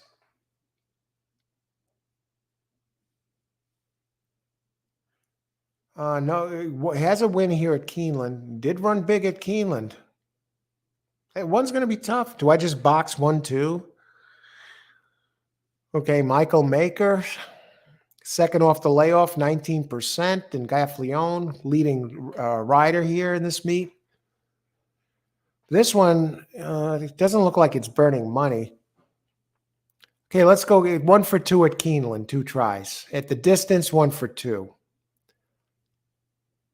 Okay, now we're going to slip down to number 4, Solid Tune.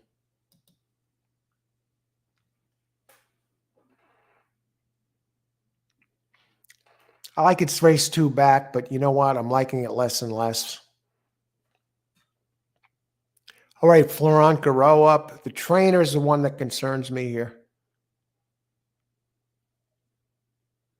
Whitworth Beckman.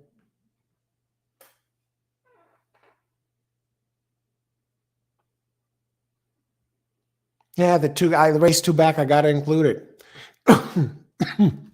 Excuse me. Let me just go down to the 9 now while we're at it. Corey Lineri. I'm not going to go crazy with this race. And I Super Cat Lady. Michael Tomlinson. I'm more inclined. Maybe I'll do something with this instead of that 4. Oh, I'll look to beat the 4. At least it stays at the level. At this point, I'm trying to find value. At least it shows that it can win. Raced a decent race at this distance 2 back, and it's an early pressing type. Tomlinson, beaten favorite, was favored last race at this level, and Tomlinson is 25% with beaten favorites. So let's bypass the 4 here. Let's get the 9 in there. 1, 2, 9 box. Let's see if we're getting prices. You're not even getting prices. I can't make it rain.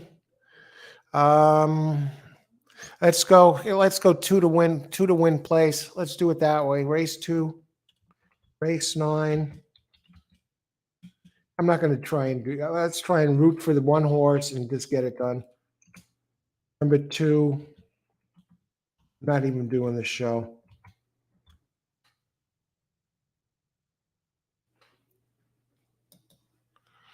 Race 9, we'll go with Irod. Let's see if we do it.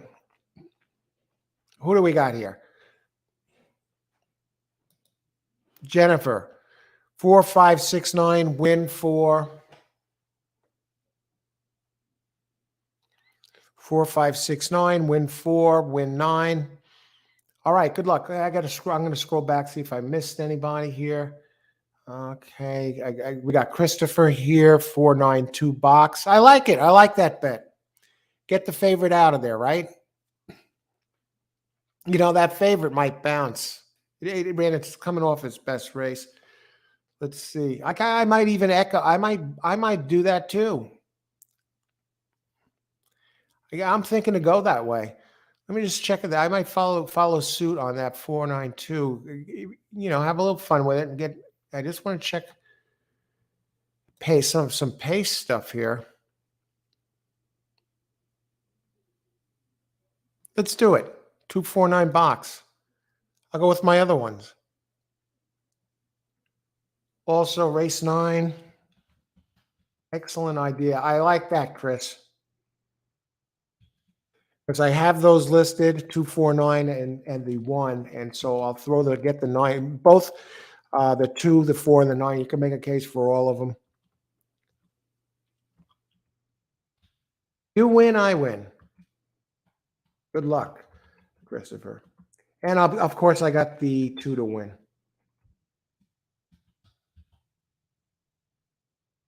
Who else? Charles. 2, 1, 4, 7, 9, 5. Exacta Super. Go get him, Charles. Charles has delivered here before some big juicy hits. Keeneland. All right. Christopher, 4-6. Good luck, Christopher. Sirhan, Takuzan.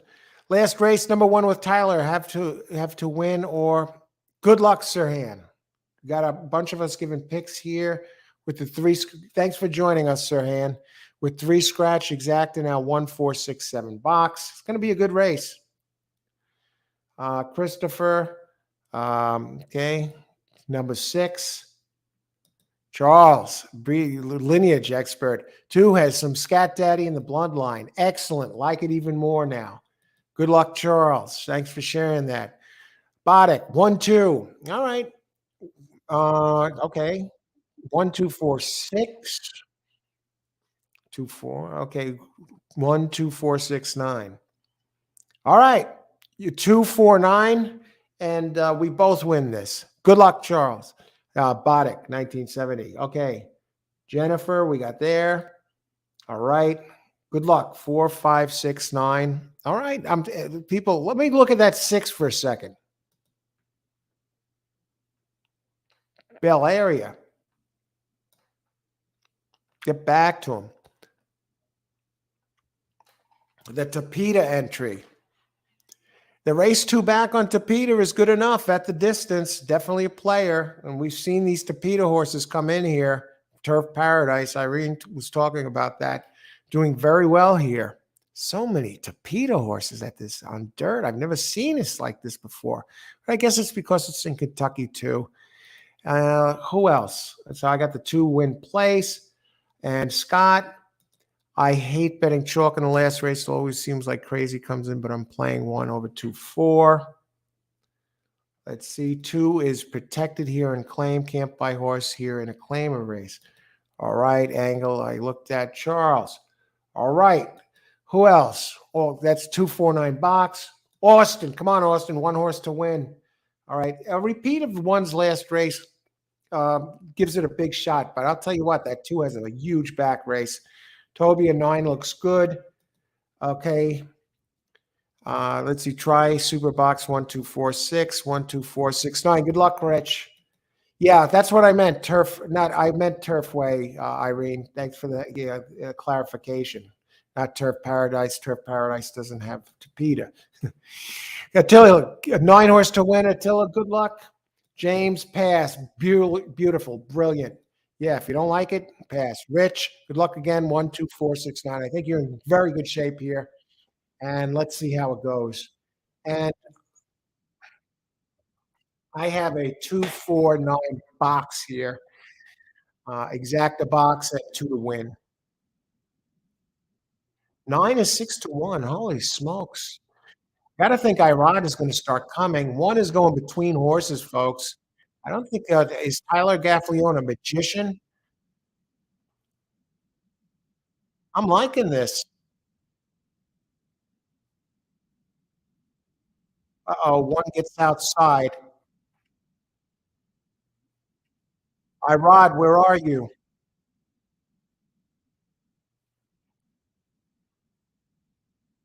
Here comes that 6, folks.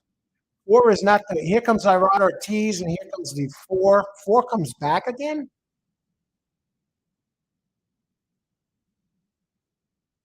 Is that Irod coming between horses? No, it's the 7. Where is Irod Ortiz?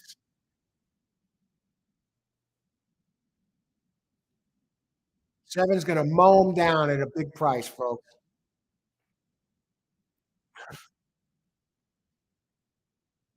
7, 9, 33 to 1 over 6 to 1. For those wondering about the exacta prices, $466 exact. Wonderful.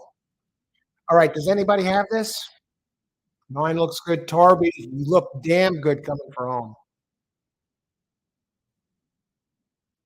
No way. Yeah, I no way. What happened to Irad Ortiz there? Jeez. Scott, you did call it. Bombs away, James.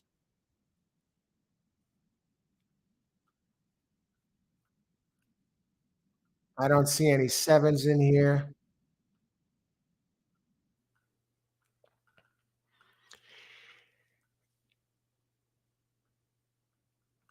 All righty.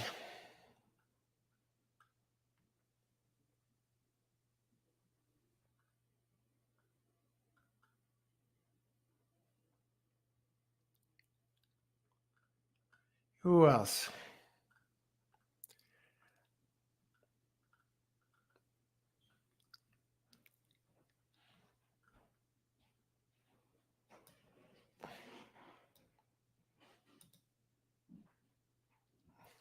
Bombs away, Austin.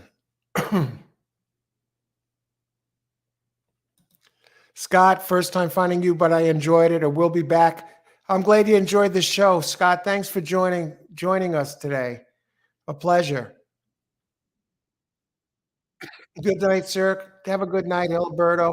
I want to thank everyone for joining us today, and it was a blast on this Sunday afternoon. I'm going to head out, have something to eat, have my hamburger now, and some fries.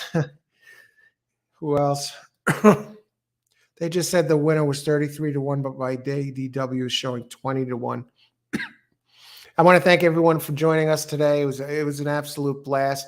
Have a great Sunday night. Still a little bit of the weekend left. If you're playing anything tonight, any of the late tracks, best of luck and bring it home. Ice water in the veins. Enjoy your Sunday night. Thanks again for joining us, and talk with you soon.